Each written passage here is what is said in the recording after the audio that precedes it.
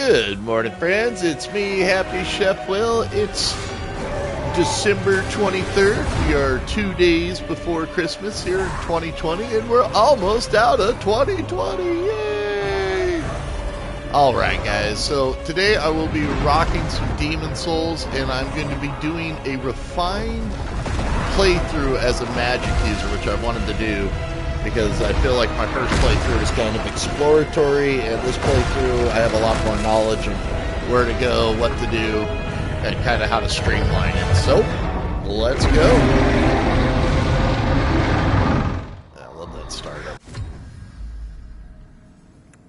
New game. And this time we're going to do body type A. We're going to make a female Chef Dolph. Lady Dolph. Lady Dolph. Lady Chef Dolph. Yeah, that's what we're going to go with. She's going to be a wizard. Alright, so, a little space here.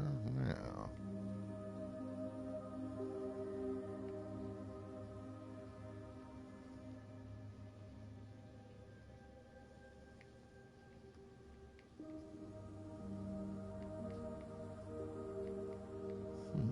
Where's my space bar not spacing things? Space. Oh, there it goes.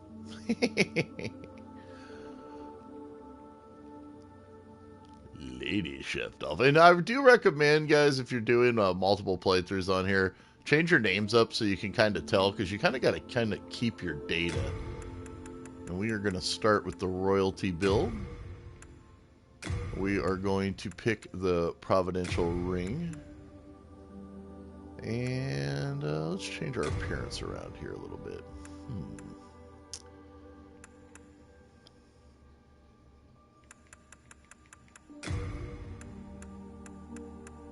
I don't think we'll make her bald. You know, give her a hairstyle here.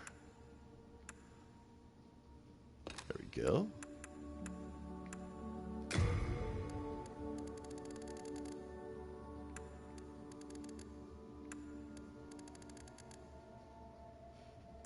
Sweet.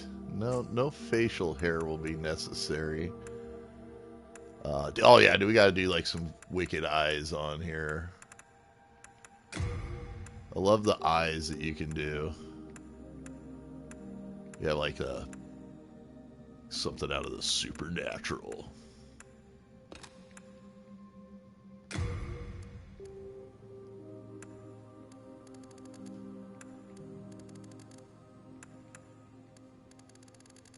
Yes, Blaze. Good morning. Get ready for a Merry Christmas. I hope you have an awesome one. Yeah, definitely refining my playthrough from the first time. There we go. Now we got like those like black demon eyes for Demon Souls. And everything else is pretty fine. I think that'll work. Finalizing my creation. King Alant XII, by channeling the power of souls, brought unprecedented prosperity to his northern kingdom of Boletaria. That is, until the colorless deep fog swept across the land. Boletaria was cut off from the outside world, and those who dared penetrate the deep fog never returned. But Valifax of the Royal Twin Fangs broke free from the fog. Well, good morning to you. Of Boletaria's plight. Nice. That the old King Alant had roused the Old One, the great beast below the Nexus, from its eternal slumber, and that a colorless fog. Awesome. Unleashing terrible. Oh, that's good. It's gonna be a great week for gaming. I'm like locking down again here. I'm just going deep into gaming. Those who lose their souls lose all. It's scary around California right now. They got the COVID's as bad as it's ever been. Halifax also spoke of the I just want to try to keep writing it out, you know. Each time a demon claims a human soul, the demon's own soul is invigorated by the life force, and the power of a mature demon soul is beyond. My neighbor, about 4 doors down, he is an elderly gentleman. He passed away last week from it, and you know, like, you know, we all lived in the same condo line here, so it was just, I couldn't believe it. I was talking to his daughter yesterday in the laundry room, and she's like, "Yeah, Dad passed away last week," and I just want to try to keep my dad safe, keep myself safe, Saint Urbain, and you know, try to get through this thing. The sixth Saint Astrea with her knight Garl Vinland. Well, we're getting close to 2021, and the vaccines are rolling out, so, you know, it's going to take a couple more months of being disciplined, and we'll be all right. Lord willing. Humankind faces a slow and steady extinction. It's pretty scary. I went by our local hospital. It's on my way home, and they actually had a morgue truck out front, you know, with just, and you could actually see inside just like a ton of bodies. It was pretty crazy. A lone warrior who has I feel so bad for the hospital workers. They're so overwhelmed. Has the land found its savior, or have the demons found a new slave?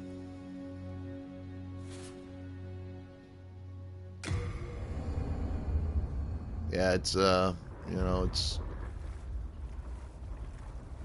definitely really makes you prioritize what's important, you know. All right, our female wizard looks badass. To the fisher.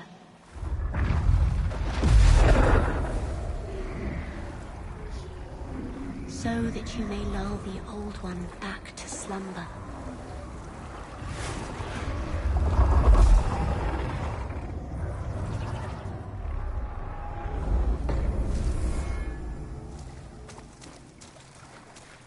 Alright guys, so for the startup here for our wizard, again I want to really refine my playthrough from where I initially did, and you know, magic users, it's definitely a great route to go in this game. I think that if you're new to the Souls, this build will probably be one that will be real helpful to you, and we're going to try to do it pretty optimally. I'll do my best. This game can throw some curveballs at you. Oh yeah. One of the reasons we went with the royalty build, guys, it's a little bit easier than the starting magician build. Now, the magician build starts with the more powerful spell and the fireball, but the royalty build starts with equipment that helps. You get the providential ring, which, or well, no, that's what we picked. Well, it's one of the rings we picked, but you get the fragrant ring. You start with the fragrant ring, which allows you to mana regenerate. It's going to be super useful. Whereas the magician has to rely on consumables for his mana build back. So again, you know, if you just spend a little bit of time letting your mana regenerate via the fragrant ring, you'll have infinite amount of magic basically. So it's definitely another thing I like about the royalty build is it starts with low stats. You start at a low level. Like if we go to our character here and we look at our character's level, we start at soul level 1 as opposed to a higher soul level, so that it's going to cost us less for upgrades. I overall though, I got to be honest, like I've been working on warrior builds, I've been working on 2-weapon fighter builds, assassin builds, bow builds. I've been really getting into this game. I really like it.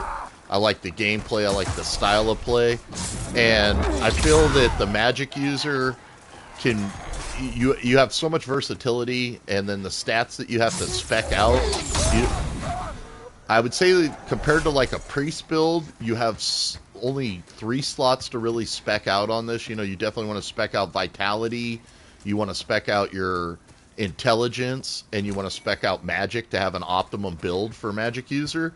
But if you're doing like a priest build, you're going to have to do magic, intelligence, faith, strength, endurance. You're going to have to put a lot more into that build, or at least I have it in my priest builds. So I think for like an early on player that's just trying to like kind of progress through the game, magic's going to be useful, and it's pretty damn powerful. One of the nice things is you'll see the stun where it'll hit the opponent and stun them, giving you time to follow up. So as long as you're kind of paying attention to your blue health bar there, you're going to be, for the most part, able to lay down the smackdown. There are areas where we're going to encounter enemies that are particularly tough against magic. The skeletons, which we actually want to go to as soon as we can beat the first boss, and I'll get there and I'll show you. But the skeletons, they're actually pretty stacked against dealing against magic. And these knights, if they're using their shields, they can absorb a lot of magic and then come in and deal a lot of power damage to you.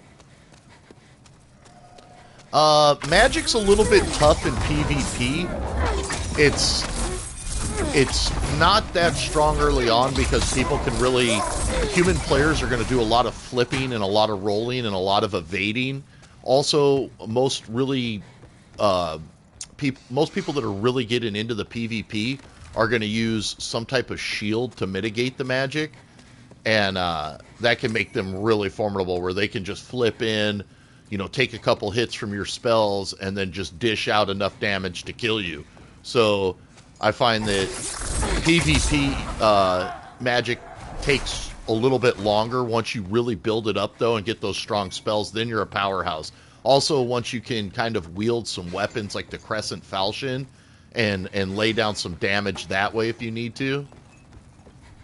Yeah, well, and Blaze, I'm always available if you have any questions at all, man. Just I'm around 24/7, so I'm always there for you. Whatever you need.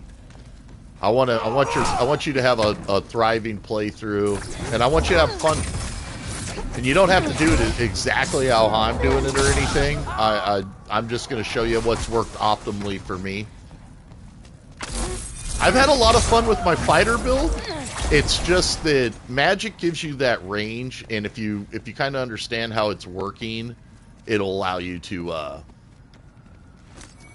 pull off some spots that are a little bit, in my opinion, tougher when you're using when a fighter.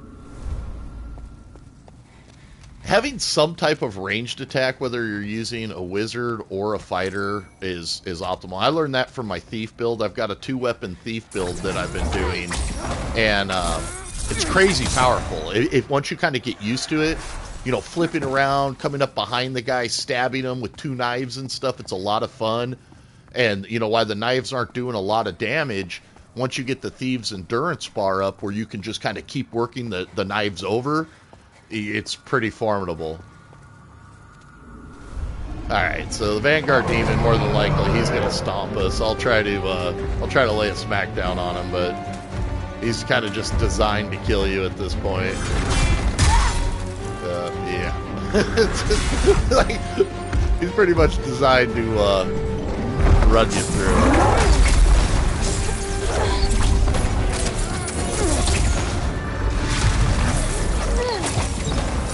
We're hitting him. We're showing that this fight can be won. Just because I haven't won it yet in the broadcast, don't think that you can't win this fight.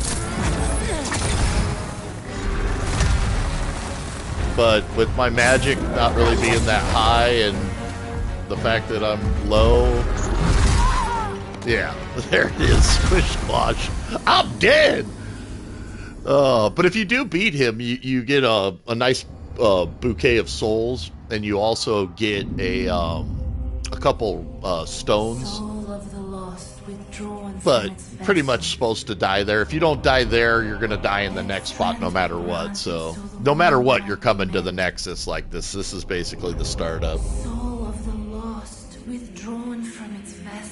One day I'm going to beat that son of a gun, though. I am. Let strength be granted so the world might be mended. So the world might be mended. I love the lore of this. I love the ambience of it, the music of it.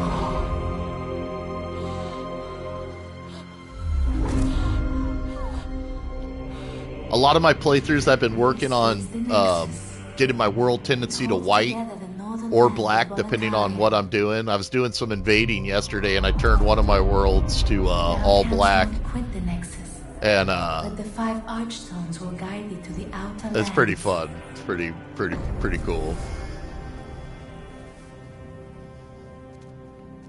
I'll tell you something else. Compared to PlayStation or compared to Xbox, like playing Dark Souls, where you'll get a lot of messages from people, you're not going to get any real messages here on PlayStation. So if you play an invader and you just wreck people, yeah, somebody might write down your gamer tag and send you a message or something like that, or a party invite, but you don't have to accept it, you know. And it's not like with Xbox where they can just go to previous players and just send you a message as soon as it's over. So playing an invader is pretty fun on PlayStation because you don't have that like guilt trip. I smashed a guy the other day and like it was funny because he like ran towards, like he was just gonna jump off the wall. And I'm like, what? I was like standing there, like saluting him and dancing and doing the little emojis and stuff. I was doing stuff like this. I'm like clapping for him, like, come on, you know. I sat down at one point, but well, you know, through the fissure too, it's just part of the game. You don't want to take it too personally. And if you don't like being invaded, you can turn online options off, but you don't even have to really do that. What you do is just make sure when you kill a boss that you leave back to the Nexus and do the triple Lindy off the top of the Nexus, because you won't mess with your world tendency by offing your guy in the Nexus. So just as soon as you kill a boss, come straight back to the Nexus and go back to Spirit Form. And we're going to do that because we don't want to get invaded early on in our character anyways. All right, so there's not really much to do here at this point because we got to beat this first boss to level up. So let's go to the Gates of Boletaria, and we're going to waste the enemy at this point.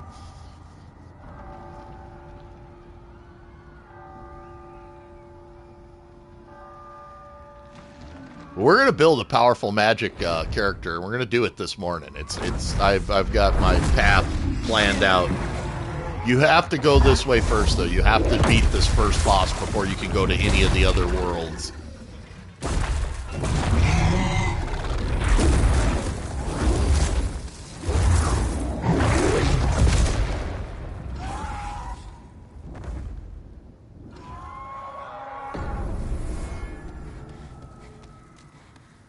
All right, one quick thing, guys. If you get hurt or damaged at any point, you can just come right here to this, basic sword right here and just rekindle the spot.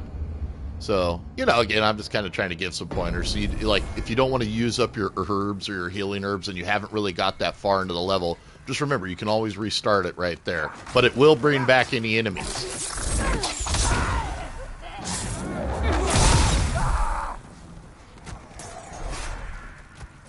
I like the feeling the magic user gets, too, though. Like, you feel like you're kind of a badass, too. It's not a bad class to start with at all. Just got to pay attention to your blue bar up there. And if you're using the royalty build, you will be regenerating a little bit of mana per second. And there's stuff that we can find later. There's more fragrant rings. We can also get the Crescent Falchion, which is spec'd to regenerate magic, which is so useful.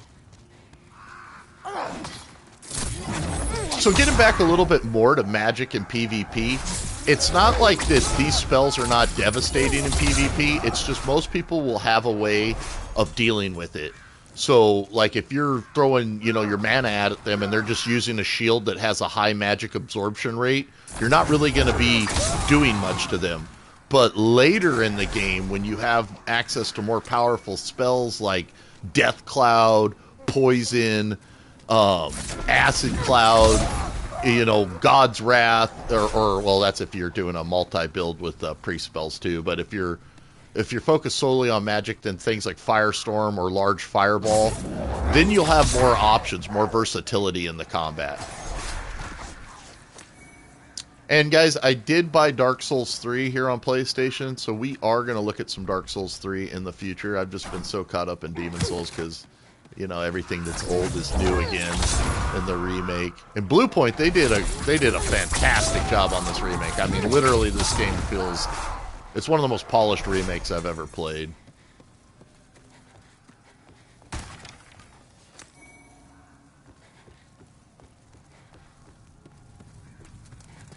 careful going in here, as there's guys that are going to try to ambush you from different angles there. You can see this game loves a good ambush.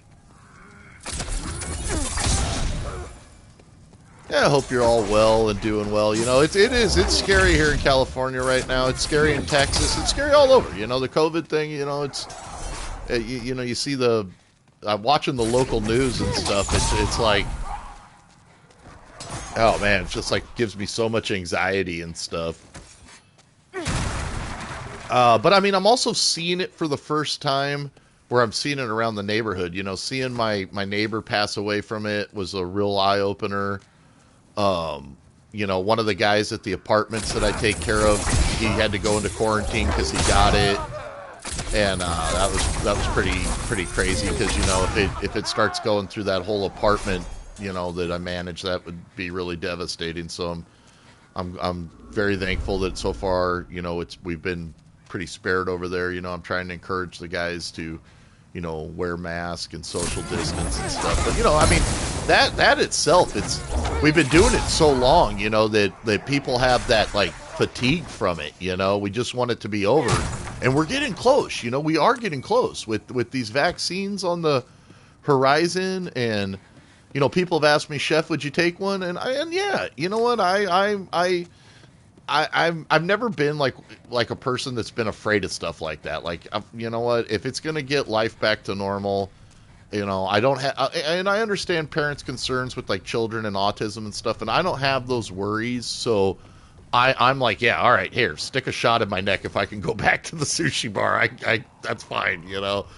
And yes, I reference the sushi bar a lot because I do love it. That is my great respite where I like to go hang out, have some drinks, hang with my friends. I could, after 20 years in the kitchen and working in different restaurants and cooking different cuisines and being trained in classical French cuisine and also in modern Americana, I love Japanese food. It's the one cuisine that I don't really cook. I have amateur skills at it. I'm amateur at sushi rolling. I'm an amateur at sushi cutting. Over the years, I've, you know, picked up some stuff, and I've had some good instruction from some professionals.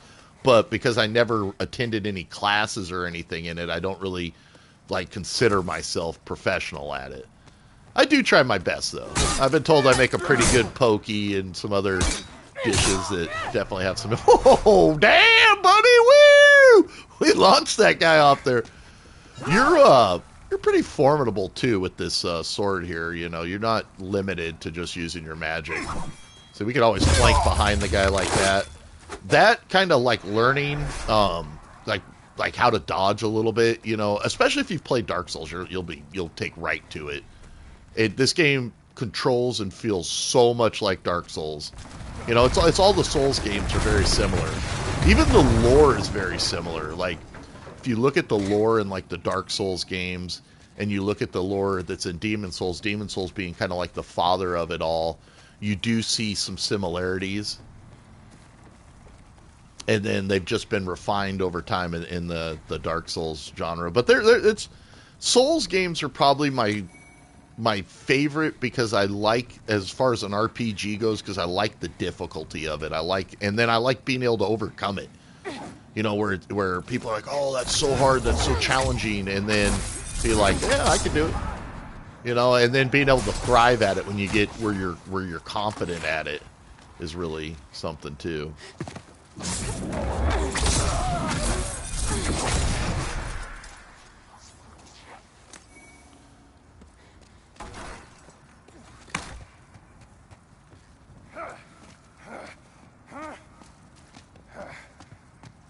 Sound effects are boss on it.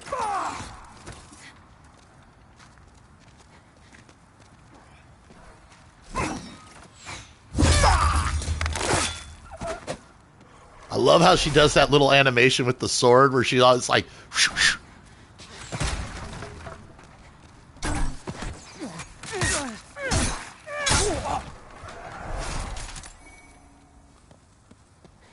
definitely become one of my fast favorite games.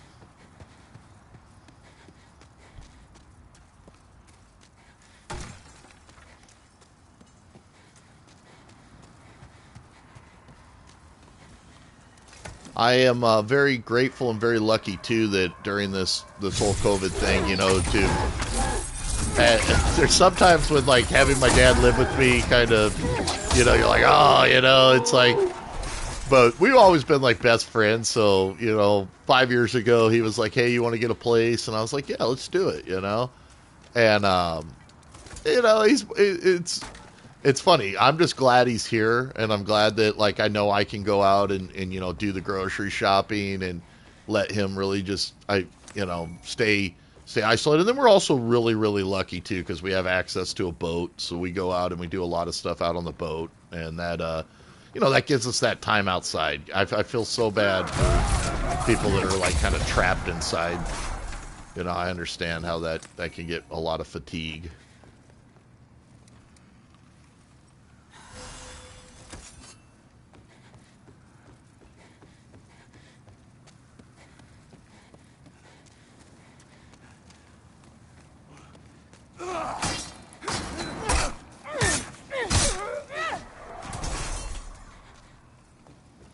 Sure, you cut these chains, guys. You're gonna cut these.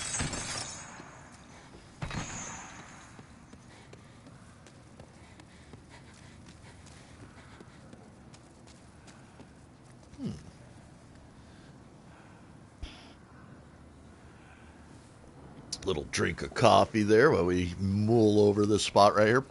So what I kind of like to do on this spot is kind of get used to the firebomb.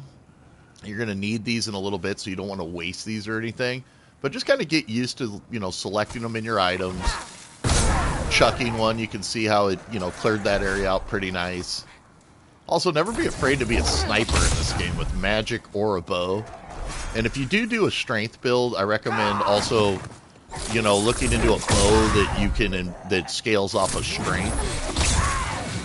And we'll definitely do that sometime in the broadcast again, because I'm just hooked on this game, so we definitely want to, at some point, do a strength character. We'll call him, like, Monster Dolph or something. Monster Dolph! Now, guys, the reason I came this way right away is you want to get this ring right here immediately. And we're going to go ahead and take off our providential ring that we got from... the cling ring's going to give us a lot more health right there, and that's going to be super useful. And then don't forget these two bodies that we cut the chains free from to grab this jade hair ornament. That's really important. I mean, it's not like the end of the world important, but when you talk to Stockpile Thomas, he'll trade you a ring that allows you to carry more items for it. So, I mean, it has uses. All right, then we're going to head back on up this way.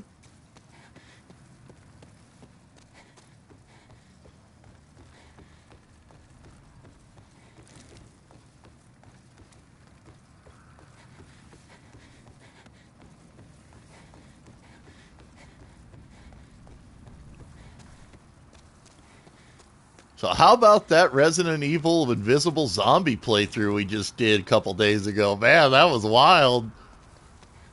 I was so happy. I mean, we did pretty good. I died one time. I had one fail. So we just got the crossbow right there, and I'm not really a big crossbow fan. It's not a bad weapon or anything, but the problem with it is you can't aim it. So I like bows a lot better than the crossbow, because you can actually aim the bows. But, the crossbow, if you need range in a pinch, not the end of it. It's not the worst thing to have, It'll give you that ability to do a little bit of ranged.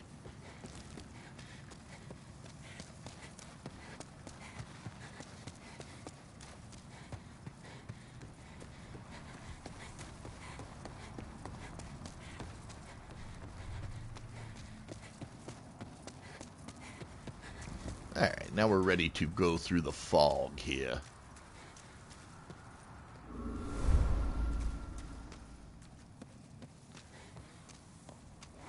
Now, down there is Ostrava, and, he needs your help. He's going to ask you for help, and you can actually hurdle over here, right here, and there's a great ring right there. That's the Thief's Ring, and it's one of the best rings in the game. It has so many good uses. Basically, it makes your character harder to detect, and there's a certain boss that we're going to fight later in the game that ring makes fighting him so much easier if you have it than if you don't. So if you choose to go around to free Austria, or I know I'm messing up his name, but if you choose to go around to free him, just make sure you come back over and hop over. And if you hop over and help him, make sure you come back up and clear out this top area, because there's a good item merchant over here. So we'll just go ahead and hop over and help him. See, there's the thief ring right there. Super useful. That was a bold leap. A surprise indeed. Well, now that you are here, pray thee, fend off these dreglings. Alright. Well, I can do that for you there, buddy. How about we give him some magic to the face? Face magic for him. Sir, would you like some face magic? And that's what that is.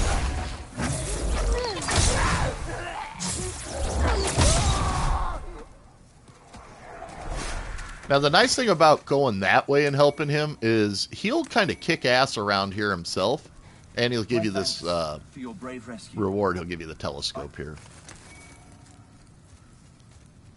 Now, there's some powerful characters ahead, like some knights and stuff, and anything he kills, you'll actually get the souls for, so you don't have to race him or like try to get the kills.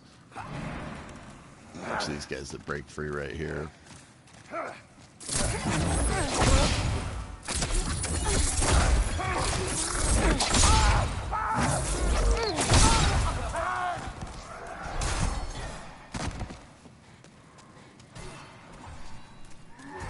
See, he's fighting a pretty tough knight right there. I'll try to get my hand. Alright, we're going to target onto the knight. We're just going to go for the weak spots on the knight. We don't want to hit him. Yes, you're welcome, buddy. That knight was doing some work on him. Hey, he makes a good target. Rather than have that knight going after you, that knight was expending all his energy going after him. Scimitar, great early weapon in the game. If your stats allow you to use it, it's definitely nice.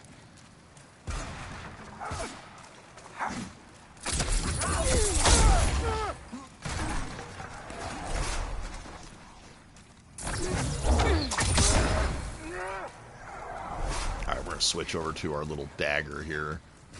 While we regenerate some magic.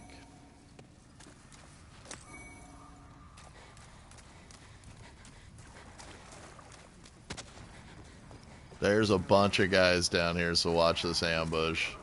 Watch those barrels. They love to, you know, set those off.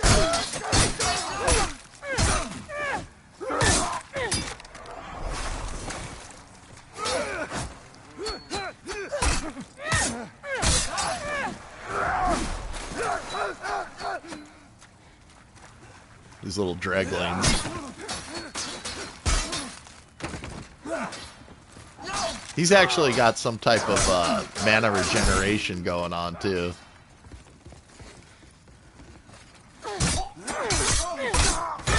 Or health regeneration, sorry. Mana health.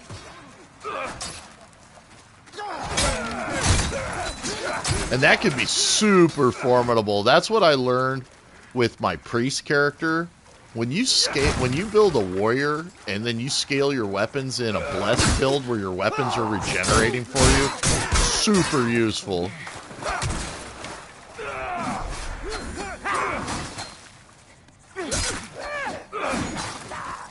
These guys are doing their best to kill the old Chef Dolph.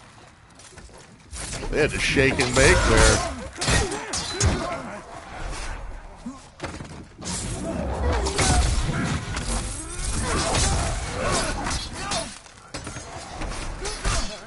Your roll is your best friend. Now, because we're very light in armor, we can speed roll, as opposed to when you're overburdened, they call that the fat roll.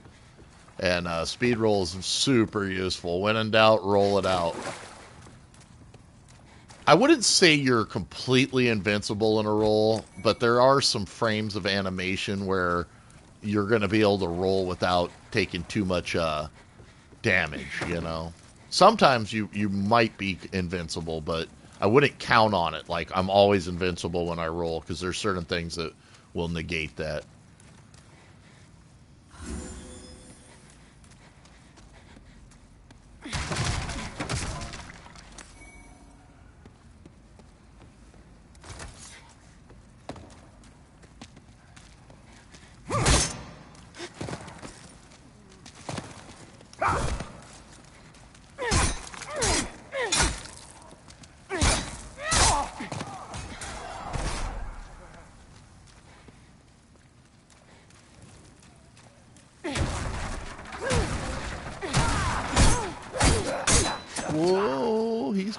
all choppy choppy.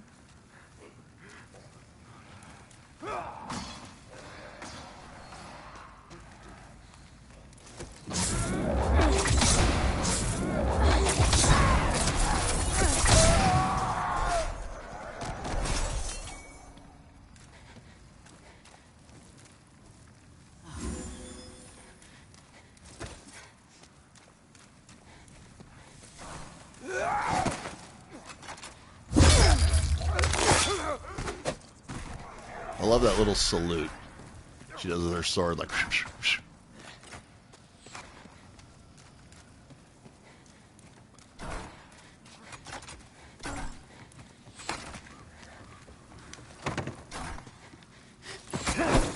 These guys love to throw firebombs.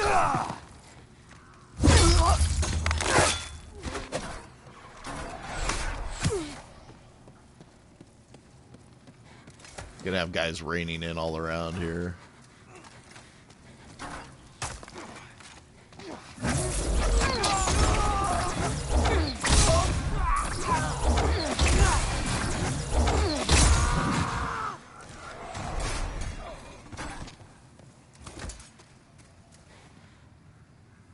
Now watch this. We should be able to demonstrate the thief ring here. Now, also there's a guy over here, though. He might jump on our face. So let me take the fragrant ring off for a second here. That's our regenerative ring. And we're going to... Nope, not the cling ring, the thief ring. Now, the thief ring makes us less noticeable, so there's a chance. Now, there's a guy off to this guy's right, so he might spoil our little ambush. Nope. We'll be able to just kind of walk up. Now, that ring makes you less noticeable, and it's kind of like up to you on how you want to use it during your playthroughs, but it's really useful for like if you put it on like a sniper style character, or you put it on, you know, a warrior and you want to get like position on the enemy. All right, get our fragrant ring on though, because we need to regenerate our mana. We need our mana regeneration. Oh, we do have a buckler, too, with the parry ability. Like that.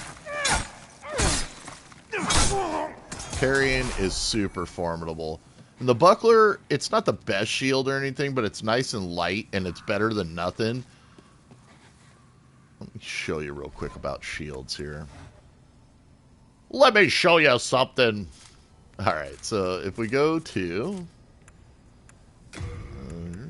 the shield here, and we hit on its attributes, you can actually see what it's going to do. So it's going to give us 90% physical damage reduction, but that's not 100%. So that means that even if we're blocking stuff with the buckler, they can kind of chip away on us. So kind of knowing what it can be used, and some shields can be upgraded and stuff, guys, so you'll get more and more out of them. You can also do physical attack with it. And let's go ahead and equip it back up.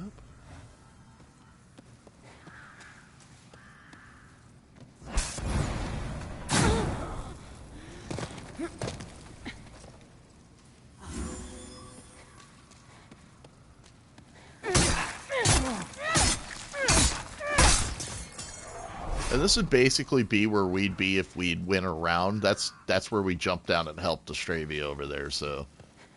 I just kind of came back up to clear out these enemies, and then I also want to show you guys this merchant. Don't kill this guy. You don't need to hurt him unless you're going for like a Black World tendency. Then you can kill any NPC you want. But there's easier ways. Just invading people's worlds will get you a Black World tendency, or dying. So I say leave anybody that can sell you stuff. Now, guys. Reason I wanted to come back to this, guys, there's a couple useful things here. For this first boss we're going to encounter, firebombs are super useful. So if you don't have enough of them, if you're not getting enough drop to you, definitely pick up some. And the club can actually be pretty useful, too, early on for dealing with skeletons, any kind of blunt weapon. And then, of course, he's got like some basic armor, wooden bolts. Go ahead. Take your time. I'm not going anywhere.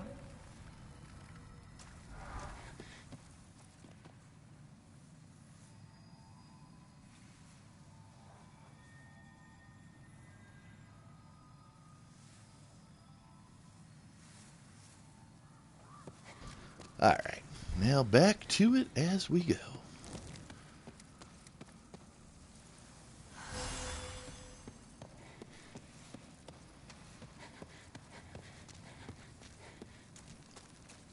Watch these archers up here, and they're also protected by a knight, so careful if you run up to take them all out. There is a knight up here.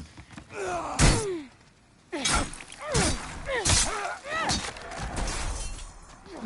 our mana's nice and regenerated.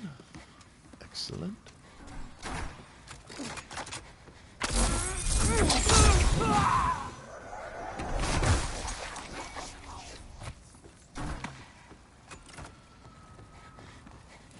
Knight is right here at the top of these stairs. See how he's using his shield? When he's attacking, he'll be more vulnerable.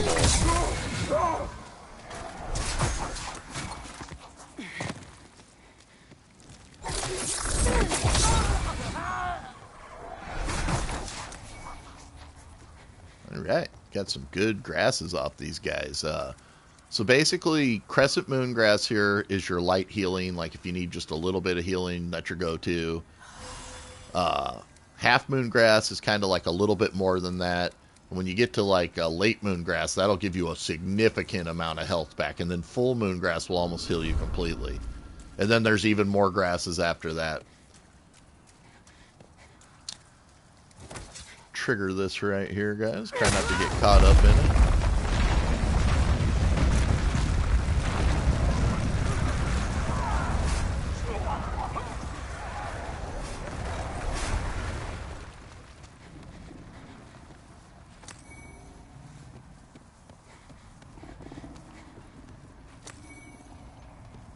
See the dragons. We're getting close to the dragons.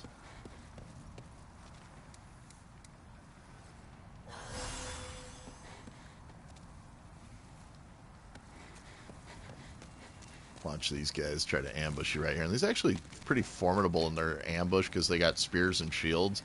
They're not really afraid to use them.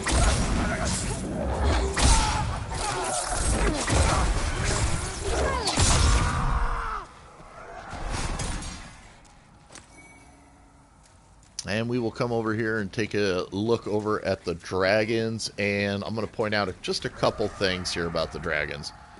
If you're doing a fighter build and you're doing where you're going to have heavy armor, then it is worth it to come down here and try to kind of figure these dragons pattern out. Because the very last item over there, that very last shining orb over there, closest to the blue dragon's tail, and he can hit you with this tail, by the way, to damage. But that is the ring of, it's a ring of strength that allows you to, your item equip level, or your inventory items to weigh a lot less.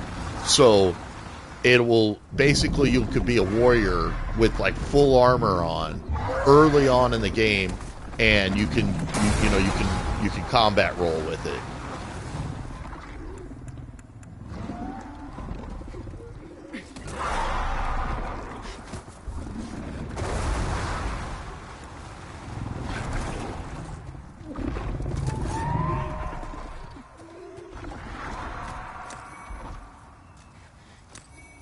The arch stone shards that we just picked up there, guys, if at any point you need to go back to, say you get stuck in a level and you don't have the evacuate spell from the priest spell, you can use those arch stones to go back to the Nexus. Now, you also start out with a thing called Nexial Binding, but that'll make you leave your souls, whereas the arch stones won't make you leave your souls. We're going to kind of get him to trigger, flip away from him, and then as soon as he goes, make our run. And he was ready for us, and he torched our ass. It's hard. These guys, I don't really mess around with these guys too much. Not as a little squishy wizard, but there's also a great shield up there too. There's the purple shield of royalty, and it's got a high flame resistance, so it's kind of like a trade-off. You go up there and you get a shield that really helps out against dealing with fire, but you got to kind of figure out the dance of the dragons. But that's really nothing up there that's too pertinent for my build right now, so I'm going to avoid it for now. Another tip, you can get rid of those dragons by getting the world tendency to white. White world tendency, those dragons will leave the nest over there. White world tendency, the way you shift world tendency is by beating bosses, killing phantoms, killing the dragons themselves, but you can't kill them at that point anyways. You can't kill the dragons till after you've defeated an arch boss on one of the levels anyways. So, but they will shift your world tendency if you do take them out. See if we can get the dragon to trigger his flamethrower here and torch this whole bridge.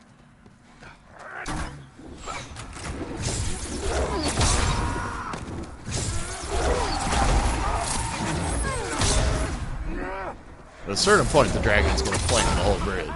Once we get deep enough on it, he's going to be like, what? I'm a dragon. And should be triggered now. There he goes.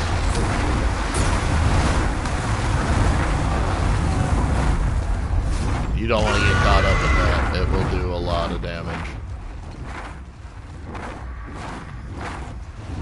Once he's kind of aggroed like that, where he's going to do it like just continuously, just back off, regenerate some magic. You know, once you back off far enough, he'll fly back towards the roost over there. He's going to give it a couple more flames, it looks like. After a second, though, he'll lose interest. It's a great time to take a drink of coffee. Chicken, thanks for the sub, bro. Shout out to my man, Chicken.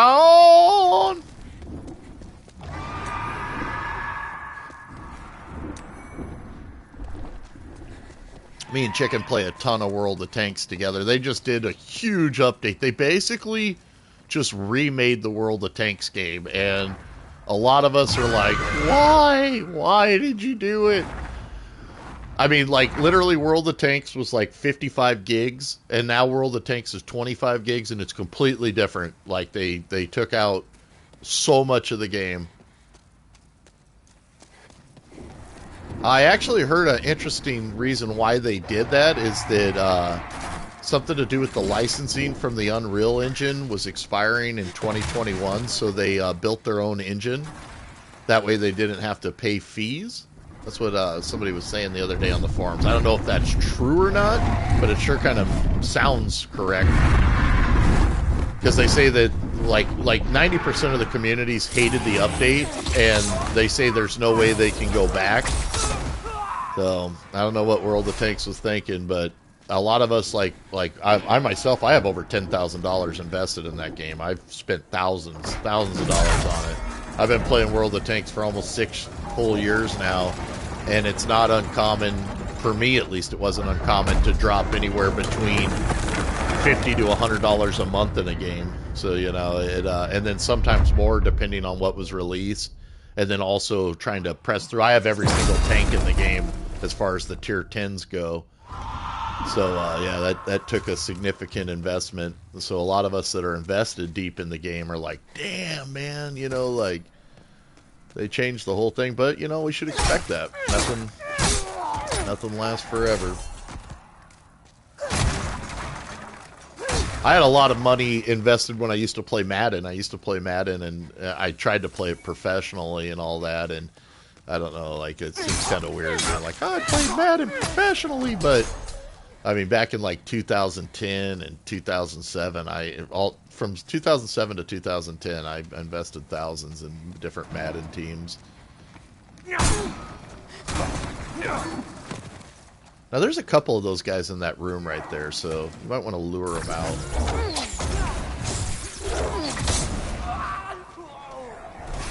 I mean, there was, you know, going to Madden tournaments and stuff, that was fun. We went to like a couple different ones, and you know, it was cool. Go to Vegas and play in Madden with like, you know, 500 people and stuff like that, and trying to get through the brackets and stuff. It was pretty cool.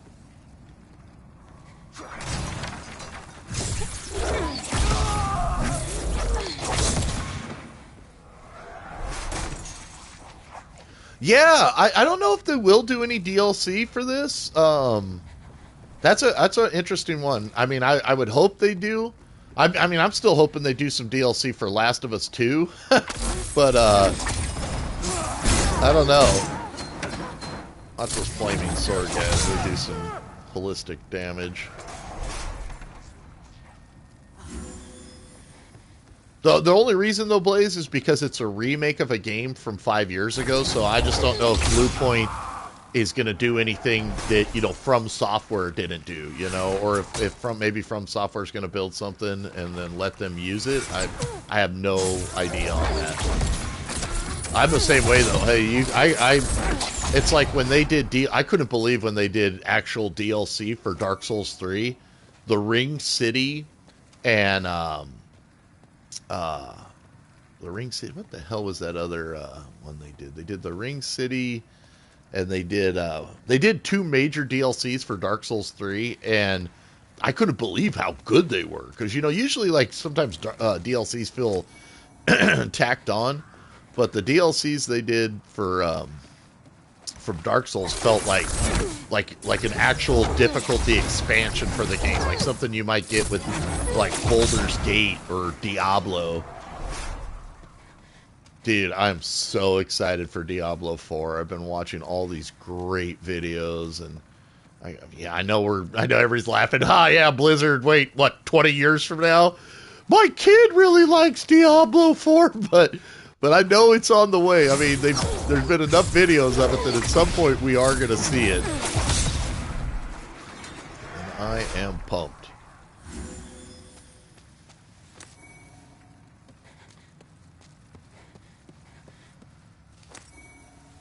Alright, guys. Well, this will bring us to our first boss fight right here. And one thing we want to do is definitely let our mana equip up a little bit. And let's also take a look at our gear here for this. So we've got kind of a stabby blade. I don't know if we have the stats to wield this other blade, this scimitar. Let's see. Oh, we do. Nice. Alright, so we can wield the scimitar. I'd recommend going with the scimitar for this fight, guys. It's just going to give you that nice curved strike right there. And what you can do with that is we're going to want to have on our character here. Let's go to our items. We're going to want to have on some pine resin. And we're going to want to make sure we know where our fire bombs are at to supplement our magic. And this boss is weak versus fire and kind of weak versus magic. So it's basically a bunch of those spear guys kind of combined together. And we can also... yeah, we should be good. All right. So what we're going to do is we're going to go ahead and use the pine resin before we start the fight. And let's go ahead and get on fireballs. Now he's going to kind of regenerate off these slug guys. So just start getting bombs in there, you know. Start laying down the pain. You can also get some strikes with your sword if you want. Pay attention to your health. You know, if it starts getting low, definitely heal up. We want to just kind of get these guys that are giving him cover off of him.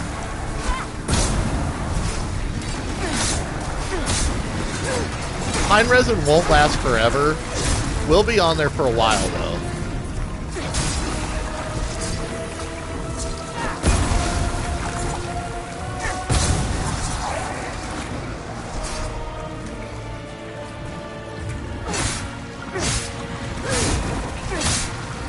Once your pine resin wears off, guys, kind of just activate another one.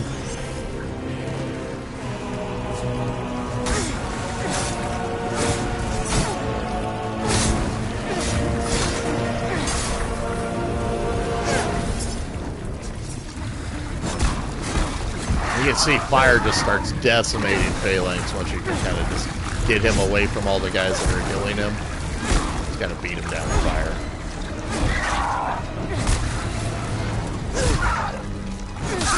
There we go. That'll end the fight. And if you don't have enough pine resin, guys, or enough, fire bombs at that point, you can get them from the merchant guy that I showed you. before you start the fight. Alright, we'll just kind of pick up anything laying around out there. And that'll allow us to really start going to spec our next move here. Let's head back to the Nexus. Now we're going to get powerful. Yes, Miss Blaze, we have smashed us a boss. Woo woo! Welcome back. Now you can level up with her, but first we're going to have to go talk to the Monumental after our conversation. The Monumental awaits the above.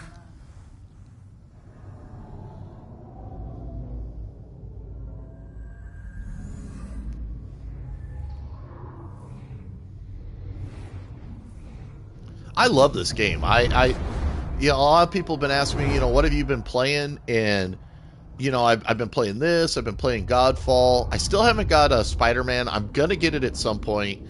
I've just been so into this game. It's like, my dad goes, I see you found a new girlfriend. So I was playing it the other day for like 15 hours straight. I'm like, oh, the old boy. Alright, so what we're going to do is head on up this way. This also, guys, when, see how we're alive right now? Now we can be invaded. We can't be invaded in here, though. Don't worry about being invaded when you're in this area. But now we can be invaded here. So what we're going to do is, whee! Triple Lindy! Ah! And that's going to unkindle us, but it'll, of course, bring us back. But the thing about doing that is, when we go back to one of the worlds, we don't now have to worry about being invaded. And you can't shift your world tendency in the Nexus. There's no world tendency in the Nexus. You really don't want to die if you're going for a white world tendency, because it'll take your points away. And you can only really get points towards the white world tendency from killing bosses or killing invading phantoms. And there's benefits to getting white world tendency. There's benefits for getting black world tendency, depending on what kind of playthrough you're doing. If you're doing like a marauding killer that's going to just invade everybody and destroy, hey, no worries. Die as much as you want, invade all over. But if you're going for that white world tendency, you're going to want to only die in the Nexus. Here, let me show you what I'm talking about. So if you look right there where at those eyeballs that are underneath the statues, that's your world tendency. And when you get that shining white through either killing bosses or killing invading phantoms, new options will open up in those worlds. There'll be new NPC characters, maybe areas that you couldn't explore previously will have a spot where you can go explore at that point. So there's a benefit to it. Slayer of demons. I am one of the Monumentals. We preserve the fabric of reality. There is a tale I wish to tell you. Once, we too a scourge of demons faced.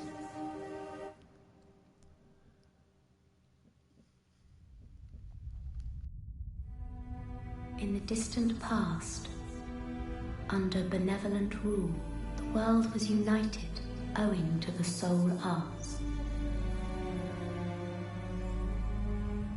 Until a lust for power caused the awakening of the Old One. Across the land seeped a colorless, deep fog, and the world faced extinction at the hands of the demons. Thanks be, we were able to lull the Old One back to its slumber, yet only after the loss of innumerable souls, and most of the world, lost, erased by the fog. In order to mend the fabric of what lands still remained, we entrusted 6 leaders with 6 precious archstones, one to the king of a small yet industrious land, one to the king of the burrowers underground, one to the wise queen of the great ivory tower, One to the chieftain of lost and ill-fortuned souls. One to the shaman of the tempest-worshipping Shadowmen. And the last to the great giants of the northern lands. The Archdanes were placed in the fringelands that survived. We contained the Old One here below the Nexus, and prohibited the soul arts. Finally, we became monumentals, half-living sentinels of the fabric of reality. They're like the Doctor Stranges of Alas, the other Demon Souls monumentals have world. perished, and only I remain.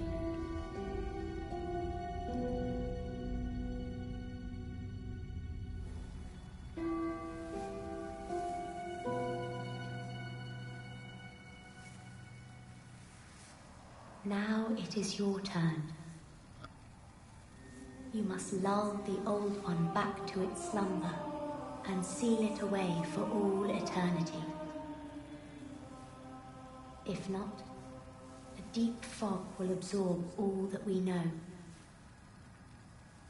Have you the strength to bear this burden? Yes, we are fortunate indeed to have you. Now, go forth and destroy every last demon. The Old One, without demons to feed its souls, will a new servant seek and lure you to its bosom. Well, all right. So there are a couple things for exploring around here. You're going to find some thermal eyes down right here, guys. And what thermal eyes do is they let you take back a human form, your full health form. Remember, though, upon using them, you can be invaded. I think that for me personally, I just, if I want to do that, I just help somebody beat a boss, and then that'll also give you back your human form. All right, so now we get to go level up. Woo woo! Get into starting to really spec our character out for doing some damage. Laying down the pain train.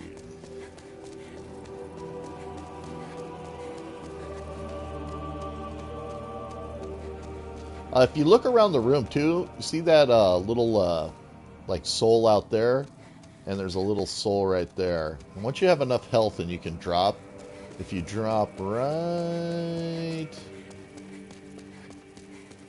we can try to do it, but I don't think we have enough health. But if you drop right down these and kind of make your way down, you might be able to get them.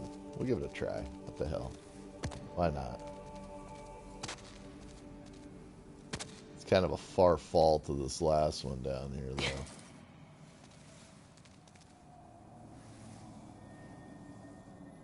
Then you got to fall to this area right here. Yep, we survived it. Sweet. Now you can actually get these. Some new moon grass, and there's one across the way too over there, so you basically do the same thing on the other side, and then come this way so you don't die falling. Hey, there we go. Hey, believe in ourselves and achieve for ourselves. Let's talk to Thomas here. Thomas, when the Scots came, my wife, but I would be happy to lighten. This is where you're going to store all your stuff, and you're going to have a lot of stuff to store, so get used to coming back here. Not just do you have equipment weight, but you also have item weight, so you're going to be storing a lot of stuff here. So let's go ahead and store our daggers here. Deposit. And he's, he's your bro. He's not going to steal anything from you, or you'll always be able to get your stuff there. So know that you can just store your stuff there anytime you need. It'll be nice and shiny and ready to go.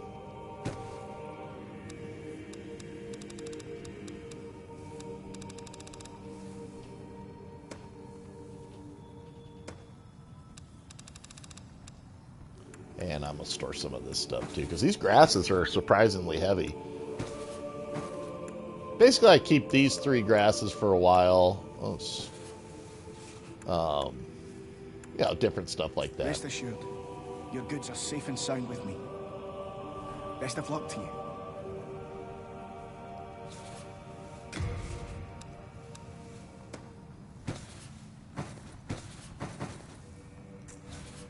Best of luck to you. Alright, so what we want to do is come over here. Since we're spec'd out as a mage, this guy will work with us right from the start. Actually, though, real quick, let's go ahead and level up a little bit. Get our intelligence up. It'll open up another spell slot.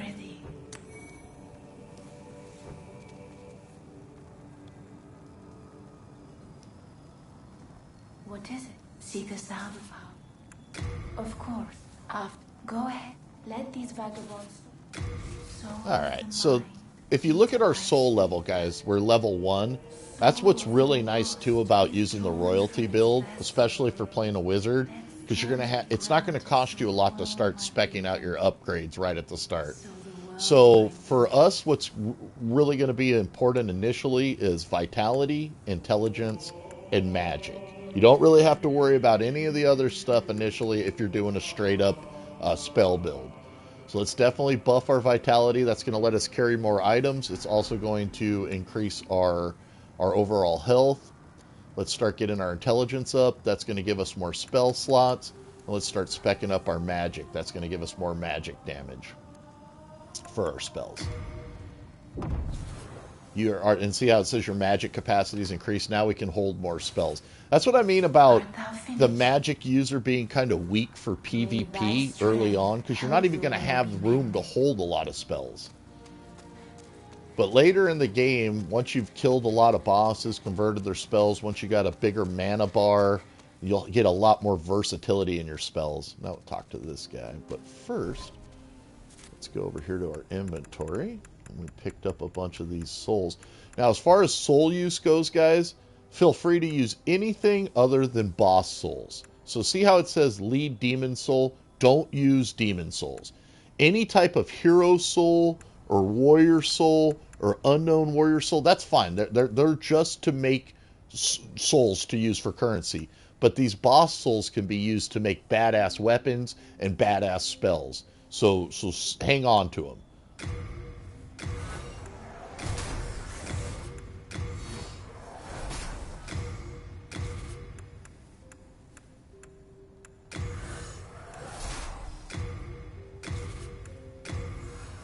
What this is going to do is allow us to do some more upgrades and also get a couple things from these guys right here. Let's talk to this gentleman. Are you here to face the demon? If so, please, I will help you. Sage Frake is a gleaming hope. And he wants you to save Sage Frake, which we absolutely want to do because Sage Frake's going to give us better magic later. So one of the most important spells early on, Flame Toss. It's going to be a good contemporary. Also, Protection spell is real useful. We don't have the magic slots just yet for protection. We only got 2. So we're going to go Soul Arrow and Flame Toss. But eventually we'll probably... Actually, we could probably even take Soul Arrow off now if we wanted, as long as we're not facing fire-based creatures a lot. And put Protection there. Protection's real useful. It's going to mitigate a lot of damage. And then remember to attune your magic with them, so you put your magic in the slot, so you'll have it. Be careful how you use it. But we got more than enough. Granted to one such as yourself. I had to make an exception. Dude, our character looks so badass with her badass, like, demon eyes. Yeah, I come from supernatural land. I love the Supernatural TV show. 15 years I watched that show, and I was so nervous on how they were going to end it, and I feel like they just ended it so excellently. Another thing we can do real quick, too, early on, guys, is go ahead and talk to the blacksmith over here. You new here. You're going to do it pretty regularly. He's going to... Baldwin. I'm just an ordinary blacksmith. He'll repair your equipment, which you want to do. You don't want your equipment to get damaged. It'll perform less than optimally. I'll give you weapons. And he can also upgrade your early weapons. Now, he can't do, like, the super boss upgrades. That's a different blacksmith. But he can upgrade, you know, +1, +2, +3 with most of your regular weapons. So he'll be real useful early on. So let's see. Let's go ahead and repair our equipment. And let's go ahead and upgrade. And let's see this scimitar. Yeah, we're going to hold off on doing any upgrades to weapons because we're going for a magic build and we're going to go get a badass magic weapon. So we don't really need to upgrade anything. We just want to keep our equipment repaired at that point. Go ahead and talk to her. We're going to seek some more soul power here. Definitely buff our vitality more. Let's buff our intelligence more. Let's buff our magic more. And that also just increased our spell slot. One more. Very nice. Yes, we are. As you can see, our magic bar's gone up a lot. Alright, now what we want to do is go get our badass weapon. And we're ready to do that at this point. So we're going to go to the Shadowmen. Shrine of Storms. This is going to... These are the skeletons of evilness. Man, these sons of bitches suck. So, take the skeletons super serious, because what they do that really sucks is they can flip and knock you out of your spellcasting animation. To give them a wide berth, they are slow. That is the one nice thing, is that their attack animation is a little bit slow, so kind of just... They hit hard, though. If they hit you, you're gonna know you got hit. But what we want to do, guys, our goal is to get through these sons of guns, get up there right where that tree just got struck by lightning, where this like Super Skeletors is up there, because that little shiny gem up there is one of the best weapons in the game.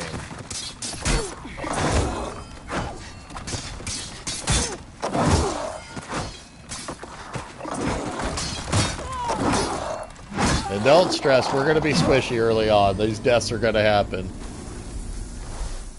Nice thing is, we go right back to where we started. As long as we pick up our souls, we're fine. That's where our souls left. We are pretty squishy, though, early on with these Skeletors.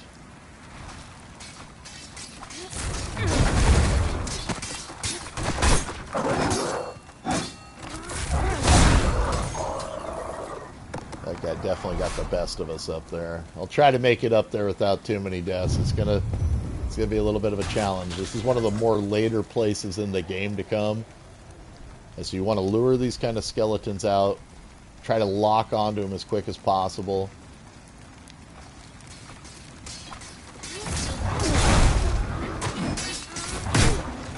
See how he knocks me out of my spell animation?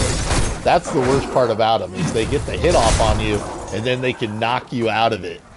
So you can't get your reply back to them. Alright, oh yeah, we'll get it, Blaze. Don't worry. We're gonna get through. I knew this spot would be hard. I expected this spot to be challenging. We'll get through. They're also not bad for getting some spells early on for leveling up, too. Now watch that archer guy up there. You're gonna want to kind of lure this guy. Get him coming towards you. Watch those magic arrows. Those things hit hard. And we're just gonna kind of try to lure this guy away from his archer buddy. Come on, you know you want to come after a Skeletor.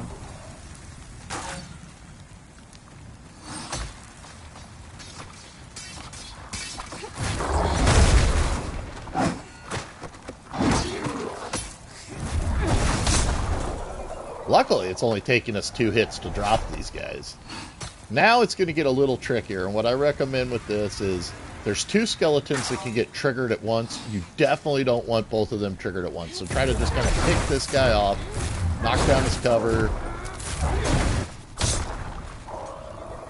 kind of ease up till you see the one skeleton kind of coming towards you there. His buddy will start going into motion. Once he's triggered, run away so you don't trigger his buddy too.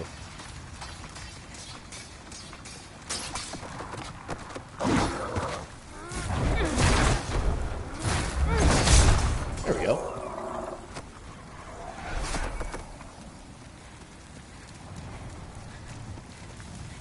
It takes a little bit of work to get this weapon, but it's going to be so worth it. This weapon scales off of magic and intelligence for its damage, guys. Even as my strength build fighter, I love this sword as a backup. Plus, it regenerates. Hey, Dr. Wheels. Plus, it regenerates your mana. So when you can fight with it, and it'll regenerate your mana, which is so useful. All right, so now that we've got through those guys, how you doing, Dr. Wheels? Glad to see you in the broadcast, bud. Now you got through those guys. Watch these archers up ahead. They'll try to get, you know, some sniper shots on you and stuff like that. But as long as you keep moving, you should be fine. Just kind of really listen for their bows. That was a big get right there too, guys. We just got the Talisman of God. Talisman of God is like basically like your wand, but it lets you cast miracles. Hey, there's the Vanguard demon that killed us. That son of a bitch. Alright, guys. Now watch out for booby traps in here. When you hit this plate, kind of hug the wall. I'm great, bro. Thanks for asking, man. You know, it's really nice to see you friends and stuff, and I'm glad you're okay, you know, with this whole COVID nightmare going on. All right, guys, now this guy, what you want to do is hit him and kind of back up when you hit him, because he'll decimate you if you let him up close on you. So just kind of hit him hard, and then kind of back up. Don't let him get close to you.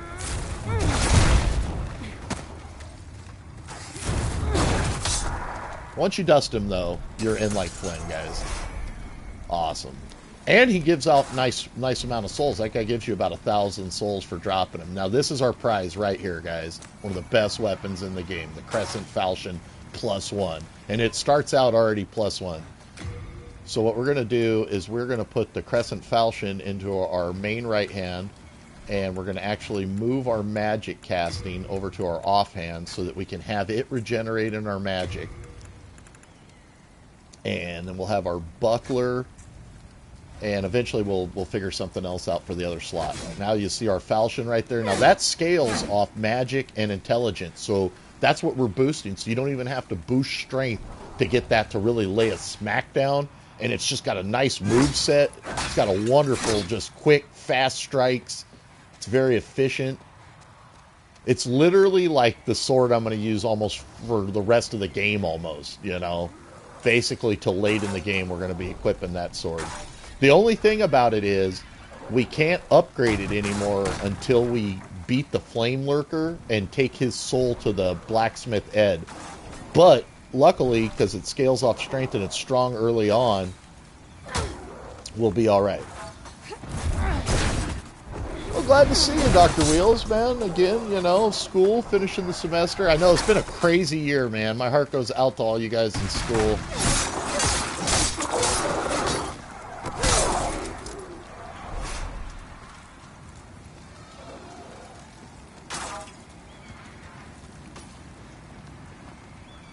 Alright, so what we're going to do at this point, guys, is we're actually going to head back to the Nexus and do a little bit more leveling up.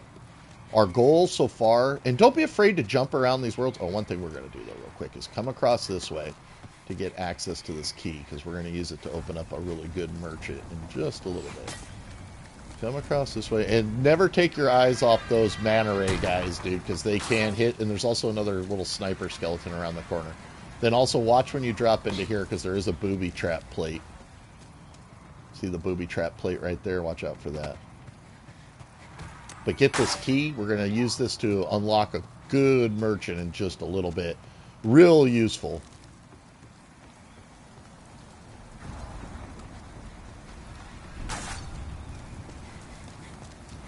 I love how you can see the shadows of other people battling through the game and stuff. This game's so cool. The whole Souls line is super cool. We're going to go through Dark Souls 3 too. I'm going to do some builds on that pretty soon. I just picked it up for PlayStation. I've got probably 3,000, 4,000 hours of it on my Xbox. I love that game. I play it so much. But I'm excited to actually start it up over here on PlayStation. I hear you, man. I hear you. Well, that's good, man. It's good to hear that it went good. Alright, guys. We're going to head on back to the Nexus.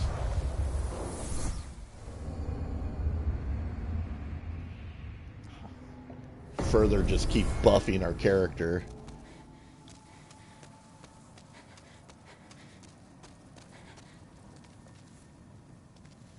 Ah, there she is. Thou seekest the power, then touch the demons.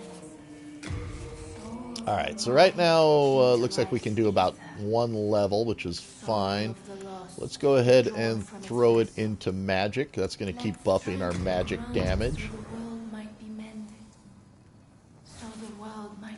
Actually, I think we have enough in souls here, too, to go ahead and...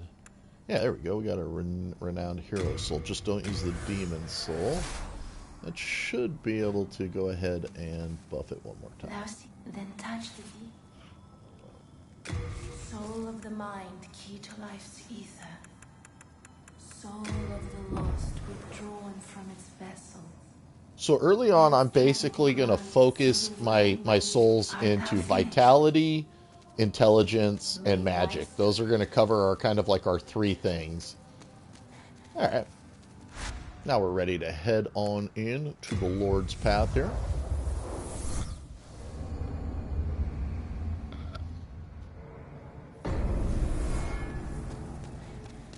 This is going to take us deeper into the level.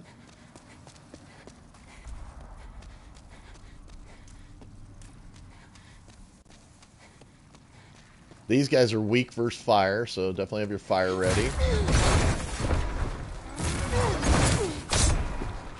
You can hit them and avoid their spears. You're a boss.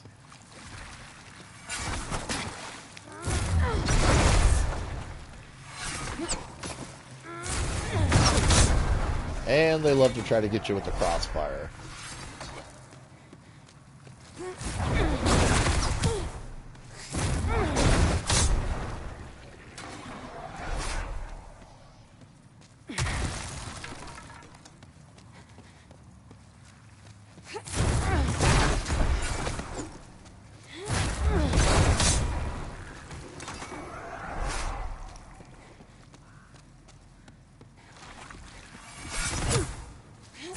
And they're hard as hell to see. That's the other thing. Especially if you're blind like me in one eye.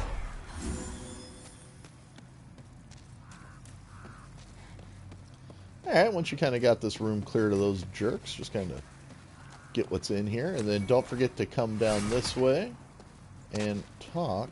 It sounds like there's one more right here. Here he is.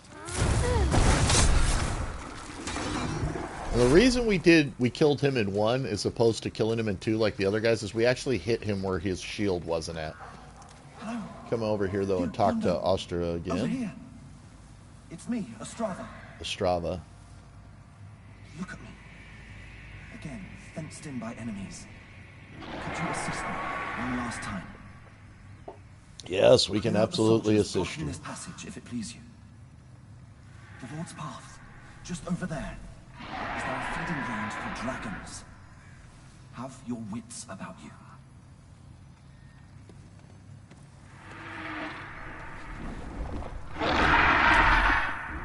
Alright, another unknown hero soul to use.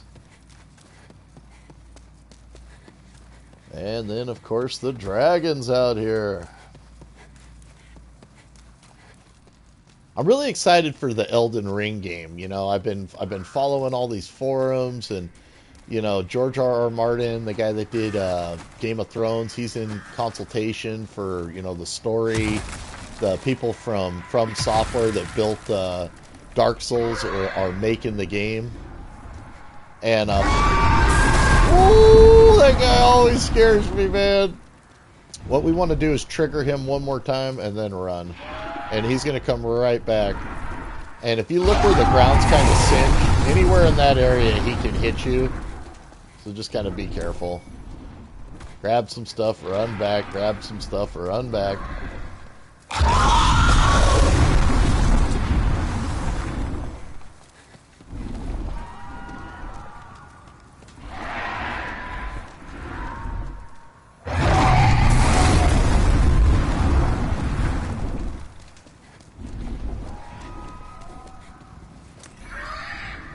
That's a great spear right there. The wing spear, guys, super useful.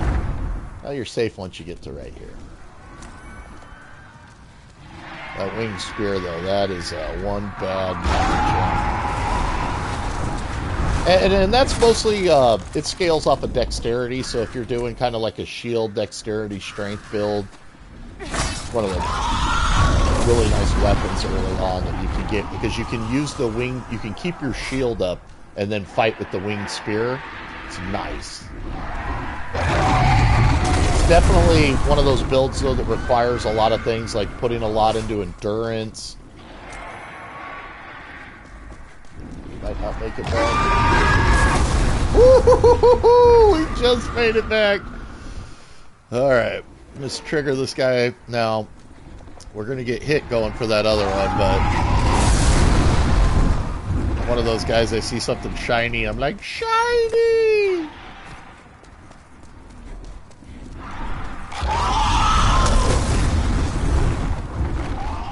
Now, the other one up there, what we'll do is we'll wait till we come around to go after it. So we're going to actually make our way underneath it.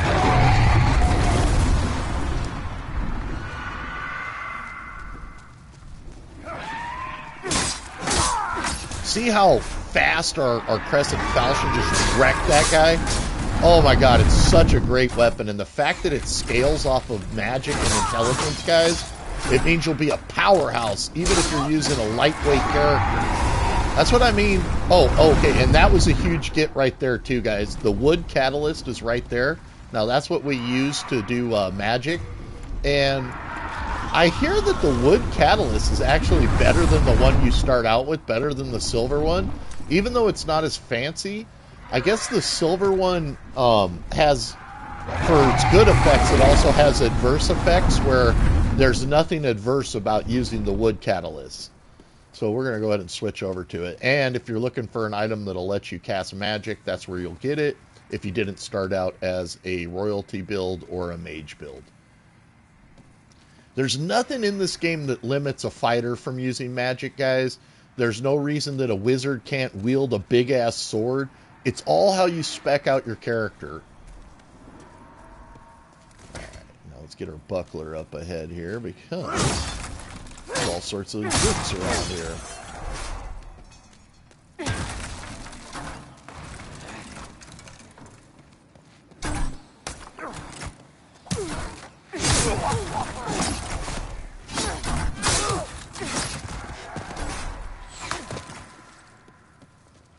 Our guy is definitely squishy early on, though. There's one thing you do trade off for with the speed is you have no armor.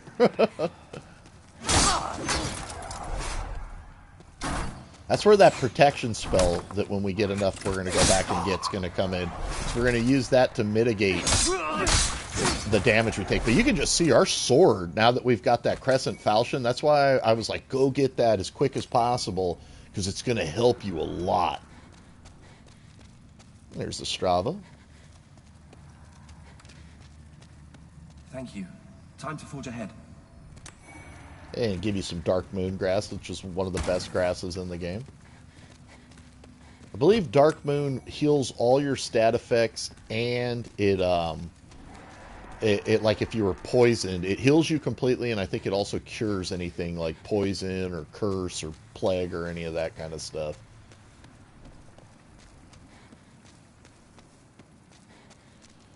Check our character's weight level, because we just picked up the Blue Knight's Cuirass. That's actually pretty heavy.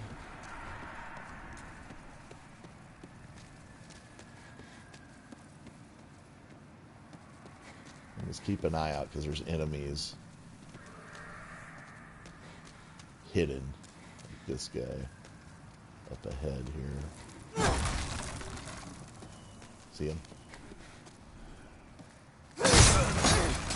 And then watch out for these dogs here, especially if you're a squishy magic user like me.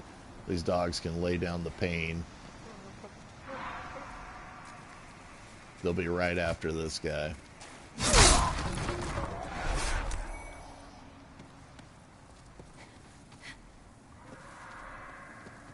I kind of try to get them to come at me one at a time, but usually they come in a group.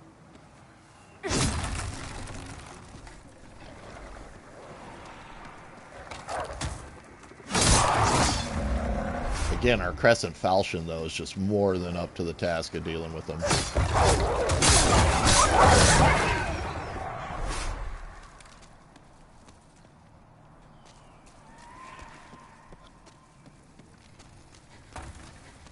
And there should be an archer up here.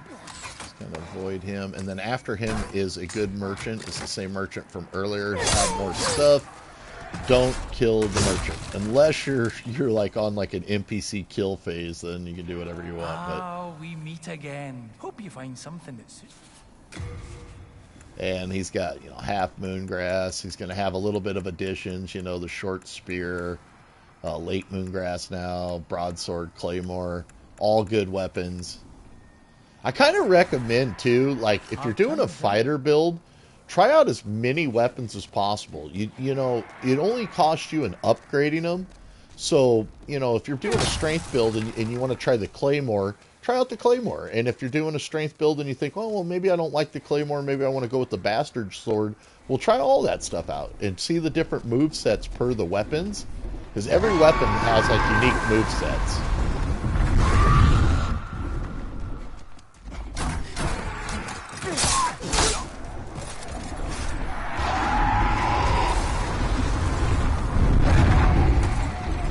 Dude, that dragon is badass. He wants to kill us so badly. I want to kill you so badly.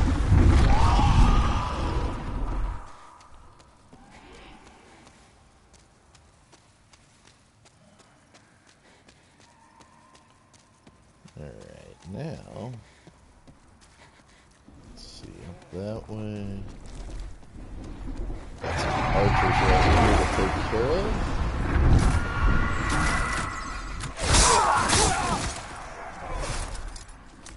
Now this spot gets pretty dicey coming up because there's 2 knights up ahead and then we're going to be being chased forward by the dragon, so this spot can be pretty brutal.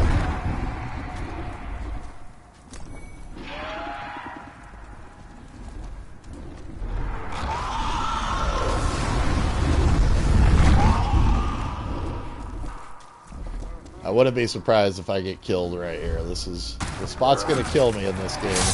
This will be one of the spots. It's like our first fight with those Skeletors earlier. Go ahead and let the dragon clear this area from you or for all the obstructions. Unfortunately, he doesn't kill the archers up there.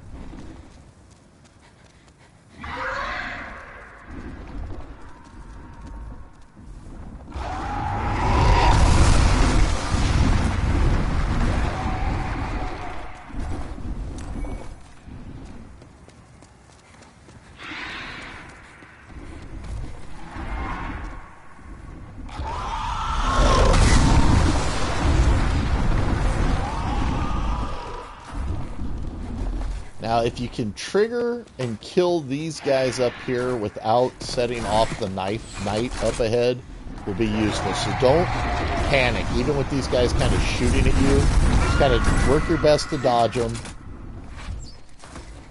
Kill them with your magic. You don't want to fight that knight until you have to fight them. So what I mean is just don't push forward there. Let that knight kind of set the fight up yourself for him. Pound him with magic. If you hit him with enough magic, it's going to stagger him, make him real easy to kill. But if you rush in there on him, it can be, with all those guys kind of shooting you in the back and then the dragon making it so you can't really backtrack, it can get pretty dicey, that spot. And there's also another knight up ahead, too.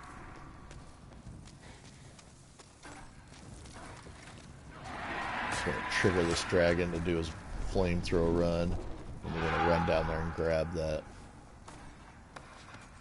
Shiny things, my ADD is like, must have shiny! It's from the movie Bugs. You guys remember Bugs Life, where they're like, don't go to the light! And the bug's flying towards the bug zapper. He's like, shiny! Ever since I saw that when I was a kid. Actually, I was in my teens.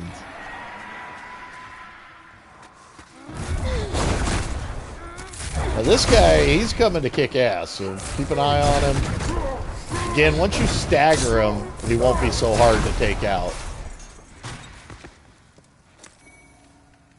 Alright, we're getting ready for our next boss fight. We're going to go ahead and take on the giant Iron Knight early on. mind doing that. Not a problem.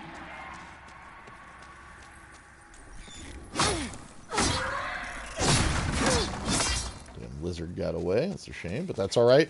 Just remember that lizard's there, guys, and those will respawn a couple different times. Even after you kill them, they'll come back a couple times.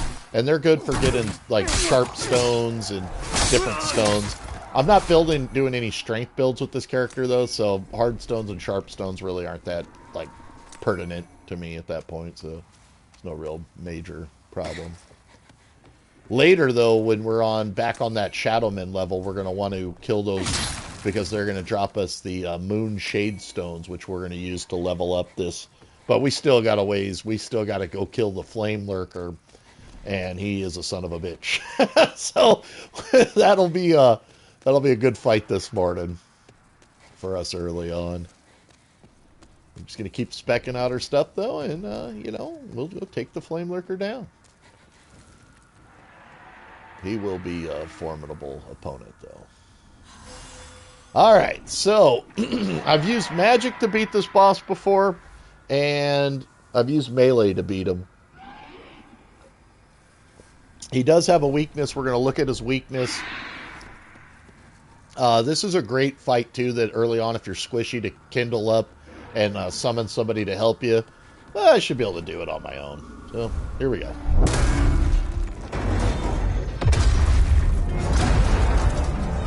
He's super intimidating. He hits hard as hell, and he's just an intimidating son of a gun. So, what I recommend doing is clear the gallery of these archers first.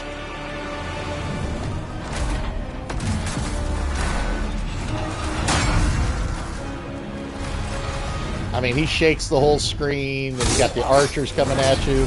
He's got a powerful ranged attack there. Don't let that laser hit you. And he can just keep chucking that over and over again. Wipe these guys out. If you take any damage, heal up so you're not able to be one-shotted. If you need more health, you can use an Ephemeral Eye at this point. Ooh, we took a shot from his blast right there. About half our health.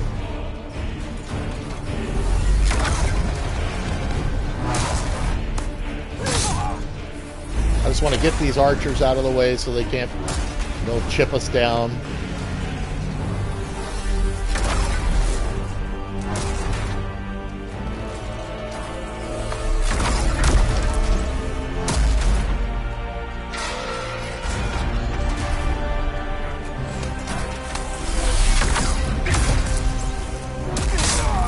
See, there's a lot of flash and there's a lot of sound going on. It's the first time I fought him, I was like, "Whoa!" It was like sensory overload. Just kind of work these guys down. And then remember this. If you run to right here, you're safe from that knight. He can't hurt you in any way when you're standing right here. So if you need a breather, if you need a moment to think about it. Also, if you need more health at this point, guys, you could kindle up with one of these Ephemeral Eyes and it'll fill your full health bar up. You won't have to worry about invasion during a boss fight. So it's really up to you. Also, I like to leave my mark out there to help players. So a lot of times, if you need help on this, kindle up before you go up, start the fight, and there should be somebody leaving a mark there to help you. It's a good time for a drink of coffee. Coffee! All right, here we go.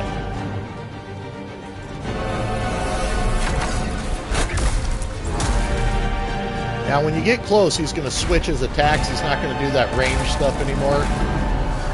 He's going to do a shield hit there. I flipped into it, which was kind of... Now, this is where you want to attack. And watch your health. I'd recommend going to something like Full Moon Grass or Late Moon Glass so you know you're getting your health back each time.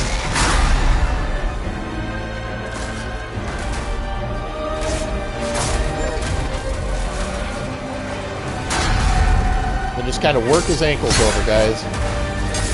Think of yourself like the mighty Chihuahua, and you're just nibbling at the ankle like, Go for the cankle.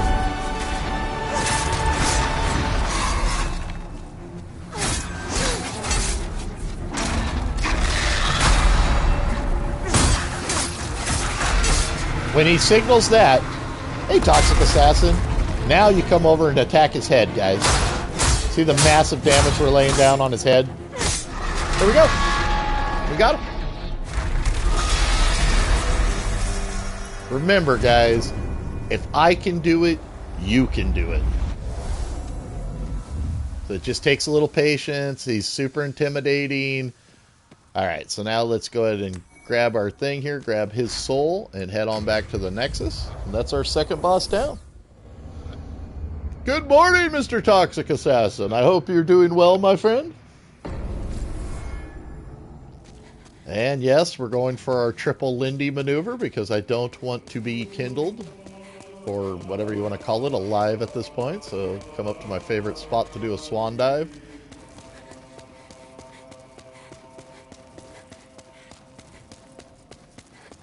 Be like, whee! Blah! It ain't the fall that kills you, it's the landing. Remember, as long as you take yourself out in the Nexus, guys, it's not going to affect your world tendency in any way. And I'm still too squishy as a wizard to be doing PvP. Ah, Gears 5, nice.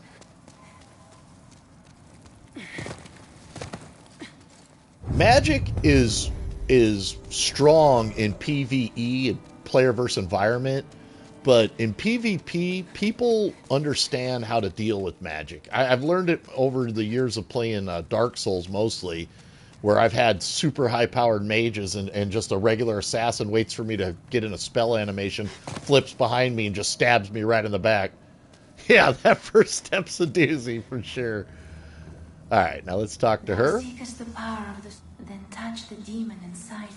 It's time to seek some soul power here. We can get a couple levels in. Let's go ahead and buff our intelligence, buff our magic, and buff our vitality. Those are going to be kind of like early on our builds, our core of our build, those three. So the world might be mended. Art thou finished? Yes, ma'am. Yes, I am. May thy strength help the world be mended. God, I love her voice. So beautiful. And then what she's saying, like, may your strength help the world be mended. Awesome. All right, so back to the inner ward where we just killed the Iron Giant.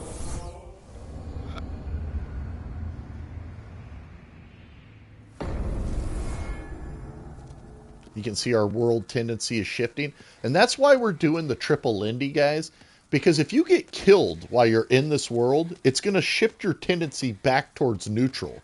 And we want to get or at least with this character build, I'm trying to get my tendency towards white because it's going to be beneficial for me. So what I'm going to do here is see if I can just show you how co-op works on this. Oh, shit. Ah! Ah!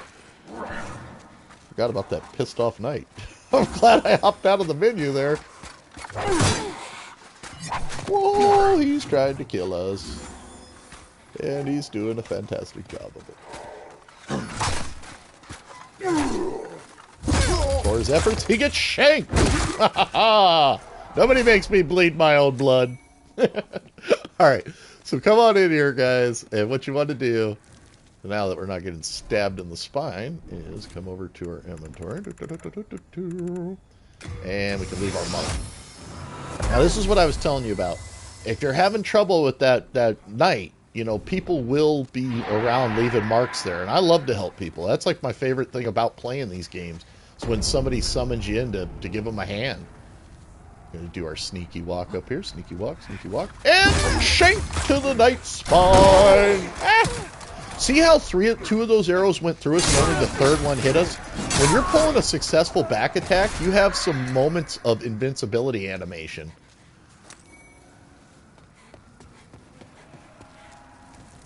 Alright, and we're definitely getting a good stockpile of herbs. We're going to have to go drop some of those off.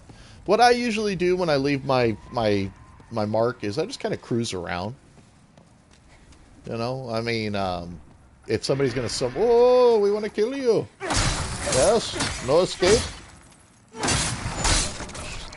Got him. He gave us a couple large sharp stones. Nice if you're doing a dexterity build. And as long as it doesn't say your mark's disappeared, then it's there for somebody to potentially call you. Now, the thing with summoning someone into this game is you can do passwords and codes and stuff like that. You can also, and also then it's about a difference in levels. For like, somebody can invade your world if they're like 20 levels above you, and you can't summon them, I don't think, if they're that many levels above you, unless you do like a passcode thing where then I think you can summon anybody of any level at that point. I'm not sure if it scales them like Demon Souls does, though. Or Dark Souls does. Dark Souls does some scaling at that point.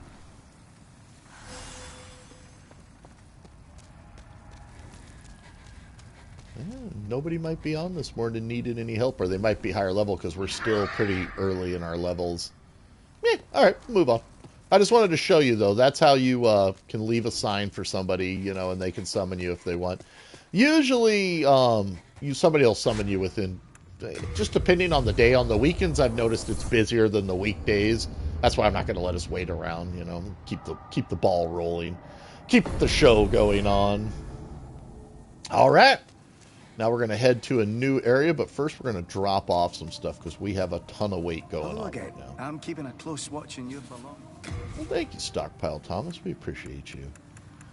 Let's go ahead and drop off like these full moon grasses, these dark moon grasses. They're going to be way important later in the game. Let's drop off 28 of these. But the only guy that can, Quim K is the only guy that can post to my thing, or my moderators or myself, bud. Moobot's just going to knock down any unofficial links. Alright, and let's go ahead and drop off like 5 of these. We're just kind of freeing up weight so we can carry more stuff. And we'll drop off a couple of these too. And then, so they're here in his storage. Anytime we need them, we come and get them out of storage. Also, guys, you don't have to carry stones around. This is something that I just recently found out. So, if your stones are in this box, no matter what blacksmith you go to, they'll have your stones. So you don't have to carry 500 pounds of stone weight around. Once you got them in your box, they'll connect to the blacksmith. Alright, drop off the winged spear. Let's drop off the scimitar. Drop off the bastard sword. Drop off the spiked shield. See, we're just really dropping our weight now at this point. We're going to drop the light crossbow. We'll keep the compound short bow for now, in case we decide we want to do a bow at some point. All the bolts, all this stuff adds up as weight, so get rid of all of it. We've got that Blue Eye Knight Cuirass. Let's go ahead and drop that off. And, yeah, alright, we're ready to rock and roll. You have a heart of gold. Don't let them take it from you. Oh, thank you, Stockpile Thomas. You're nice. Let's see if we can give him his daughter's emblem. Hello again. I'm keeping a close watch on you. Go to talk. When the Scourge came, I wish I could do more. My candle maiden cared for me. She says very little, poor girl. If only something could be done to help her. You have a heart of gold. He should at some point ask you about the jade ornament you have, and you can give it to him. Now, if you're going the miracle path too, guys, remember this guy will sell you miracles initially early on. You must be another. I too am on a quest. May I share God's power with you? So you can learn miracles from him. Evacuate is an awesome miracle. You can see it's super expensive, but what it does is it lets you come back to the Nexus anytime. So it's, if you're farming, it's really useful. I see. You wish to train yourself in stoicism. Very well. I pray we meet again. And then you're going to have to scale faith. The reason I'm kind of just focusing on a wizard build right here, if you look down there at faith, like faith is what's going to give you more miracle power and more miracle slots. But it also relies on intelligence to have mana MP. So it's funny because intelligence and magic kind of play a purpose, even with a faith build. All right, so let's head to the Digger King. Keep on moving. Because what we want to do now is eventually get to the Flame Lurker, and we're going to kind of jump around between worlds, and once we kill the Flame Lurker, we can give his spirit to the, or his soul to the to the blacksmith, and at that point he will watch that little worm over there.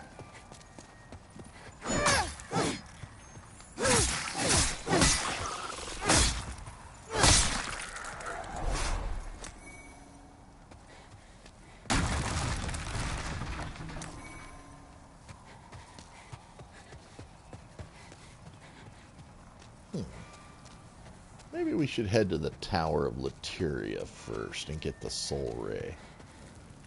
Just free the Sage Freak. Yeah, I think we will do that. Since we're doing a straight-up wizard build. And we'll come back and use Soul Ray to mop up these guys. Stomp their faces off. Alright, so what we're going to do, instead of going to the Digger King place first, is we're actually going to come over here to the Tower of the Queen.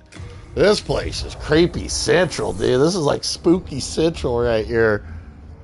But for a magic build, there's a lot of benefit to coming to this spot. And for dealing with the Flame Lurker, we're going to want Soul Ray. Soul Ray is going to really benefit our character and our build.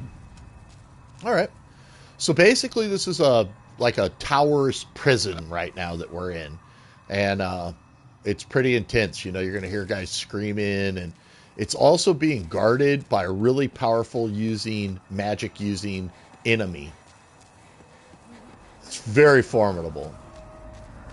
Super cool looking too. See him? He's over there on the hallway right there, moving. See him right there in the light? These guys you want to ambush. Get right in their face.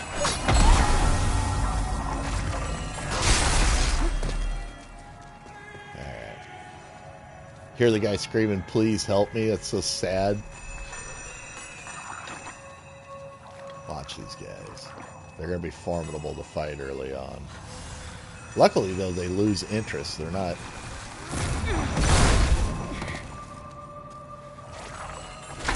They do have an AoE attack that can be kind of dangerous. Once you kind of aggro them and they get running at you, the other nice thing is they'll drop spice periodically, and spice is super useful because that's, if you're not using weapons that regenerate your magic, spice will be one of your main items to getting your magic back.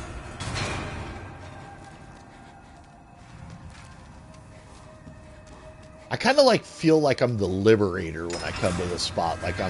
Like these people have been in like hell torture. Again, it reminds me of look at this chair right here. Look at that. That's like total medieval right there. Like they've been in some hell torture, and we're kind of coming in. But even if you free up the prisoners, don't trust them. All the prisoners will do is try to kill you in this thing. For the most part. Some prisoners will be helpful, but 90% of the Dregling prisoners will just attack you.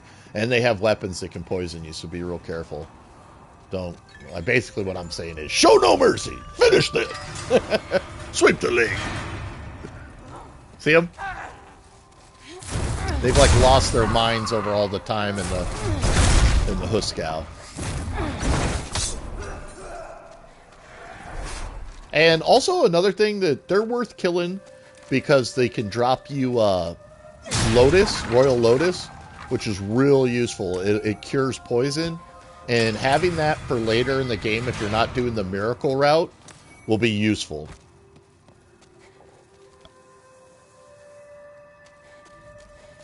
Dude, but the eerie music playing in the background. And so what you want to do is just kind of make your way through here, guys. You're going to see a lot of cell doors tell you they're locked early on and stuff. And there'll be those mind flayers. I was just going to say, they'll be around periodically.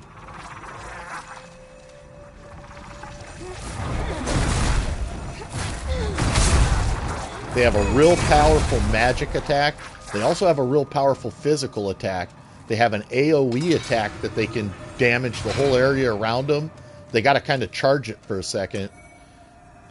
People are so naughty. So you see how this guy's right there, bent over? You read the message, it's try fist. People are naughty, man.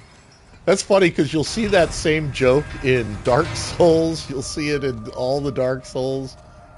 Anytime there's a body bent over, they'll put try eating. And don't trust these guys.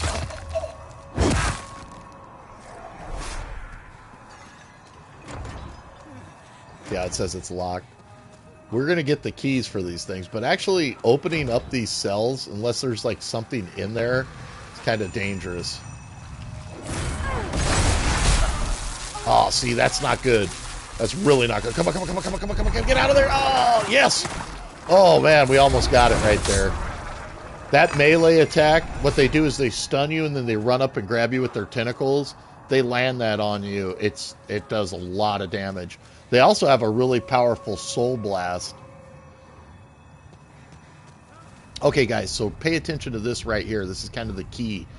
Every once in a while, you'll see these keys hanging in different spots. Make sure you grab them. That's how we start opening up the cells and progressing through these levels. Watch those spear guys right there. They're jerks.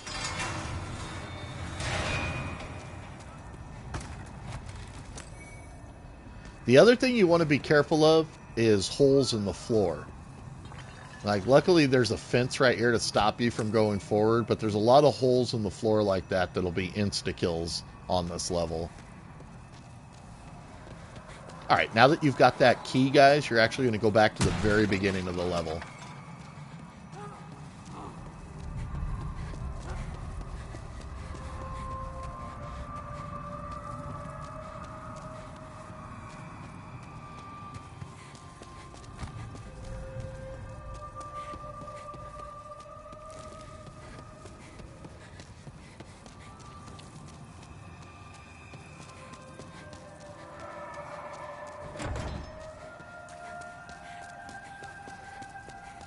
And this is actually where we started, is right in there. That's where we started from. So now you can come over to this way once you've got the key, and you can open this up. Which will lead us deeper into the prison.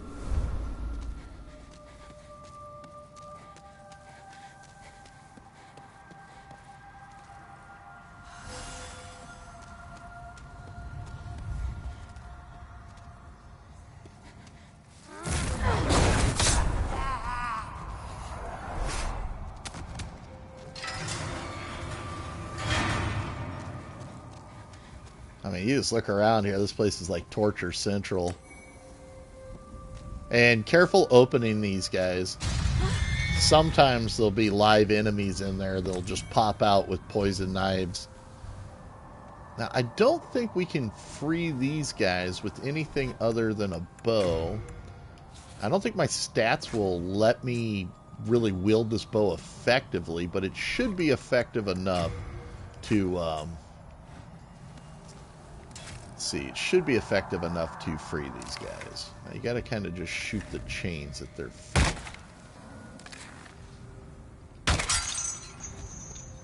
We don't got a lot of arrows and stuff. And Noble's Lotus, that's what will cure poison though. But, you know, it's just kind of worth getting, and then we're just gonna equip it when we don't really need it.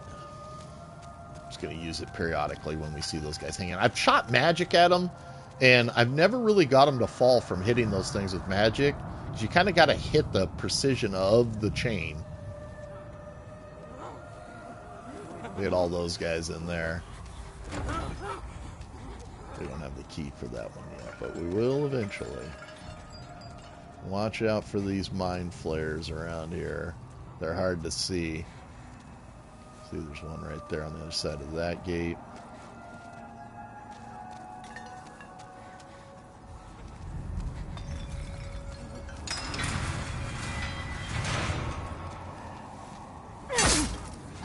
There's a lot of guys in that room, so you kind of be careful.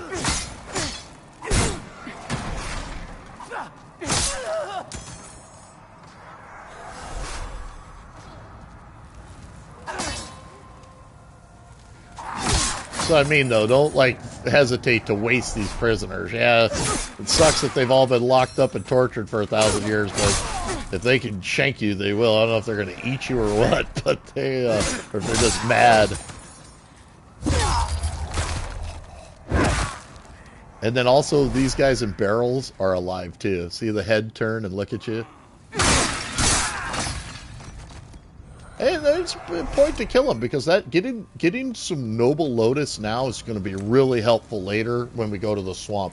And sometimes they'll drop fresh spice, which is really useful too.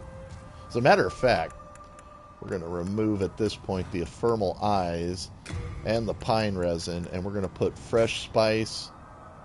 Let's see, and fresh spice and aged spice in our thing. So that way, if we really need to regenerate our mana quickly, we'd use some of that.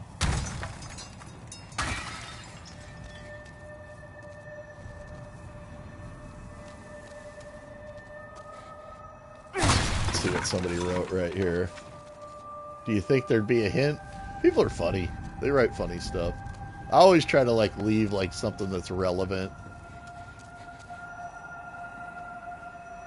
Another guy hanging right there where we can break his shackles. And be careful, as always. I'm not sure exactly which ones are occupied, but some of these are occupied by hostile forces. Oh, sweet gear we just got there. I actually like that outfit. That's one of my more favorite outfits to wear in the game. Like, you can look at your armor, and you go to your inventory and like look at your armor. You can see like what your armor's doing, like what the wizard clothes, what it does, and then you can like look at the other stuff and see what you like to wear.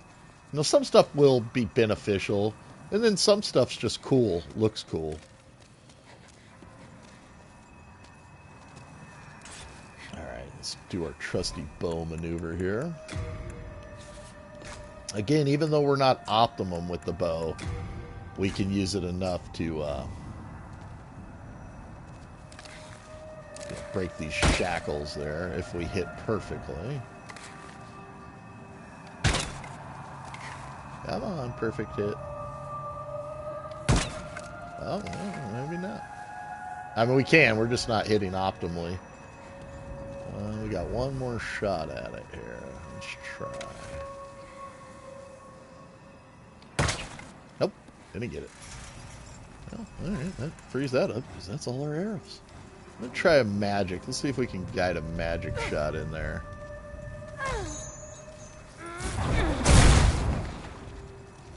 I've never got him to break from magic, though. See, it flames the guy, but I've never got it to free the chain, so yeah. Anyways, it's not nothing major. There's nothing like that's you have to have up in there, but you know, all stuff can be useful. See, there's one of the poison jerk weasels. And they always, if they get that first hit off on you, well, watch that guy too. He wants to wipe us out. So let's retreat, fall back, and go to our thing here and use. We are losing health. Make sure we use one of these.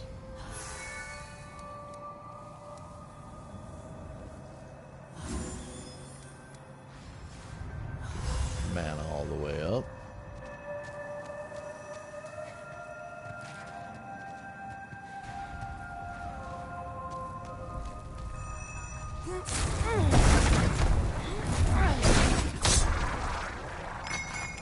Nice.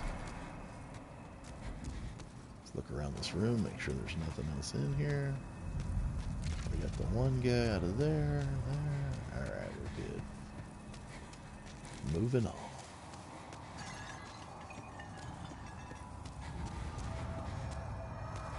Again, careful about holes in the floor. Yeah, see? Ah, here's what we need right here. Another key on the wall right here, guys. This will give us our second set of keys. Alright, now we're backtracking.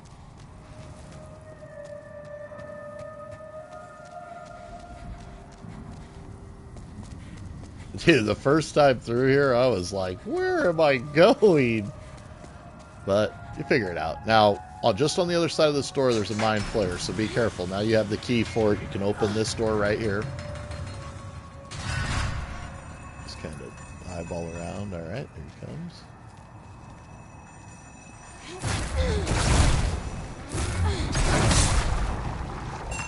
Labor on!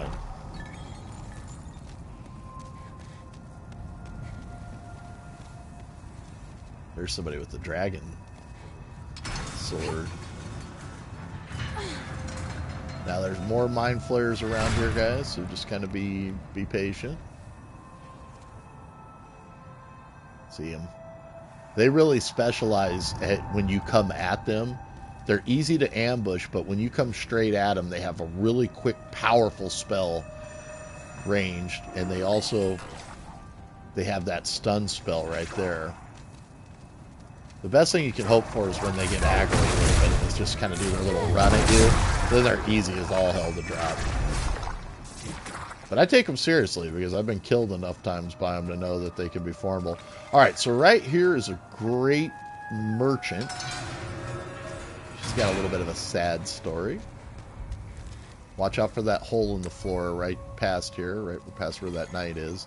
You can actually see, kicking on somebody's blood thing, you can see what killed them a lot of times.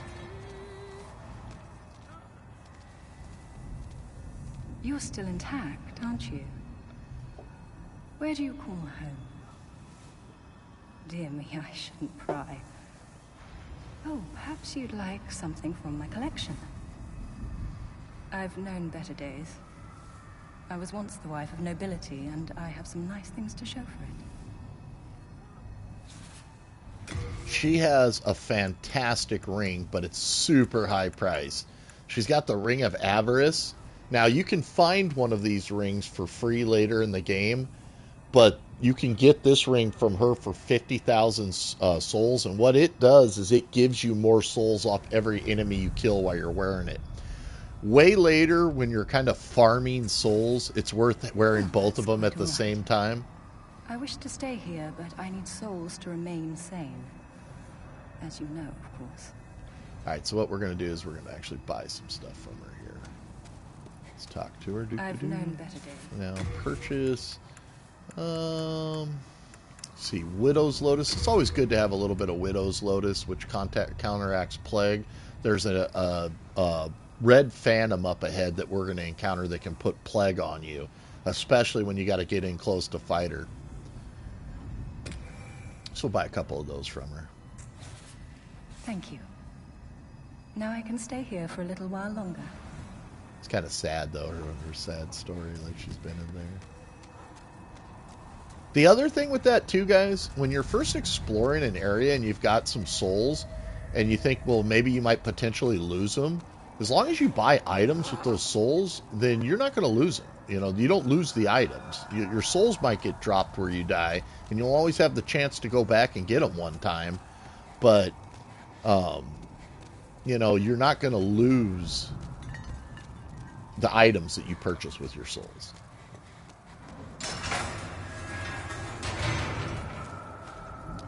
Now, if I remember right, these are mostly filled with...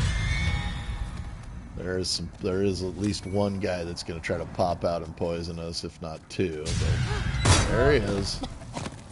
Captain Jerkweasel with his poison dagger. Alright, so back to our Noble Lotus. Definitely good to have that. This level's steadily chipping away at our healing items, but we put a bunch of reserves, so. Ring of Magical Sharpness is a nice ring. It increases your magic damage, but it also increases the damage you receive from magic. So it's kind of like a trade-off.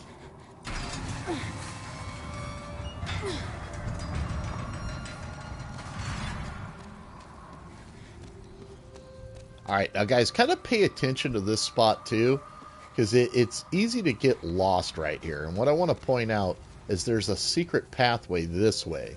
So it's easy to just kind of go past that and not see that pathway. And this will actually be the next place where we go. And right out here, you know the Sage Freak that our guy's been asking about? Right over here in this cell is the Sage Freak, but we have to get the special key to free him yet, so we can't free him just yet. And be careful going ahead any farther. That's death. If you step through there, you're going to fall to your death. It's easy to miss those in the dark of the level. Alright, so now we're going to go deeper.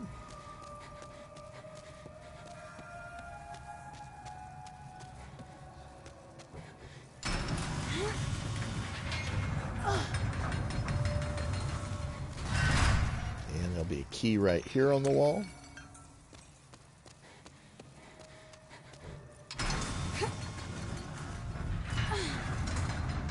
And we'll be coming back to these doors right here. There's 2 doors that actually lead around to each other. But we need to get another key to open those, and then that'll be the next way we go right there. So it's just, this place is, it's a little bit confusing, especially the first time you've been in it. But again, if you need a walkthrough, you'll have mine here archived on Twitch. And I'll probably put today's broadcast up on my YouTube, since we've been having a pretty fun broadcast, doing pretty good. Dropped a couple bosses. That's a great crossbow right there, the heavy crossbow, and black bolts are super powerful. Now if we come on down this way, watch that mind flayer down there. What we're going to do is let him walk his route.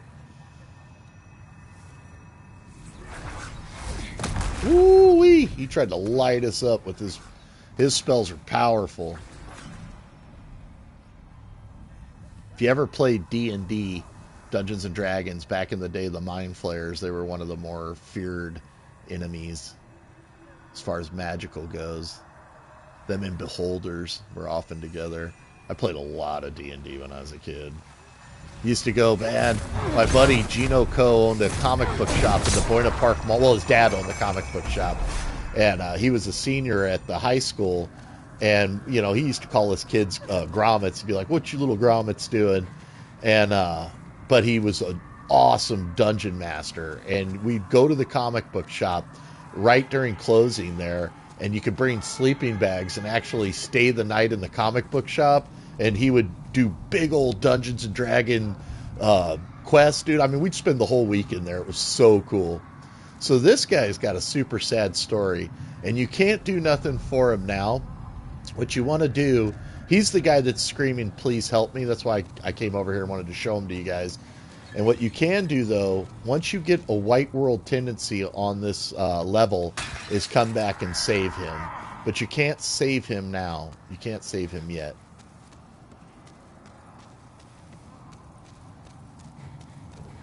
You have to have the world tendency to white. That's why what I mean about like trying to protect your world tendency in the game.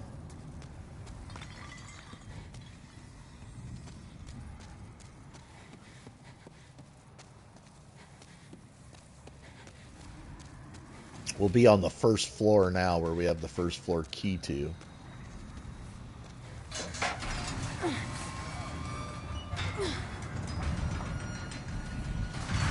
Now there is a powerful spell launching large monster right here.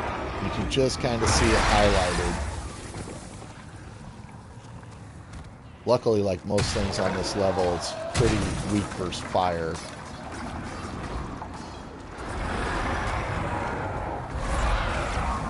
I'm just letting it kind of destroy the thing. Actually, it might be more weak versus magic than fire. Nope. More weak to fire than magic.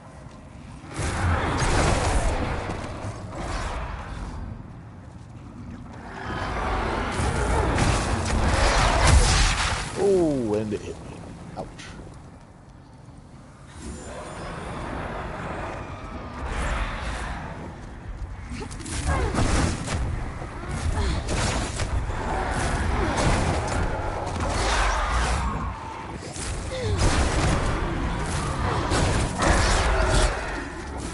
It's like a body, it's like a collection of a bunch of corpses.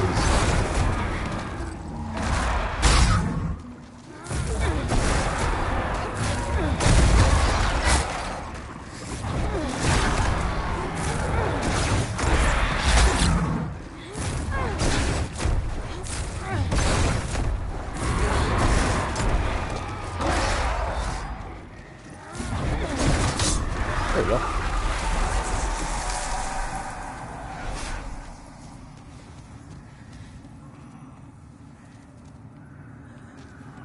Bunch of poor trapped bastards over here. Look at all these guys. Dude, that would be a shitty ass torture to be like encased in a shell just to like wither away.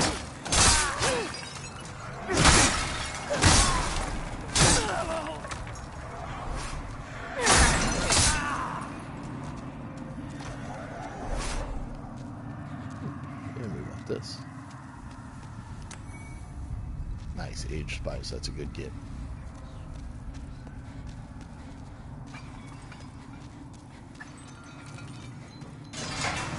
Look at these little cells.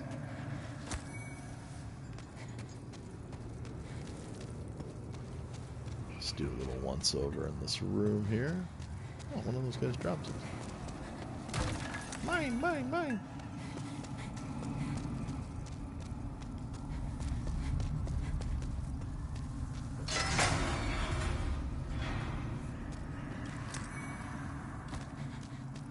This kind of reminds me of like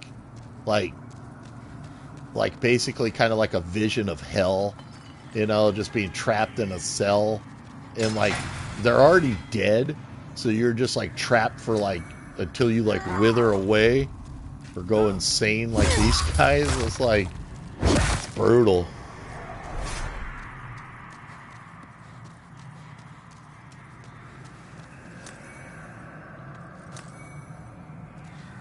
So we just picked up some real heavy knight's armor and stuff like that, so definitely keep an eye on your health level. We also just picked up the silver bracers, which are what we're already wearing. This is, oh no, we're equipped with the silver bracelets.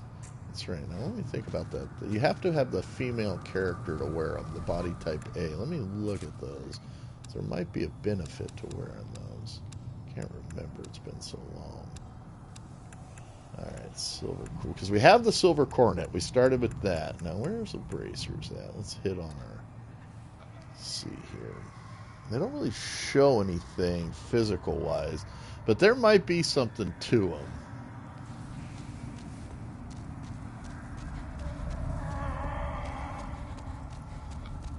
Let's grab the phone here. And, by our magic recharges, we'll go to the power of Google.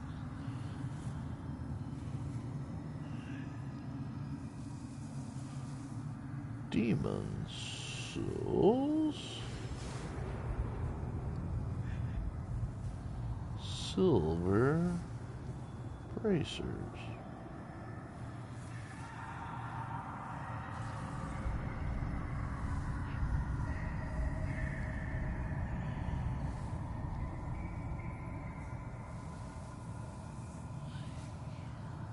See if there's any benefits to them.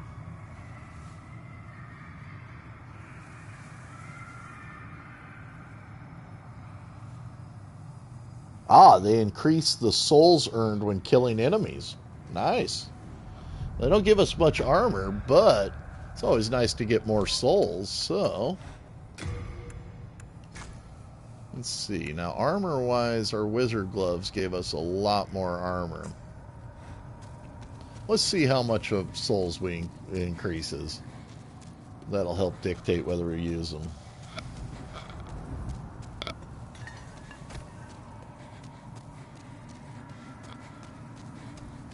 I mean, we're already super squishy at this point. Like, we're basically trying to avoid taking hits whenever possible. But I mean, if it's, you know, as significant as, say, the Ring of Avarice, you know, then yeah, I can see myself wearing them.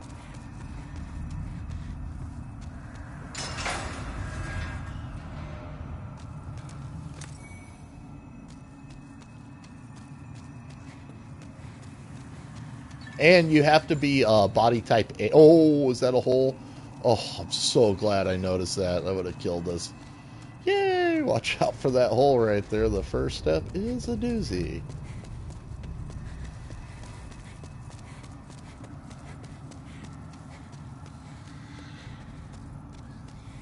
Let's just check the rest of these cells here. Make sure we don't miss anything. And remember, that same hole in the floor that we saw on the other side is on this side too, so... It'd be funny if I walked into it and fell like, I forgot! Well, it doesn't look like anything else is in here. See, there it is right there. Alright.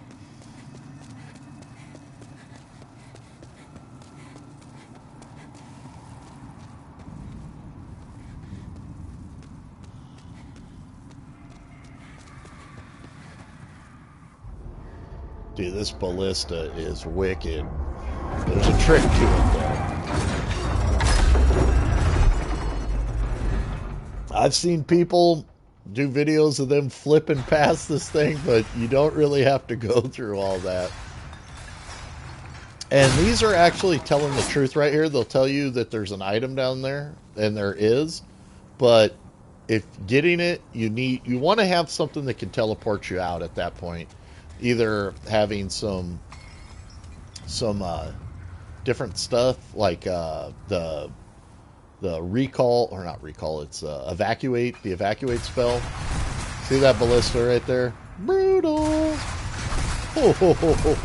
But all you really need to do, guys, is just get close enough to get this right here. Just get the Warden's key right there. That key I just picked up off that first body. I know there's a bunch of shiny stuff over there, but don't go for it. Don't trust the shiny. It's easier to just get that key and then come back the way we came in. We're going to go all the way back the way we came in. You remember those double doors I showed you where I said we're going to go that way? That's the path. So come back up this way. This is where we came in.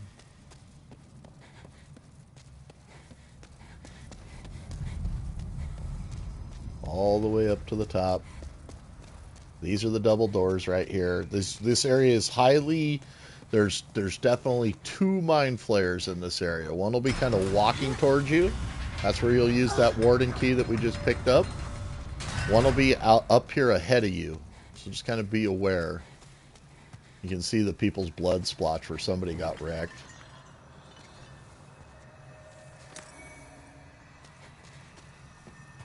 See him?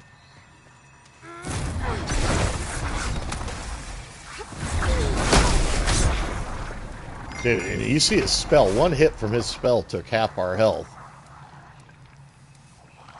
That's why I take them guys super serious, because they get that spell off super fast. Alright, and then there should be another one either coming into this... There he is.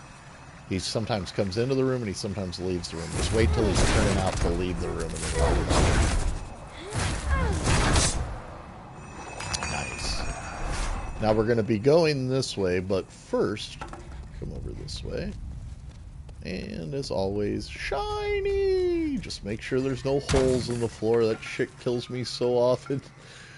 I'm like, shiny! Just boom, right into a hole in the floor. And just kind of look around. Okay, we're clear. Yeah, and this is the other door you can open with the Warden's key. So you could either come in to this room from one way or the other. It's really up to your player preference, like which door you want to go. I like the other door just because... there was nothing... Oh, no, that's just one of those lamps that looks like a soul.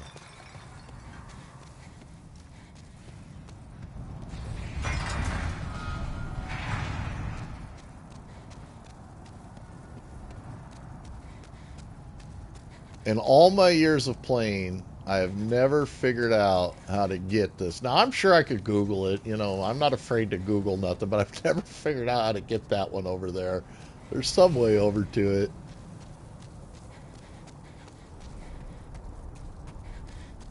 I think you gotta drop down or maybe come around to it out there.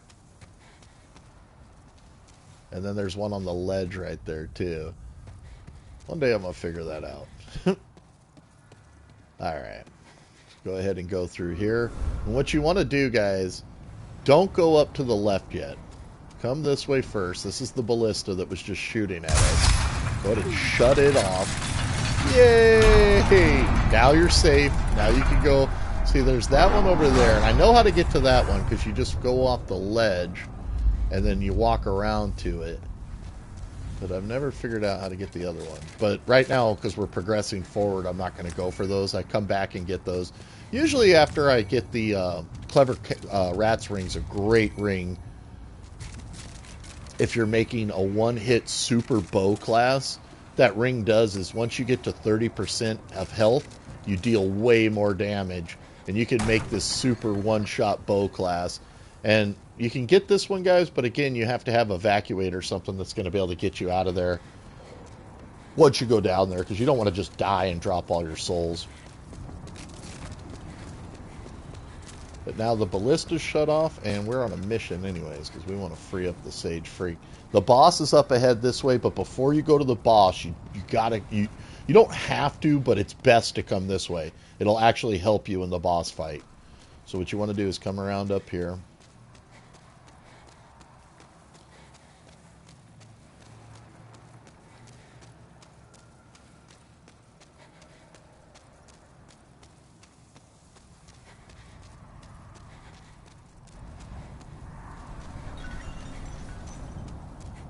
Don't worry about any holes in the floor or anything up here. You can just let it sprint.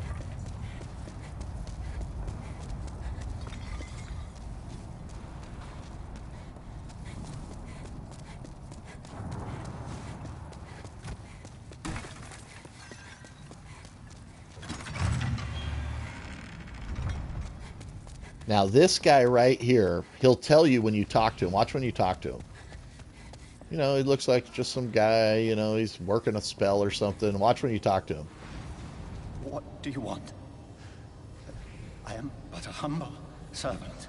I do not wish to interfere. Yeah, he acts like he's not doing nothing. I won't. I won't cause you trouble. I won't. Yeah, right. There, get game. If you leave him alive, when you drop into the boss fight in a second, he heals the boss, dude. So make sure you kill that guy. Because if he stays alive, he will heal the boss during the boss fight. We get that guy out of there. And, oh, one other thing I did while I was in there, guys, you might not have noticed, but I'll point out, is make sure you grab this key that's on the wall right here. There was a key right here hanging on the wall. I just grabbed it after I killed him. Make sure you grab that key. That's the special prisoner key. That's going to allow us to go back to the Sage Freak's cell and free him now.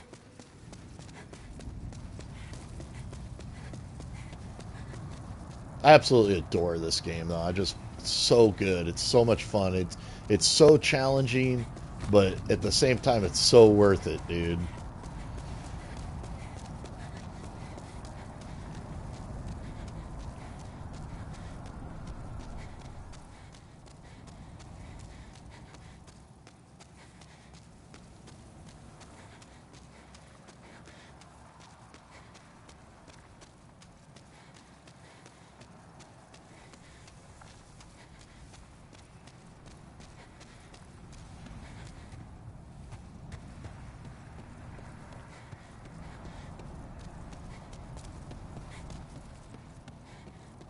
Now, if you want to get a really cool set of armor, you don't have to come this way, but there's a really cool set of armor up here if you're playing as a thief or any type of lightweight character. I mean, you could use it if you're playing as a heavy warrior, too. It just looks awesome. So it's basically kind of like the same pathway as the other side. And again, you don't have to worry about any holes in the floor or anything. Just follow it down.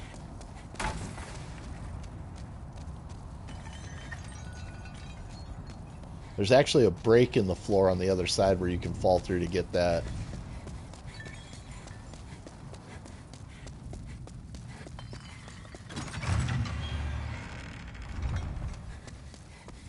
No enemies or anything up in here. You just got to kind of take the time to come up here. The Silver Catalyst, that's the wand that we started with. But then the Imperial Spy clothes, dude. These clothes look awesome. I just like the way you look in it. You kind of look like a medieval ninja.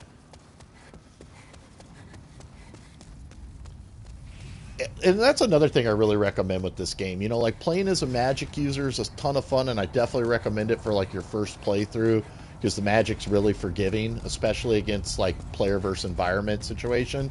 It's not the easiest in player versus player because, like I've been saying, people are really used to fighting wizards, and they'll often use a shield that really mitigates magic damage. So until you have a lot of spells, like, you know, that you can use to mitigate that, like Acid Cloud, which will eat their shield, or Death Cloud, which will poison them while you try to work them over. That's you know, those later spells make PvP as a wizard a lot easier. All right, so we're gonna go back and get the Sage Freak.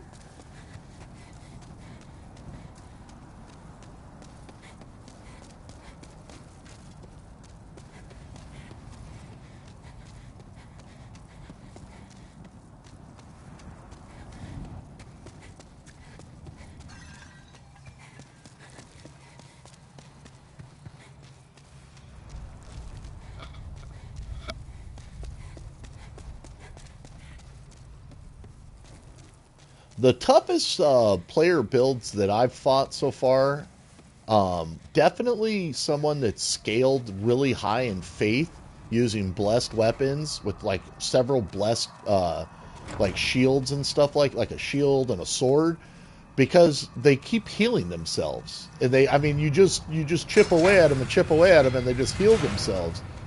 Now talk to Sage Frey. My name is Frick. I thought to claim I have been enfeebled, but I can still. I thank the star. I owe you my life. And he'll be the first that'll start giving you better spells and stuff like that. I have been enfeebled, but I can still move my... Alright, now on to a tough little sequence that we got. And he's going to go back to the Nexus now, so he'll be sitting by the one wizard guy back at the Nexus. This fight, though, this boss fight, because it's a magic user and you're a magic user, this boss fight can be pretty tough. Not impossible or anything like it.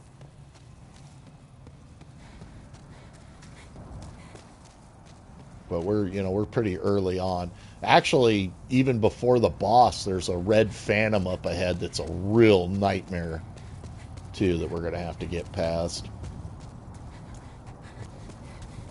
The trick with the red phantom I found is if you fight her at range and you're not super strong, she's going to tear you apart at range. And you can just see these are all dead bodies from people that have been fighting this phantom. And the phantom's going to start out invisible. What you want to do is kind of close the distance to her. See, she's already shooting at us. Use magic on her once you close the distance to her. But kind of keep close so she doesn't shoot at you with her bow. But don't let her hit you, because her weapon will curse you. Or plague. It'll give you plague.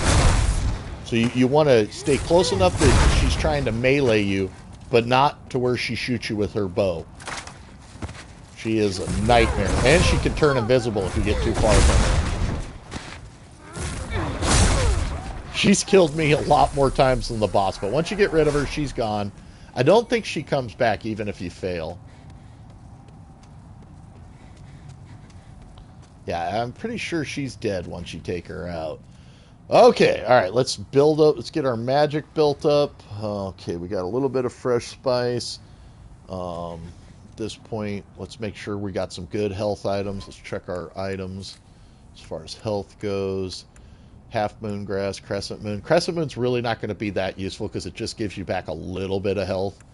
Late moon grass and half moon are going to be your two go-tos. Also, the age spice if you need to get back your magic for this boss. And then this is just a tough boss. It can be tough. It's not so... It's not an impossible boss. One other tip, guys, with this boss. When you do win, you're going to get straight pulled up to the next level. You won't have time to dilly-dally around there.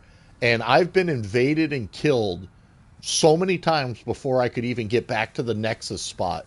So if you have in your inventory an archstone shard can be super useful if you're trying to keep your world tendency. But the other thing is, don't panic if you get killed. You can still get your tendency to white up ahead. But this has been one spot where I've been invaded a lot and killed. Give me 1 second, guys. I'll be right back.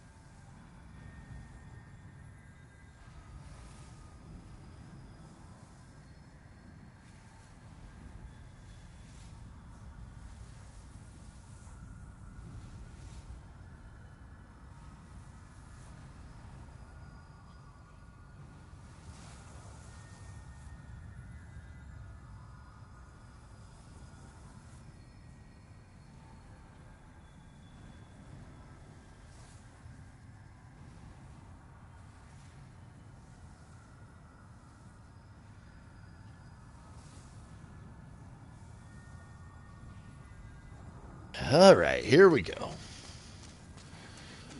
Fortune favors the brave, luck favors the bold.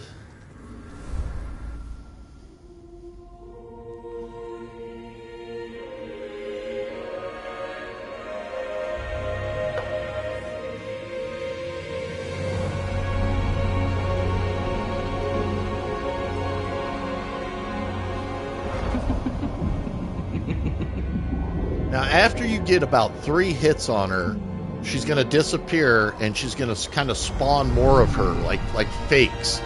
And the main one will be shooting the big power beam at you. The fakes will be shooting like quick beams at you.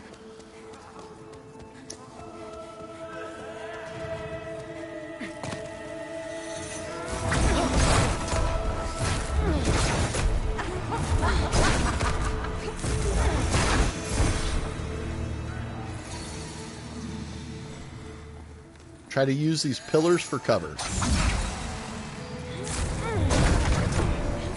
And you can tell if you see her health bar really deteriorating, you're hitting the right one.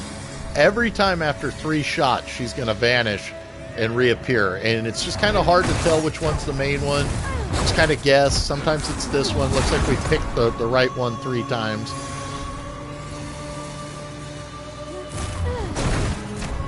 That's not the right one.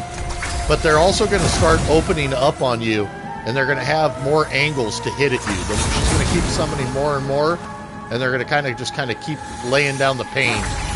So be fast. There, that's the right one. Light her up.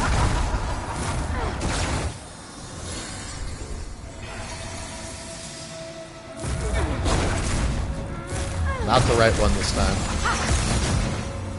The right one will be shooting the big power beam at you. Alright, so what we need to do is go ahead and fill up our magic. If I had to guess... Okay, I think it's that one that's the right one. Yeah, that's her.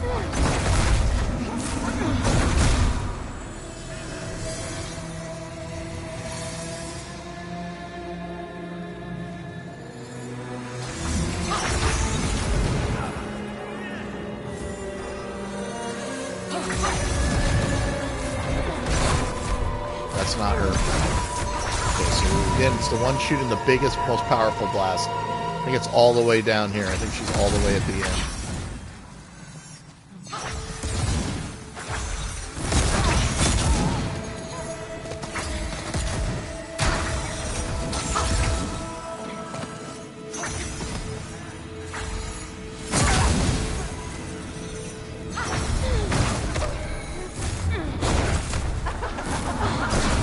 Got her. Body.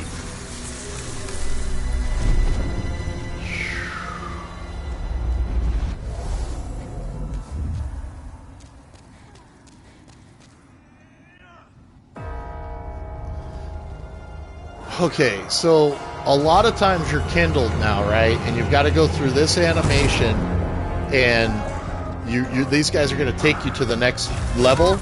But a lot of times I find I get invaded before I can make it to where I can teleport back to the Nexus. Hey, Not For Nothing, how you doing, bro? Shout out to my man, Not For Nothing. So try to either, if you don't want to risk being invaded, you could try to use a shard to get out of there. Or you can just try to do what I'm going to do and just run ahead and try to get up to the spot up here as quick as possible and teleport back to the Nexus.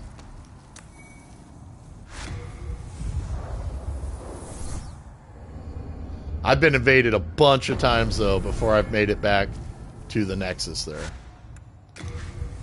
And I'm trying to keep my alignment to get White World alignment, so you don't want to get assassinated, dude. I got invaded there the other day. Oh, my God. The guy had the damn Moonlight Sword. He just tore me up. Oh, that's great to hear, bro. I just found out that my neighbor 5 doors down, bro, passed away from it. He was in his, he just turned 80, but I mean, it's so crazy. Just 5 doors down here in the condos, I was in the laundry room, and his daughter I was like, oh, hi, how you doing? Because they live up in Oregon. I go, how's things in Oregon? And she goes, yeah, it's good. Just a little sad. I can't believe my papa passed away. And I was like, your dad? John? And she was like, yeah. And I couldn't believe it. He got the COVID and he passed away within 2 weeks, bro. So scary, man. I'm so glad you're recovering, dude. Our friend Not For Nothing here in the broadcast, guys, he just has been recovering from the COVID, man. And I'm just glad you're doing all right, bro. I'd say, it's just my big fear. I got to watch out for my dad, man. He's 71 and, he's got high blood pressure and, I just want to make sure that, I keep him as safe as possible, man.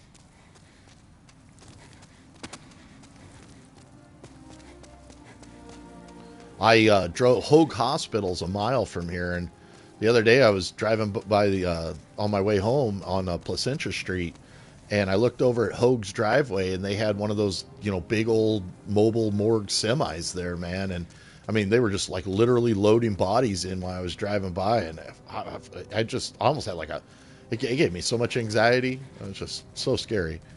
All right, so back here we're gonna level up now that we killed that one jerk weasel. All right, let's go ahead and buff our magic. We're going to, again, kind of stick with our basics. Magic, intelligence, and vitality.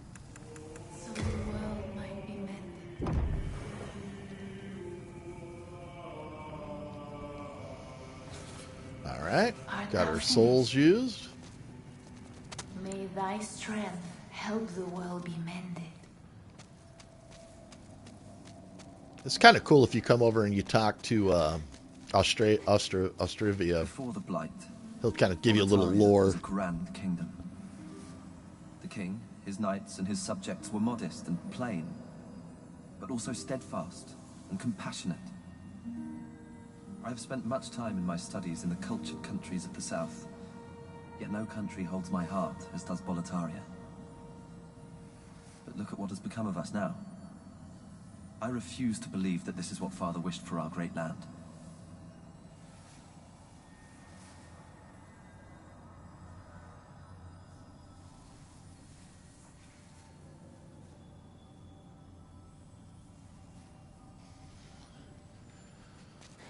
He'll kind of start telling you about, like, if every time you talk to him, he'll tell you about, like, different stuff. Okay, and then also, let's use up... Let's see. Let's talk and see if Stockpile Thomas. Yeah, he'll ask for the ornament now. That belongs to my daughter, and she didn't make it. Let me ask a favor. If you give it to him, he'll give you a really good ring, and other than the really no use for it. So. Thank you. I mustn't forget. It's not found it. Discarded. It seems to be. Anyway. But yeah, man, I'm glad to hear you guys are recovering from it. Not for nothing. Hello again. I'm keeping a close watch on you. Just take it easy and just do whatever you need to do to just get better and feel better. All right, let's go ahead and drop off some stuff in the storage here.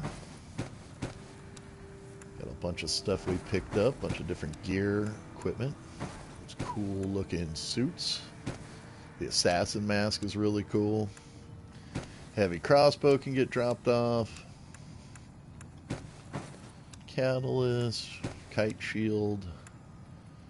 Stiletto. It's a great stiletto. If you're doing like the thief double dagger build I was talking about, that works. That stiletto's brutal. Alright, drop off that stuff. Let's see. Everything else we're pretty good on. You have a heart of gold. Don't let them take it from you. Now let's go talk to Sage Frake, because we can take the soul of that boss we just killed and make a good spell with him. So he'll be over here now, since we rescued him. I have a proposal for you. Could you bring your demon souls as I determine more? A demon's soul. You have your wits about you. And he'll have Soul Ray, and you're going to use the soul that you just got from that lady to make it. Dude, it is so good. It's kind of like now we've got that spell. we're kind of like going into like the mid-level spells. Demon souls And it's, when you can. I'll show you why I Soul Ray is so patiently await monstrous. you, my fine magician friend. And what we got to do is make sure we attune it too. We should have talked to him and attuned it. Bravo. I cannot. Oh, thank you, as promised. Soul Ray. And it only takes one slot. It's like a more powerful version of your Soul Arrow. More demon souls when you can. I patiently await you, my fine magician friend. Yay! Called us a magician. We're cool. Now, Soul Ray, the reason we went in ahead and killed her and went and got it is it's going to help us greatly for over here in this area. Back with the Digger King.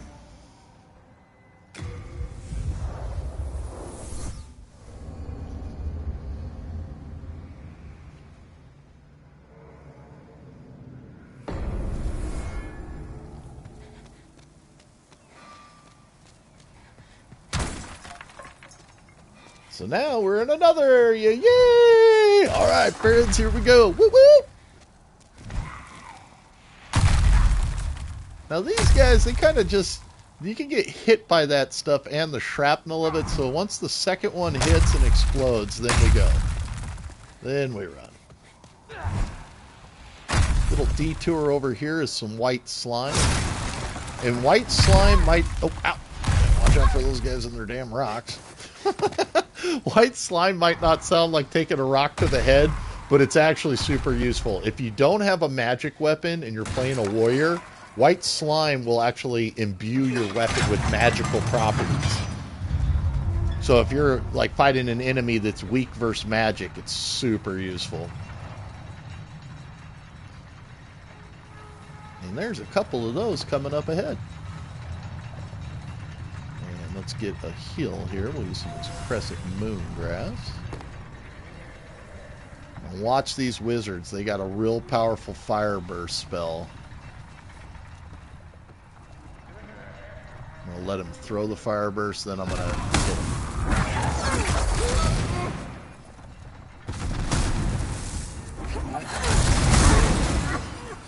Yeah, his spell can dust us in about 2 hits.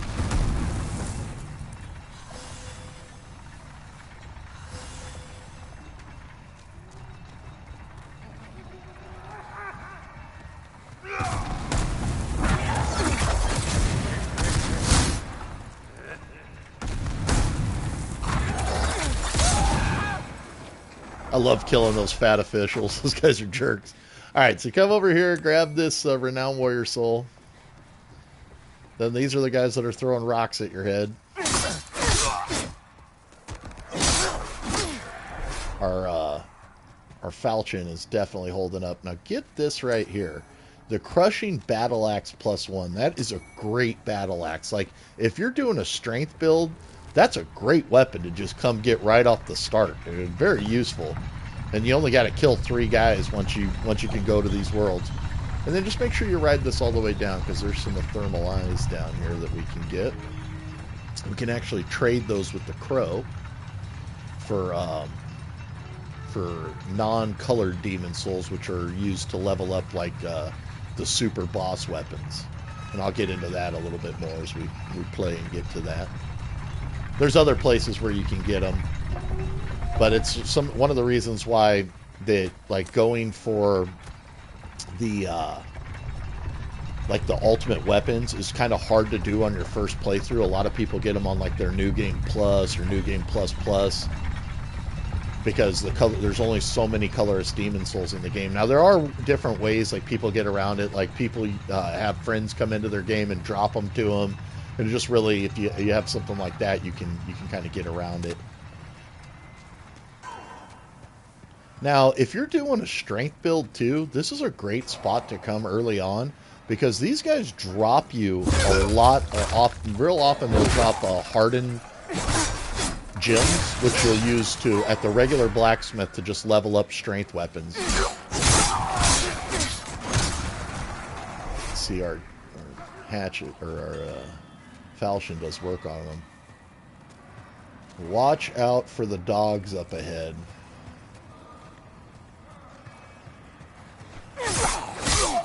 If you're wondering why the falchion hits so hard, is it scales off intelligence and magic. So it's just a formidable weapon for a magic user. It's a formidable weapon for a fighter in the game. And it regenerates your magic. And it's got a kick-ass moveset, too. It's a great weapon. See, like how you're getting hard stone and sharp stones? You're going to get a lot of those as you play through this little part right here. Real useful. Now, just on the other side of this door, there's... I was going to say dogs.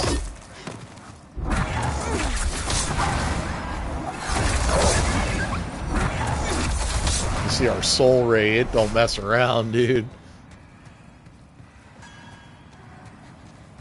There's another one of those officials in there. And there's also an official up over there, guys. So just kind of be aware of them.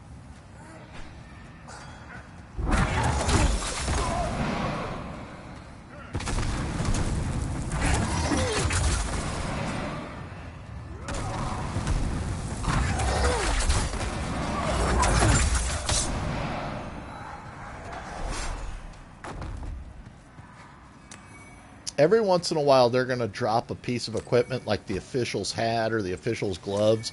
Make sure you take those back and store them in your item box, guys. Don't just discard them, because they're going to be real useful later for getting another NPC character to teach us spells. Watch this guy right here. He's all set up to ambush you.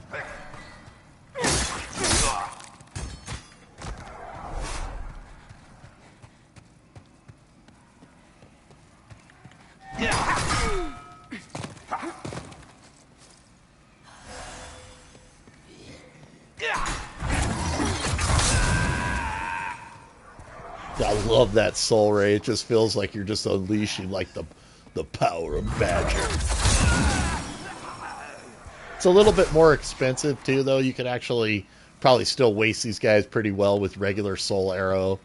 The nice thing about soul ray, though, you get like 3 or 4 of those guys lined up, it'll go through all of them. So it'll penetrate multiple targets and damage them all. Very useful.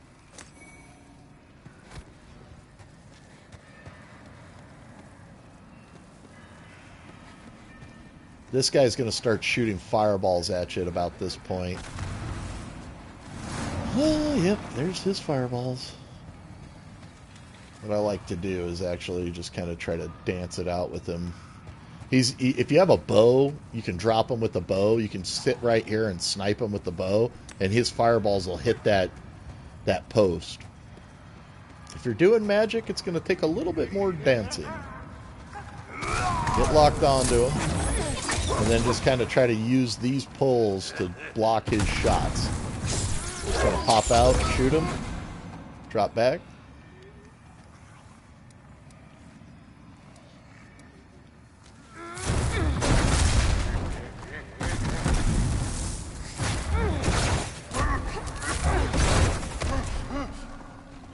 Looks like our standard fire spell is doing pretty good work on him too.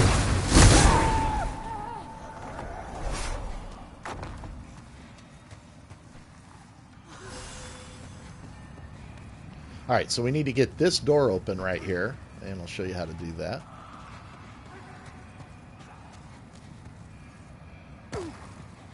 Now watch, this bridge is going to break, so what you want to do is just kind of walk down this path here. As long as you stay on that beam, you'll be able to cross this bridge. There you go. And if you drop down right here... Watch these guys. They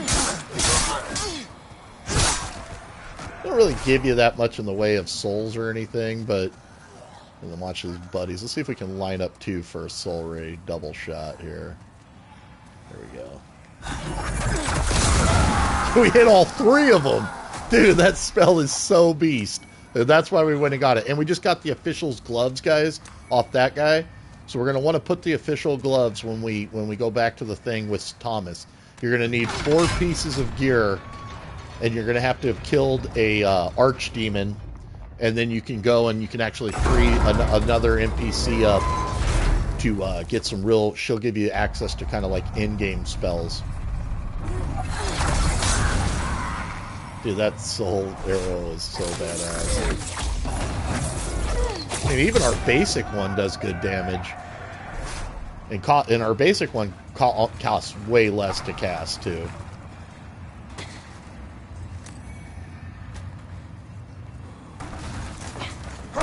Oh, hey, buddy.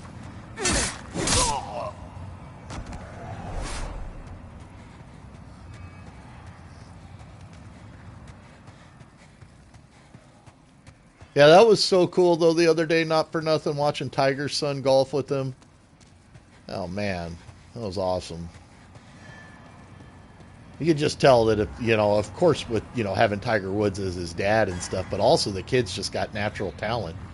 And, I mean, he could be one of the great golfers if he wants to. And I don't see any reason why not. I mean, golfing, you see the money they make and stuff, it's definitely a career to pursue.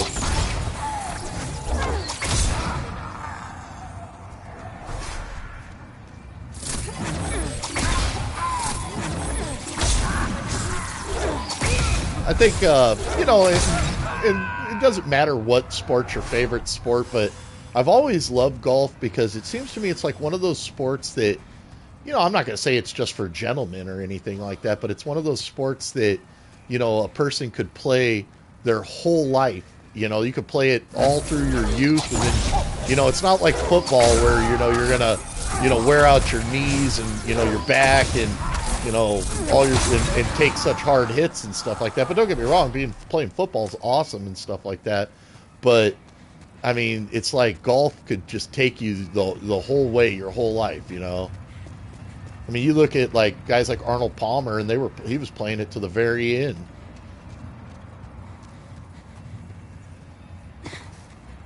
Yeah, at 11 years old, man, and not just could play, but I mean, he played good. All right, guys, so now that we've cleared this whole room out, we've got all the goodies, we can progress forward. Get ready to open up a shortcut and also get ready for our next boss fight.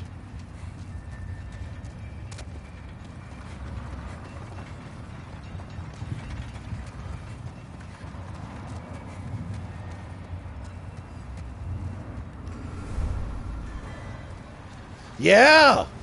Man! Gary Player and Trevino.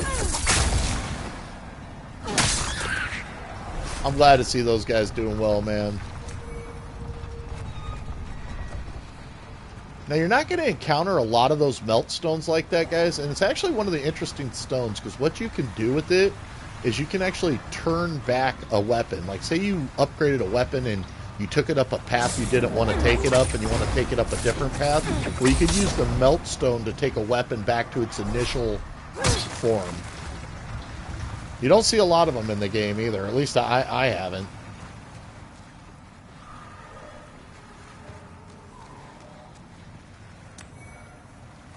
Alright, some half moon grass. We definitely need that.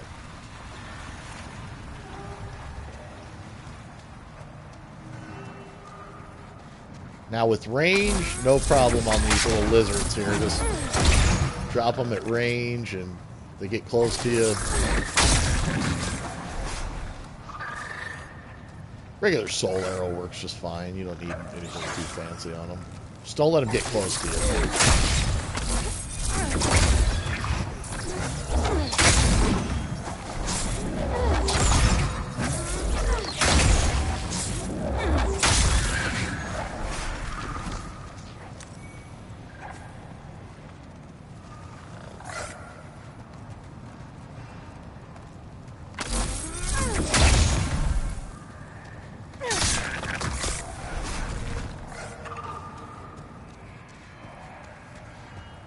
And then don't worry about coming down this way yet. We got to flip a switch up ahead.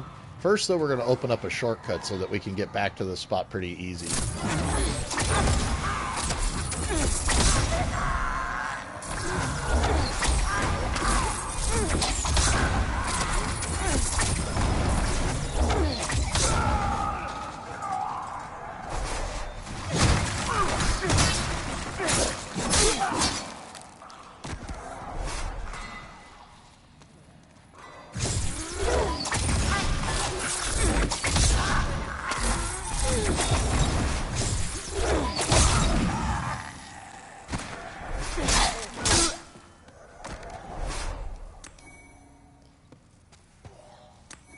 Look at all the large sharpstone and hardstone we're getting.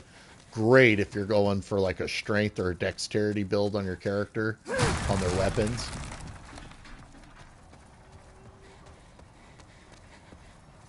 And you just want to kind of grab anything around here. And this will open up a shortcut so we won't have to go through all that stuff to get back to this point if anything happens. Which death can always happen in this game, that's for sure.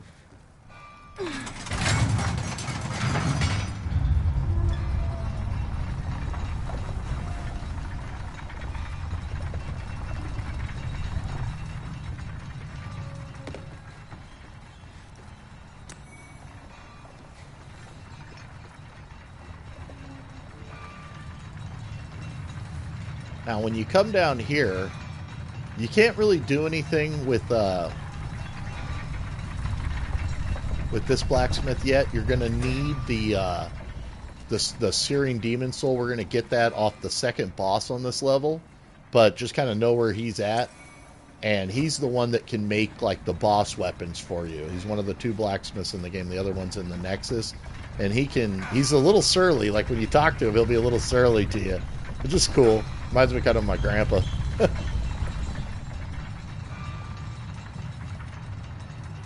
Alright, and then you can see you're right back here, guys. This is literally where we started. So now we have a shortcut to straight back to here. What I'm going to do is go ahead and recharge all my magic real quick right here. Just go to the smithing grounds, and we'll just literally refill our magic completely, refill your health completely, and that way we don't have to wait on it to recharge. And then we got our little shortcut right here.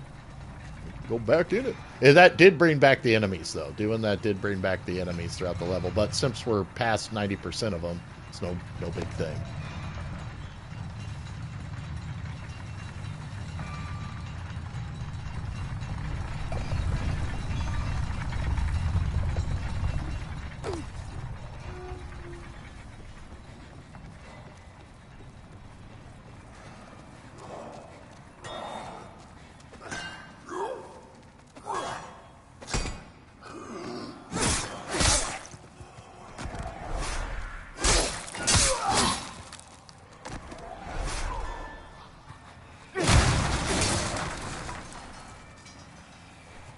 Oh, man.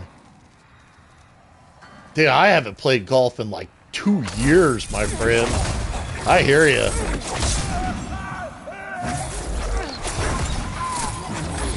This year has been the most boring year of my life.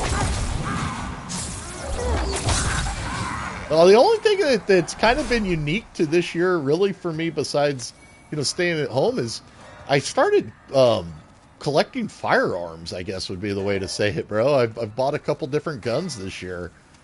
And, I mean, not really any particular reason or anything. Since I took over my mom's business, which is a cash and carry business, I'm going and I'm getting like, $5,000-$6,000 sometimes. And, I can't put it in my bank account. I have to put it in a Charles Schwab account. And because my sister keeps challenging me in court, they shut down my letters, so then I can't put it in that Charles Schwab account until I get new letters issued to me, the letters of administration. So I was like, well, first I went and bought a 12-gauge semi-automatic, just nice tactical shotgun, 6-shot. And then recently I bought a Glock 40. It's a Glock 35 40 cal Gen 3 with a 5.32-inch barrel, and I've actually been going to different gun ranges. It's just kind of fun to go outside and shoot off some rounds and stuff. It's kind of hard to get bullets, though. That's one of the surprising things, is bullets are super hard to get. Like here in California, they're sold out everywhere. Yeah, it's just been something that it's like that old saying, I would rather have a gun and never need it than need it and not have it, and I mean, I took a firearm safety course and stuff like that, so I feel responsible and stuff, and I bought a gun safe and all the responsible stuff you're supposed to do. Whoa, guys, you want to throw rocks? Yeah, Whoa, they're kicking our ass with rocks. They definitely... All right, let's heal up. But yeah, that's been kind of like my unique thing, and it's been kind of actually nice. You know, I go to these outdoor ranges and just kind of practice. And again, I hope I never ever have to use it in any way, but with the cash carry business and all that, I was thinking about applying for a CCC, a concealed, or no, it's a CCP, a concealed carry permit.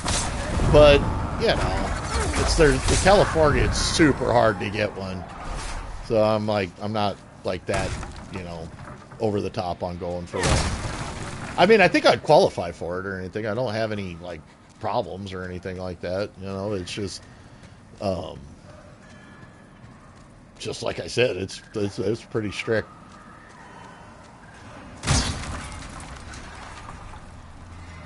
Alrighty. Now we can't get those items without the bridge breaking, so you gotta actually drop to those, I'm pretty sure. What you can do though is come over to this one. Yeah, my next one I think I'm gonna pick up is a 357. I think I'm gonna do a 357 revolver.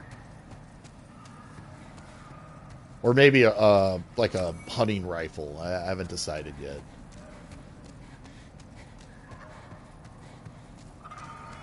My cousin's been trying to talk me into going elk hunting for a while up off their place in Oregon, and we used to go deer hunting when I was a kid a lot, and I don't know. I like to watch animals more than waste them. So, but I could see myself dropping an elk and, you know, harvesting everything off it and making like elk sausage and elk jerky, and you know, that would be pretty cool. You know, I just don't want to go shoot animals for sport or anything anymore. That's just not my thing. I'd rather watch them.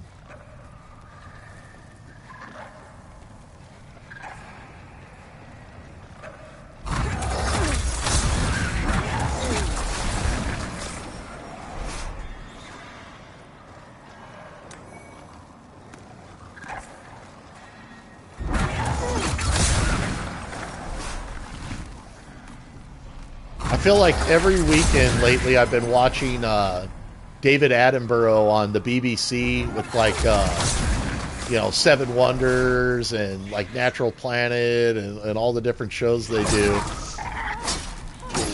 Ooh, watch those lizards. They hit super hard.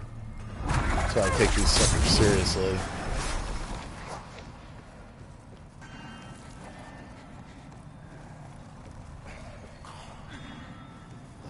And then there was a spot down below where we came up this way.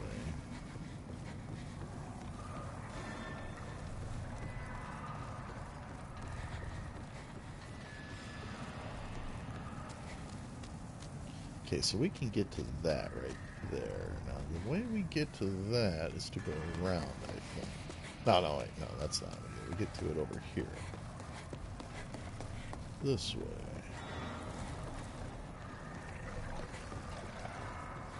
Here we go.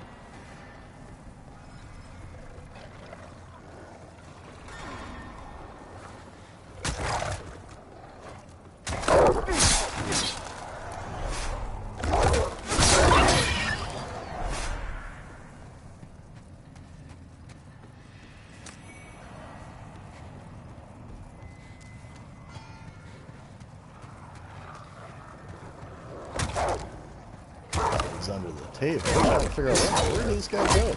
Whoa, he's gonna kill us. Whoa, heal up, heal up. Alright. Now let's go back and forth that way.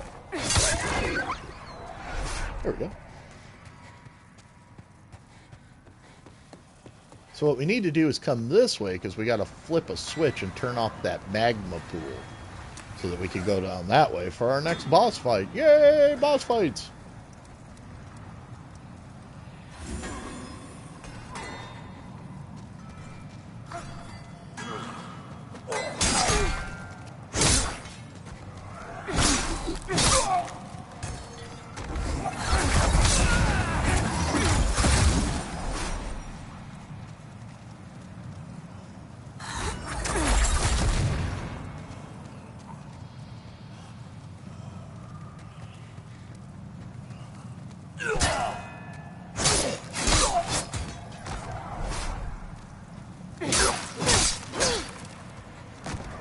those guys taken out. Another thing, guys, if you're playing the like a warrior build for you know, strength-based weapons, those guys tend to drop a lot of sharp stones, and they tend to drop a lot of like shards and stuff like that for hard stones. So either strength or dexterity builds, you can get a lot of it just by harvesting those guys. Alright, now we can progress to our next boss fight. Oh, yay!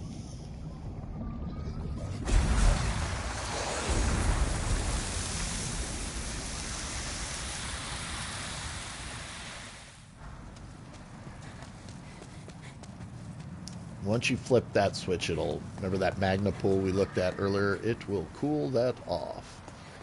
So we just got to backtrack over to it.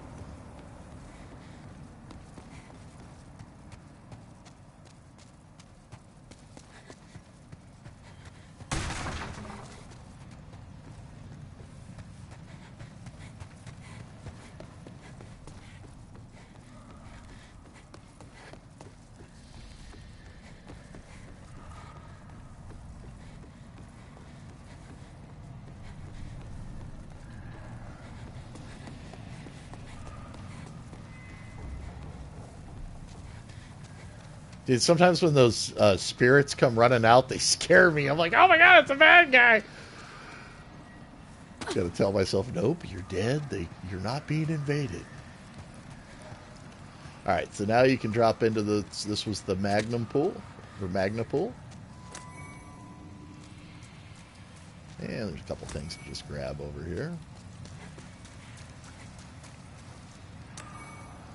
Poison resistance ring's nice if you're playing warrior in the swamp. The swamp can poison you.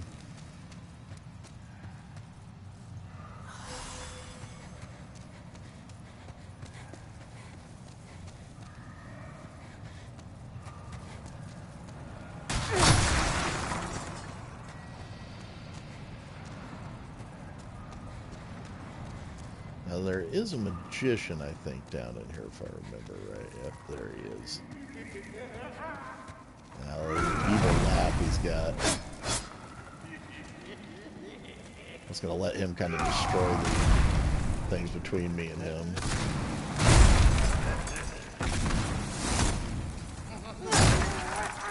No, just like last time when we fought one, just going to kind of use the pillars to take his shots. And then shoot him back between.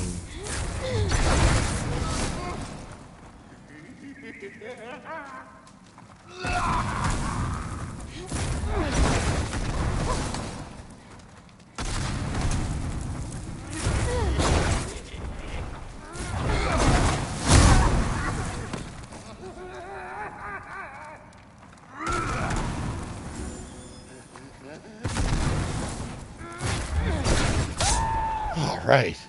Those guys are pains in the ass.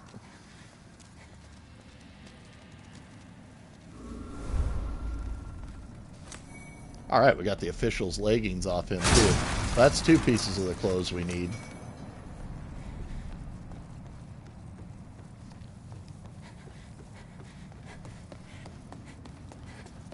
And we are at our next boss fight. Yay! Oh, man!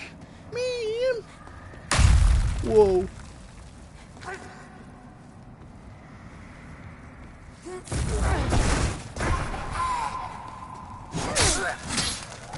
I love that little twirl when you're at full speed and you hit the sword. She does a little twirl. The movesets on the combat, that's another thing which really I really enjoy about this game. Like, depending on what weapon you're using, all the different, like, flair that you can use, it's pretty awesome. Now, guys, if you're playing a wizard, there's an excellent weapon up here.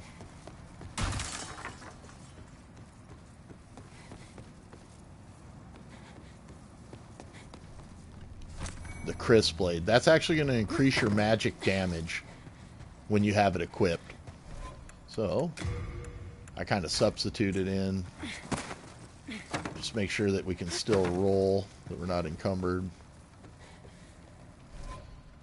If I get encumbered, I just drop the buckler at that point. As long as I can still do a pretty aggressive roll. Alright. And when you have that weapon out right there, the Crisp Blade will actually increase your spell damage.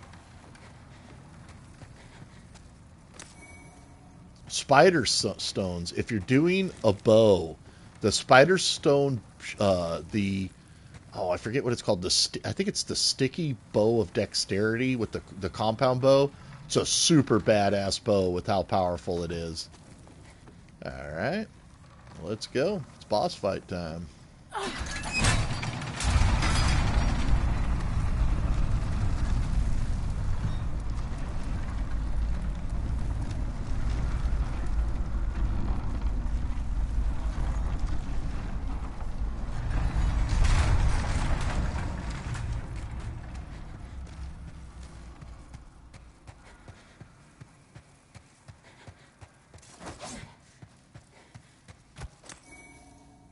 Spider stone chunk right there, guys. The chunks, like when you get to a certain point on weapons, you need chunks instead of shards, and then eventually a pure stone to take it all the way. So just kind of want to keep an eye out. All right, so through here is the boss fight. This sucker can be tough. What I found is if you hug the left side as a magic user, what we want to do is change our weapon around right here to the other hand. So put it so it's on this side of her.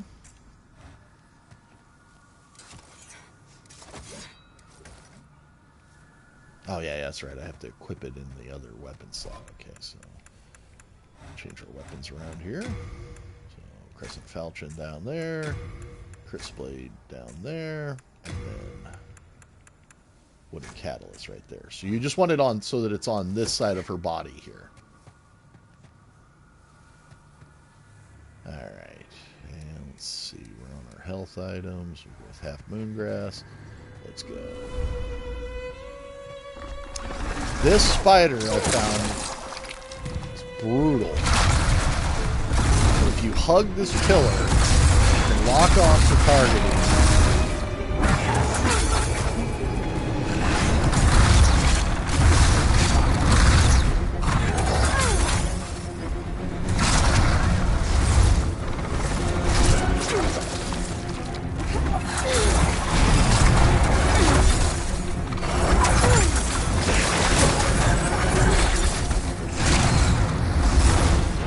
Fireballs most of the time should hit, and every once in a while we'll score a hit on her tail there. See, we're knocking her down.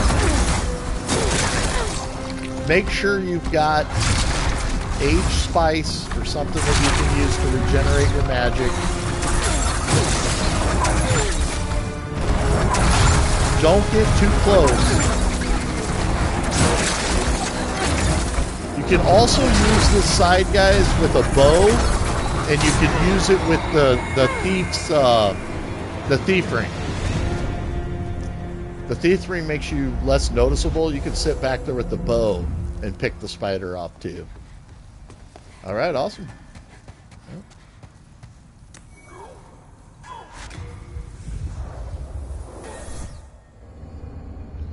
That's boss number 4 down. We've dropped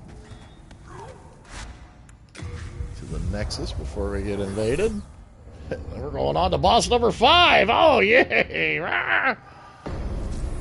Okay. Whew. All right.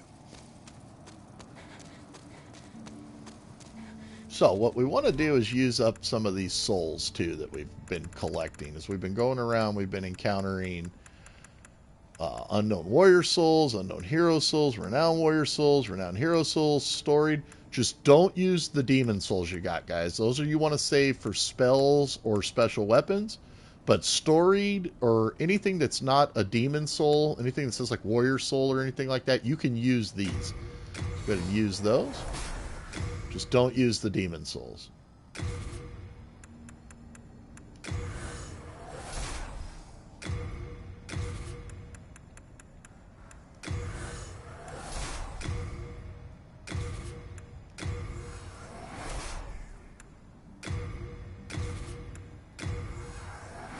Also a good time to get a equipment repair from the blacksmith. So let's go over and talk to him. Oh, good day to you. I can forge weapons for you. Yeah, see, our equipment at 613 was really used up. So definitely want to keep your equipment repaired basically like once a level. And then let's see, we can drop off some stuff here. You'll come back alive. I need your business. I was worried sick. Old Thomas is really starting to like us now. That's awesome. Thank you, Thomas. We're glad you care about us. We can drop off all these stones, guys, because you don't have to have them in your inventory to use them at the blacksmith. So that'll definitely drop a lot of weight. Crushing battle axe, pickaxe, steel shield, official's gloves, and we got the official's leggings. So let's drop those off. All right. Drop these bolts off. We're not using a crossbow at this time. And, yeah. All right. We're good to go. If you start getting too many items, too, like too many of this stuff, you can drop that stuff off to drop weight. But we're all right on it. We are indebted to you. For you fight on our behalf. Alright, the old triple Lindy before I go back in and forget that I'm kindled, get invaded, get murdered, and drop my world tendency. We've worked really hard to keep our world tendencies up.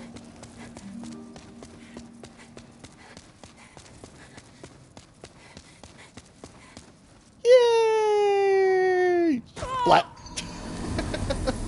Just make sure you go back up and you get your souls. Oh, and one of the things I want to do, too, is switch all this back. Because I kind of like my sword being in that hand. Just put it on the other one so it's easier to hit the spider and not the wall that last time.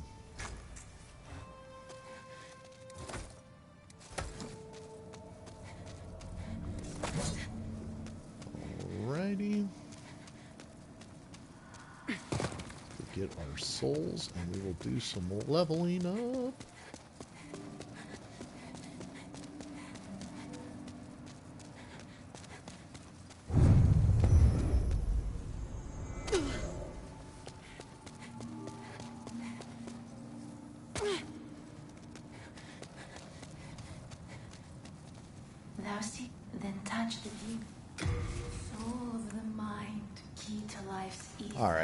Let's buff our intelligence. And that's going to give us more mana. Put some into MP to do more damage. Definitely some into health here. Those three we're going to kind of just routinely just keep raising up, you know. Alright, and our magic capacity increased. So now we got 4 spell slots. That's going to be real useful. Art thou finished? May thy strength help the world be mended. Thank you, awesome lady.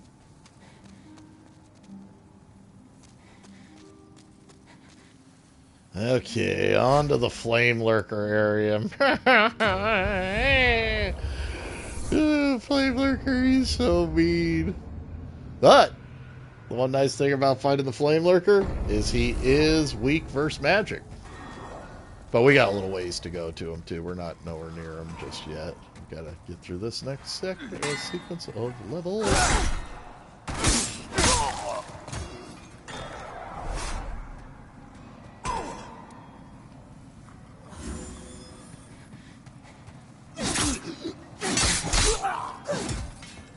Now watch these. Those are explosive, and they will devastate you. What I like to do is just run. Let your stamina build back up a little bit. Then run again.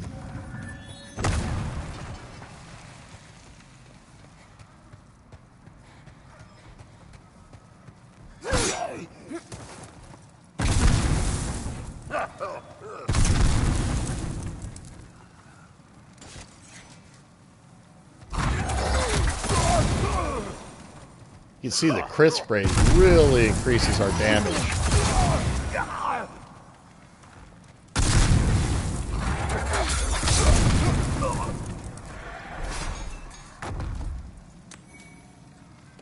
And we got his clothes. So now we only need the official's hat to have the full official gear set. which we can use after we kill an archdemon up ahead. Alright, guys, so if you go down right here, this is a kind of interesting one. Now, I don't know if this works every time, but you're going to get attacked by 2 NPCs down here. And the funny thing is, the other day, I ran away from them, and I cranked this thing back up, and I ran away. And there's also a shitload of crystal lizards down here.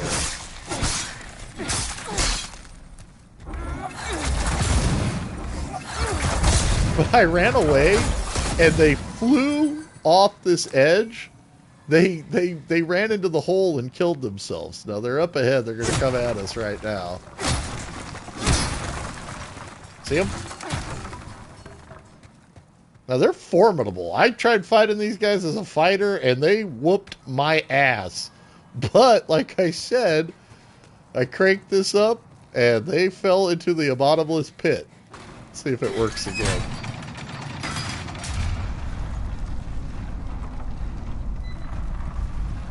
Yep. There they go. Whee! They did the triple Lindy Hop right there. You know, I mean, hey, if you want to fight them, more power to it. But if you want to watch them just run to their deaths, just use the elevator, Luke. You should have watched that first step. It's a doozy.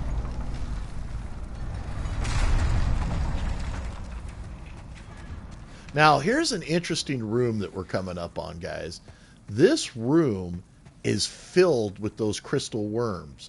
And what I've found is, this is another spot where the thief ring works amazing. So we'll go ahead and take off our fragrant ring. Put the thief ring on. That makes us less noticeable by enemies. Just kind of do our little saunter here.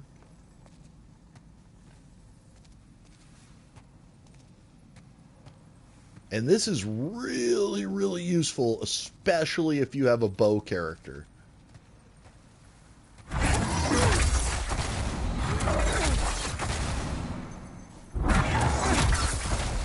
don't know why that's not hidden. Let's try fire and see if fire hits them. No, should be hitting them. Huh. Alright, well, it's no big thing anyways, because it's all for strength build, but I just want to show it to you guys. This with the thief ring on and a bow, guys, you can pick off every one of these lizards down there and have yourself a shitload of sharpstone and hardstone. And you can come back to this room and harvest them more than once, guys. And there's a ton down there. Now, I'm not quite sure why my magic's not hitting them, but anyways, it doesn't really matter to me that much because they're not going to have anything to scale for my magic build. They mostly give you stones like pure hard stone. I think you can get a pure hard stone down there and maybe a pure sharp stone down there. Okay.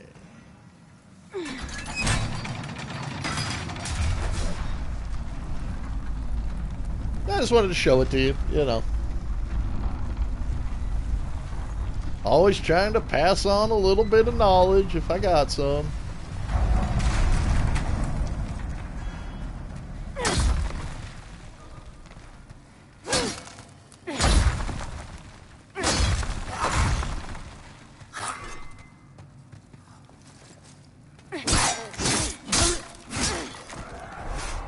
Two-handing a weapon's going to give you more damage with it, guys.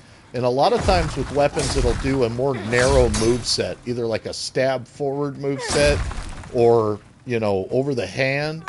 So if you're in a tight area where you're bouncing off walls with the wide moveset, like with the you know, horizontal slash, try two-handing the weapon you're using and see if you get more of a vertical style slash.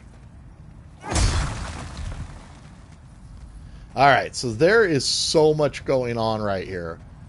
Besides being an absolutely amazing looking level, those guys are super intimidating, but they're actually really not that difficult. Just use your regular soul arrow and shoot them in the face, and it'll kill those guys. Bow works really great on them, and if they come forward and you have a melee weapon, you can also target their head with a melee weapon and take them out.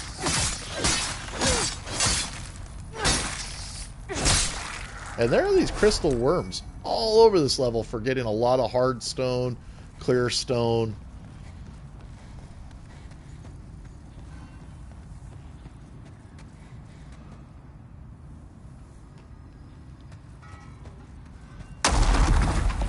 And these guys will just periodically pop up. As long as you shoot them in the face, though, they drop pretty easy.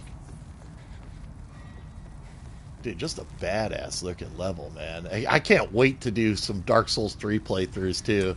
That's why I purchased it. I mean, I played through it a million times over on Xbox, but I was like, dude, I've never played through it on PlayStation. I'm looking forward to doing some run-throughs.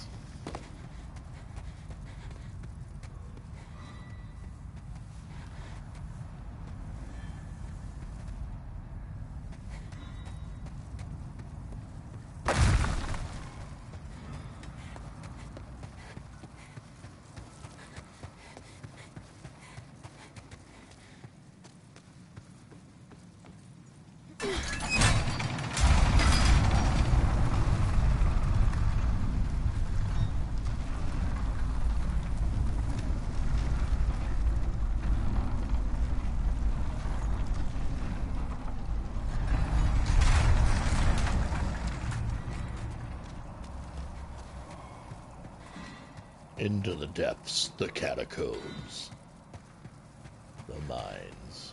Watch those explosive guys. Those things suck, and they do explode.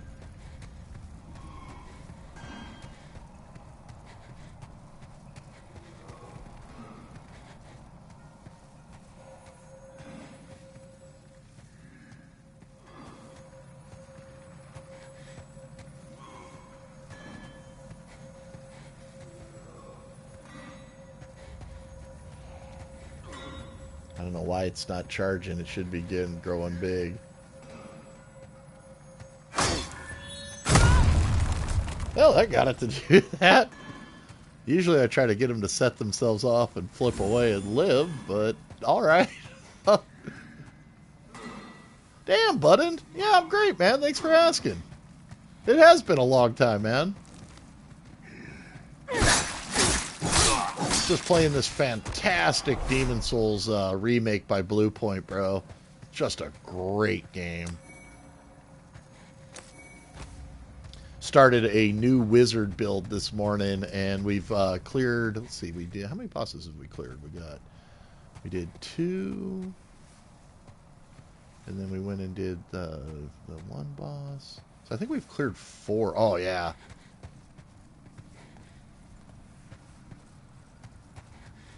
It is, bro. It looks great and it plays great. I mean, just look at this. It's amazing when you think that this is a remake from back in the day.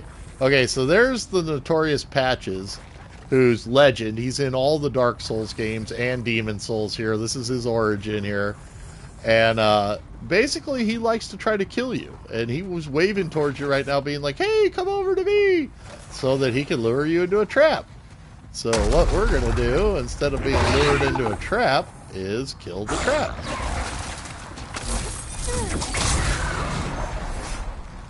Now let's see, what spell are we on? Alright, we want to use Soul Ray.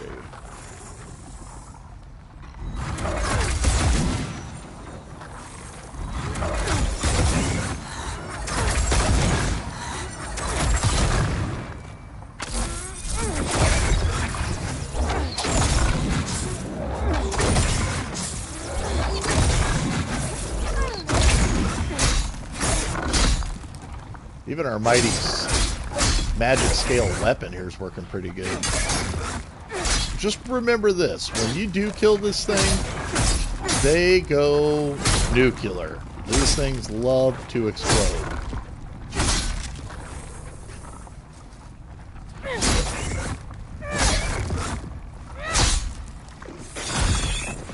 Do not stand by them. So there's Patch's booby trap. And don't worry, go on down and talk to him, even though you just blew him up with his own trap. You?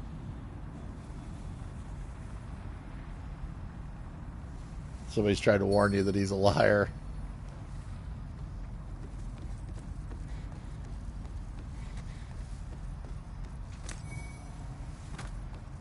You'll periodically encounter him, like right here. I don't really think he does anything here per se. I think he just says, "You're no joke, are you? Because you tripped his booby trap." But eventually he'll be back in the Nexus, and he will be a person that sells you stuff. And he actually, especially if you're using a rogue style character, a bow using character, he is really useful. That's another great ring we just got right there too, guys. The flame resistance ring. Remember those dragons breathing fire back at the beginning? With that ring and the shield that you can get there, and you can actually get 2 flame resistant rings, you can really mitigate the damage they can do to you. Alright. And we're just going to keep kind of gathering up stuff around the level. It's kind of like a maze of stuff all over the place here. And eventually, you're definitely going to want to have your crystal falchion or your crescent falchion on, because you're going to need to regenerate magic, because eventually we're going to start encountering more and more of those like boss lizard flame monster things that really just drain a lot of MP to take them out. You can totally use your sword to drop them. The thing about using the sword, though, is it does wear down your sword. These are like babies. And they go nuclear, too, when you kill them.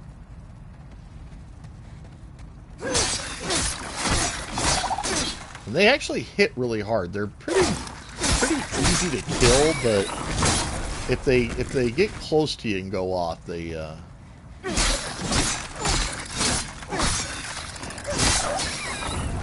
hit you with their tongue.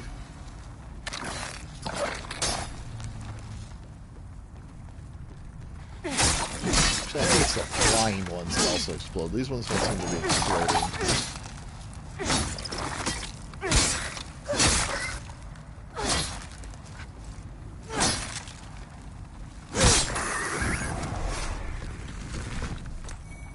These ones do, yeah. These guys, the bigger babies, they explode. And they like to try to jump on you.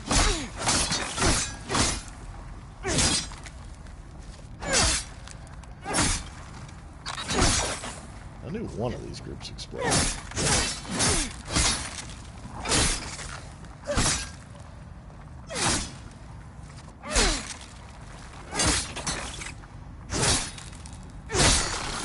Oh, yeah.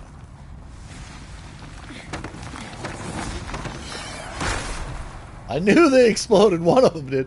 Oh, the Great Axe. That is a huge get right there, guys. If you're playing a warrior, that Great Axe, it takes a shitload of strength to wield it, especially to wield it one hand. But man, does that thing lay a powerful smackdown. And if you level it up enough, and you combine a certain demon soul at the blacksmith with it, you'll make the Dozer Axe, which is one of the best axes in the game for a strength build. You can also make the Dozer Axe though with Crescent Axe. There's a couple different axes that you can make the Dozer Axe with. So it doesn't just have to be that one axe. But that axe, if you're like into PvP and all that, it's powerful for PvP. If you can score the hits.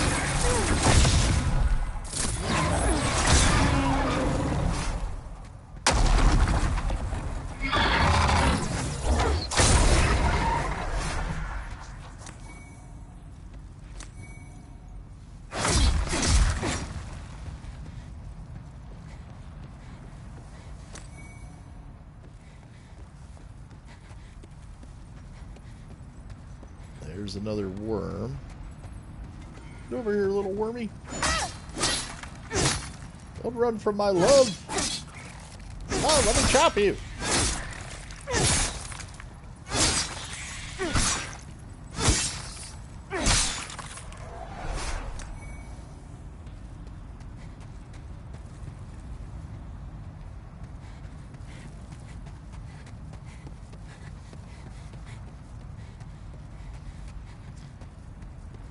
Yeah, this game, though, just super cool. What ring are we wearing here? Do we? Oh, okay, I was going to say, I thought we were regenerating magic. Well, let's get our fragrance back on. That'll help us regenerate magic a little bit faster.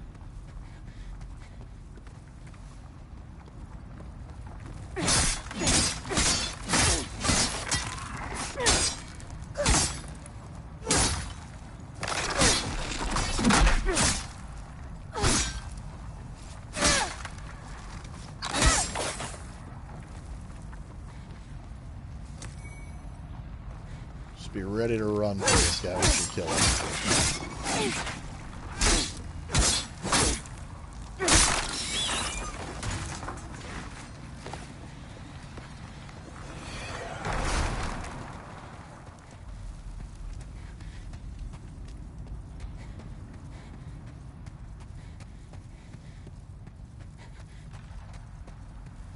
You know, I've really been liking my PlayStation 5. You know, I got the Xbox X series.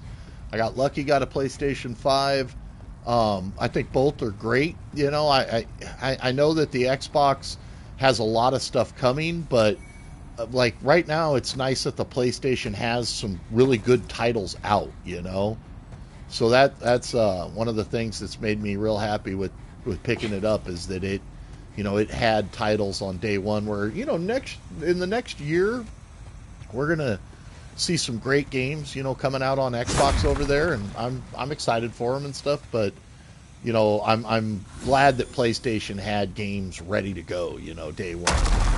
I do love how fast the One X loads and stuff. I mean, it loads really fast. Check out this hive that we just kind of triggered. Luckily, these guys are kind of docile. Unless you get too close to them, they're not too bad.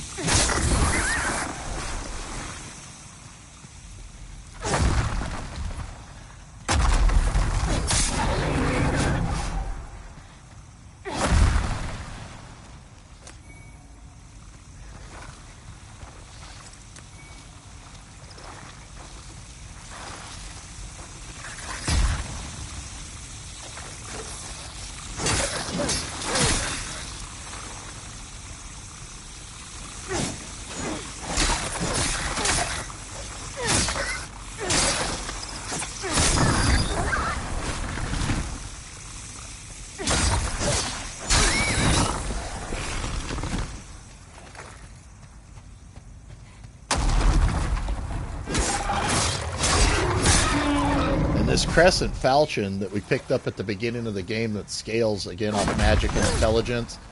Excellent weapon for a magic user build.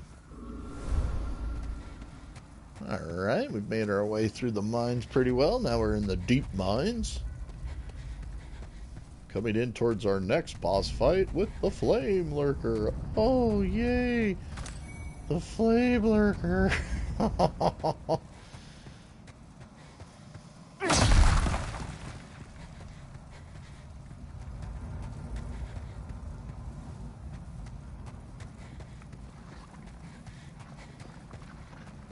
These guys kind of block your path.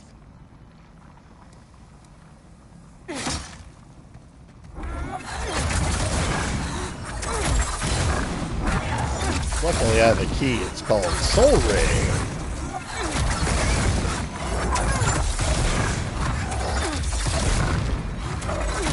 Oh yeah, for sure, bro. And scaling, it scales so nice to magic. Plus regenerate your magic, bro. It's a boss weapon.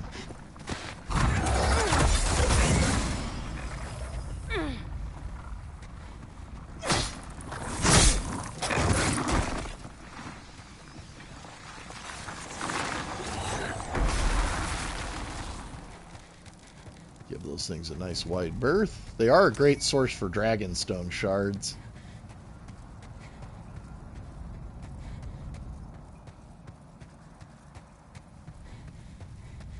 It is easy to get lost down here. I just like to make sure I explore around completely.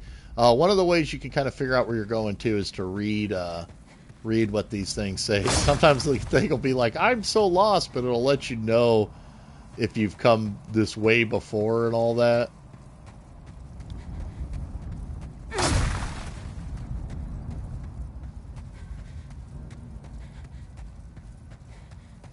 And there's not so many paths down here you can't figure it out, guys. There you'll get it out of here. It's a little bit confusing. Let's go make sure we're full health though.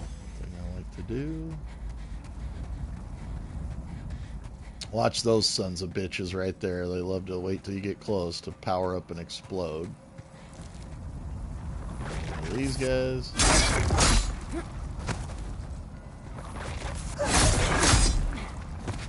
See how he's launching out his tongue? That's where he does the damage. So I do like a little 2-hit, fade back. 2-hit, fade back.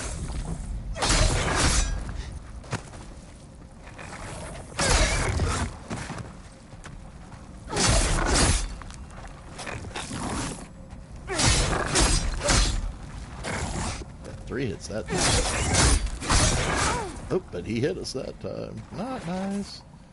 Alright, let's keep healing up. Just make sure you're full health when dealing with them, because it's when they get that, you know, they're pretty slow and pretty docile, but when they get that lucky hit, you know.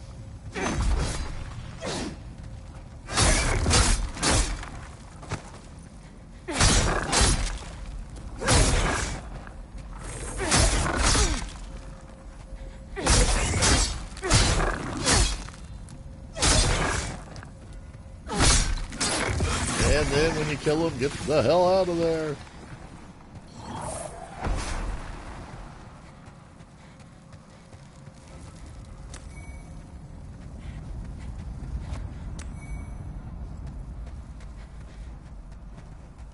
What is wrong with you?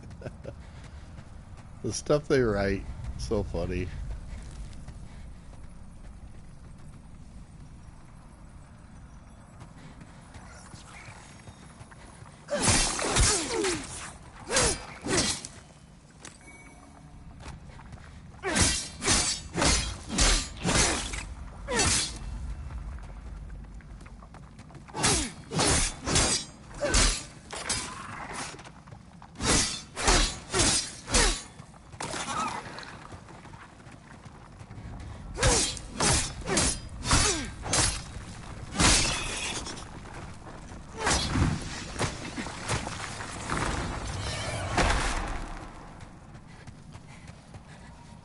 Alright, so luckily, I do want to show you guys this spot right here up ahead. And there's a bunch of interesting stuff in here. You definitely want to have some type of ring to mitigate the fire. And you're going to take the time and patience to clear all these enemies. There's dragon stones in there. There's pure dragon stones in there. There's some warrior souls in there. And if you're ready to be out of this level, this is the path to be out of this level to head towards the next boss.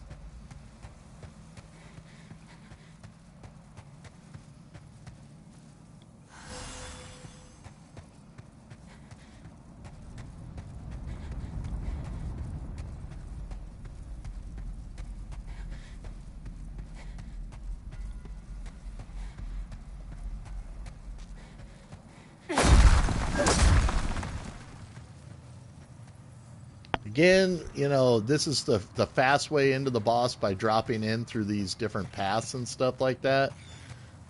You can survive this fall, so don't be afraid. There are enemies that pop up like this guy. Leaves on Rome. There's a couple of them in there.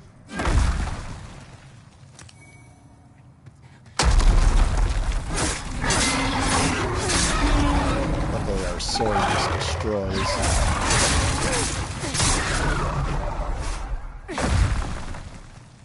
And I actually leave those souls up there just to guide me down from the path up here. So right down this way now, if you've come through the mines that we cleared, you can come over this way. There's a set of badass gloves. If you're into trying a melee fighter in the game, like where you're punching enemies, which is actually one of the most powerful builds for PvP, because the punch stuns, and it can do a shitload of damage. Whoa. Glad I didn't just get killed right there. The punch stuns, and it can do a ton of damage. Ow! Damn it. Alright. Found you dead. Magic. Woohoo! So we're getting close to those guys.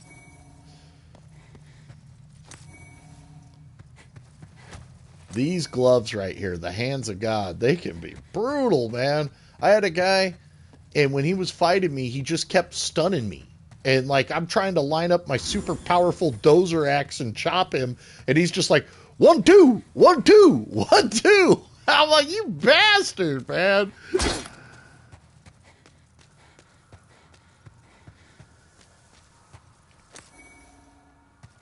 Nice, some full moon grass. That's definitely going to be useful for this boss fight.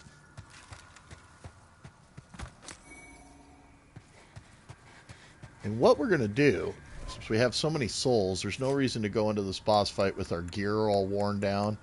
We'll actually use one of these arch stone shards right here.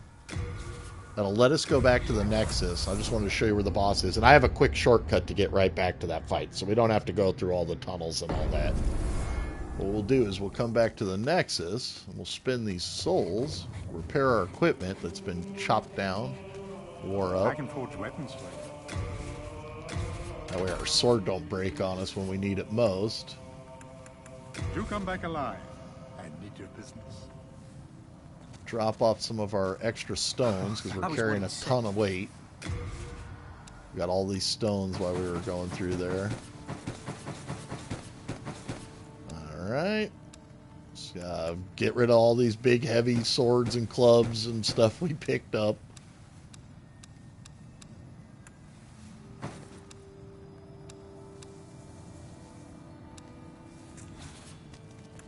We are indebted to you. For you fight on our behalf. Let's see what it takes for us to level up. We got 17,000 souls, and it's 7,000 souls to level up. So let's see also how many regular just souls we picked up while we were down there. Okay, so we got some storied warrior souls. Let's use those. Renowned hero soul. Let's use that. Unknown hero soul. Let's go ahead and get that out of our inventory. Don't use these demon souls. Save those for spells and stuff. Okay, so one of the spells that we could use to make this fight a little bit easier on ourselves, and there's a couple different things. We could use Water Veil, which will mitigate fire. Thank you. Let me pass on. I am one step. Our human potential. Also, Warding here is a great spell. It takes 2 slots, but it makes you a lot more resistant to damage. It does use one of the souls from one of the demons. It uses the Iron Demon Soul. And you remember, you can only use those souls once. So, like, there's probably a miracle that can, from the miracle guy that can be built off warding. But warding is like twice as good as protection here. But it does take 2 slots. But we're about ready for something like that. So we're going to go ahead and use our soul there to get warding. Bring me more demon souls when you can. And then let's attune our I magic. patiently await you, my fine magician friend. Warding will be helpful all throughout. It's remember when I was telling you how you get more powerful if you're going to do PvP as a wizard? That's the kind of spell you want. You know, somebody comes in, you cast warding on yourself, and you're mitigating their melee damage by like 50%. So let's attune our magic here. We can go ahead and take regular soul arrow off. And let's put warding on. So we've got our soul ray, and we've got our fireball spell. I'll be on Friday. I'll be on Christmas Day, bro. We're going to pick up right where we're leaving off in the broadcast today. I'm going to do this one last boss fight, and then I'm actually going to take a break for today. We've been here for hours. Yeah, it's time to get some breakfast, and I got some errands and stuff I got to do. But yes, I'll be on Christmas Day, guys. So if you want to stop by and tell me what you got, or just, hang out, and we always, love to have you guys in the show. Whether it's for a minute or 5 hours, whatever at your schedule. All right, so let's go ahead and buff our vitality. Let's buff our magic so we get more magic damage. And let's go ahead and do 2 into magic because we really want our magic to be strong. Art thou finished? And then also we don't want to go into a big boss fight with a bunch of souls, where we're going to potentially drop them at his feet. So we've got our warding spell. Our main spell will be Flame Ray. We're going to probably have to use some of our spice. Hello again. I'm keeping a close watch on you. Let's grab some herb from Thomas here. We're definitely going to probably want some late moon grass. That way, that's going to give us a lot of health back if we need it. And maybe these half moon grasses too, just to have them in our inventory. So we got half moon and late moon will be our 2. Heart of gold. Don't let them take it from you. That's the plan, Thomas. Alright, now into the fight. Here we go. So, back to the Digger King.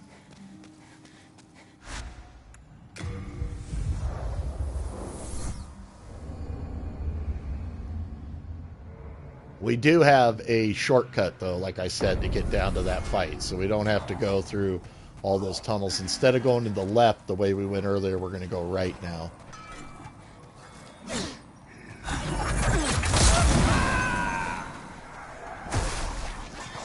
Dude, that magic boost was enough to make our Soul Ray kill these guys in one shot now. Pretty awesome.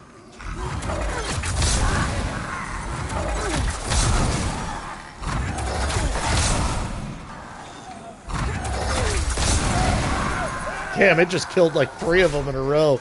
That's what I mean. That thing will penetrate. It's a badass spell.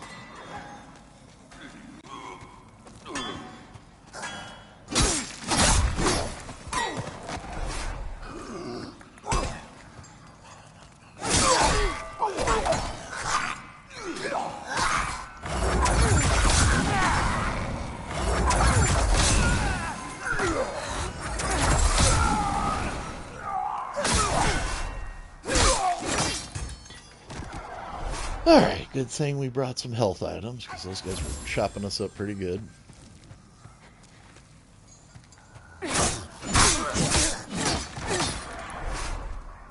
And let's keep our Crystal Falchion on for now, because that'll help us regenerate the magic we use. We want to definitely go into the fight with full mana.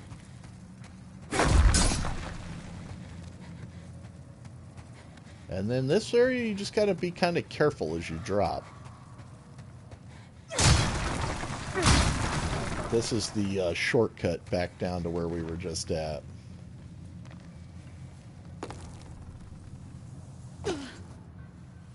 That's why I didn't go up and pick up these souls. I leave them so I can kind of see where to drop to. Luckily, too, sometimes people put writing down, so you're not just taking a super fall without knowing exactly where you're falling.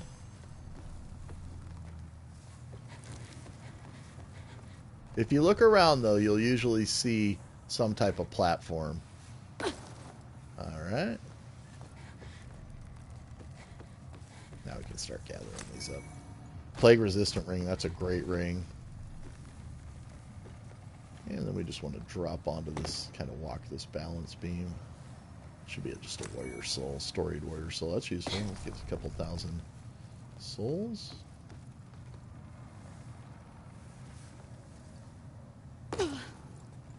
Nice of somebody to put some writing there.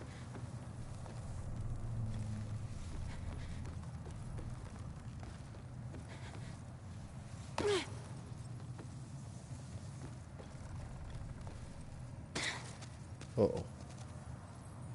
Oh, I fell too far. Son of a gun.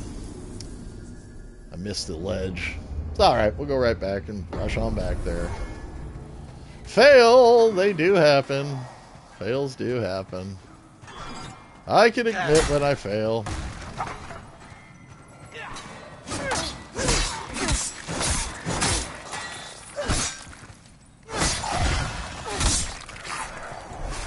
It's not the fall that kills you, it's definitely the landing.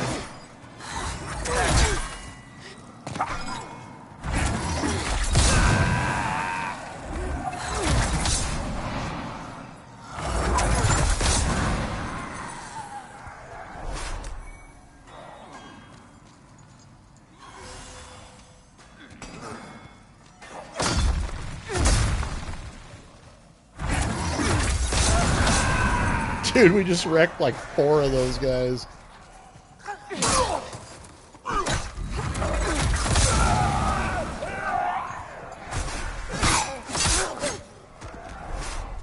Alright.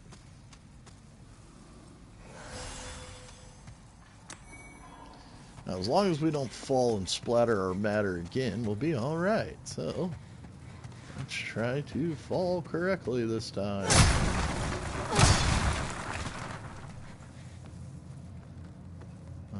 Okay, so of course we picked up the souls we needed. that we use to see some of the stuff. So luckily, again, we have these nice people's writing here. Let's not get Russian. Don't rush ahead, Chef.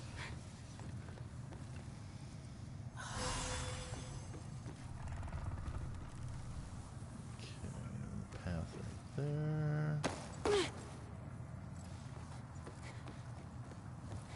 Path right there. Path right here.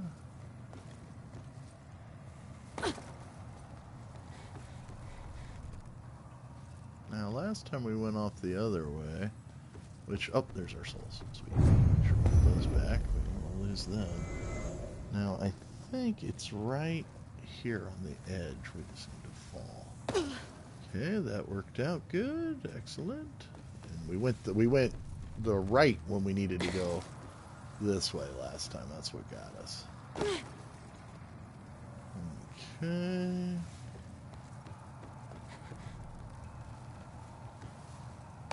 There's actual ladder right there too you can use. Hey, unknown hero soul, that's useful. And we should be done. Sweet. Alright, here we go. Okay. Oh, Flame Lurker, this guy is such a jerk. Alright, use the Chris Blade. Let's cast warding on ourselves before we go in there. Let's make sure we're full health. Got the Age Spice to give us back our mana.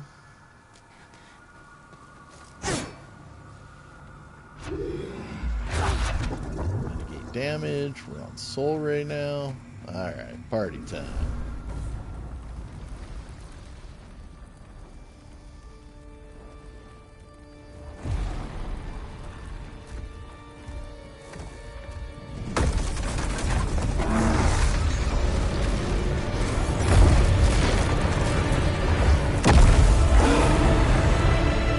Guy, if you got anything like fire rings and stuff like that and you're a warrior, real useful. He's a beast.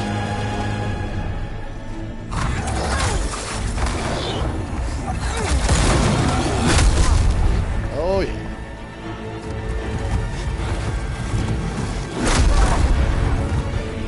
And he falls.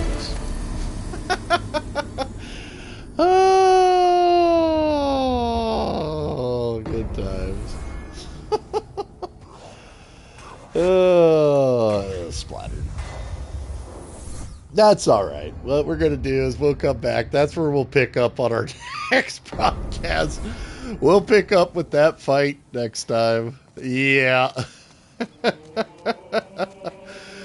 I might go grind a little and raise my health bar up a little bit more. Alright, friends, it's been a hell of a day. It's been an awesome broadcast. And, yeah, definitely time to get some breakfast after that. Want you guys all to be safe out there. I will be back Friday morning on Christmas. I hope you guys all have a super Merry Christmas Eve and a super Merry Christmas morning. And I would love to see you. We'll be picking up at the Flame Lurker there. And, just be safe out there, guys. Just stay well, and we want you guys to thrive. We're almost into 2021. We can almost never speak of 2020 again. And all right, everybody. We'll see you next time, man. Have an awesome day.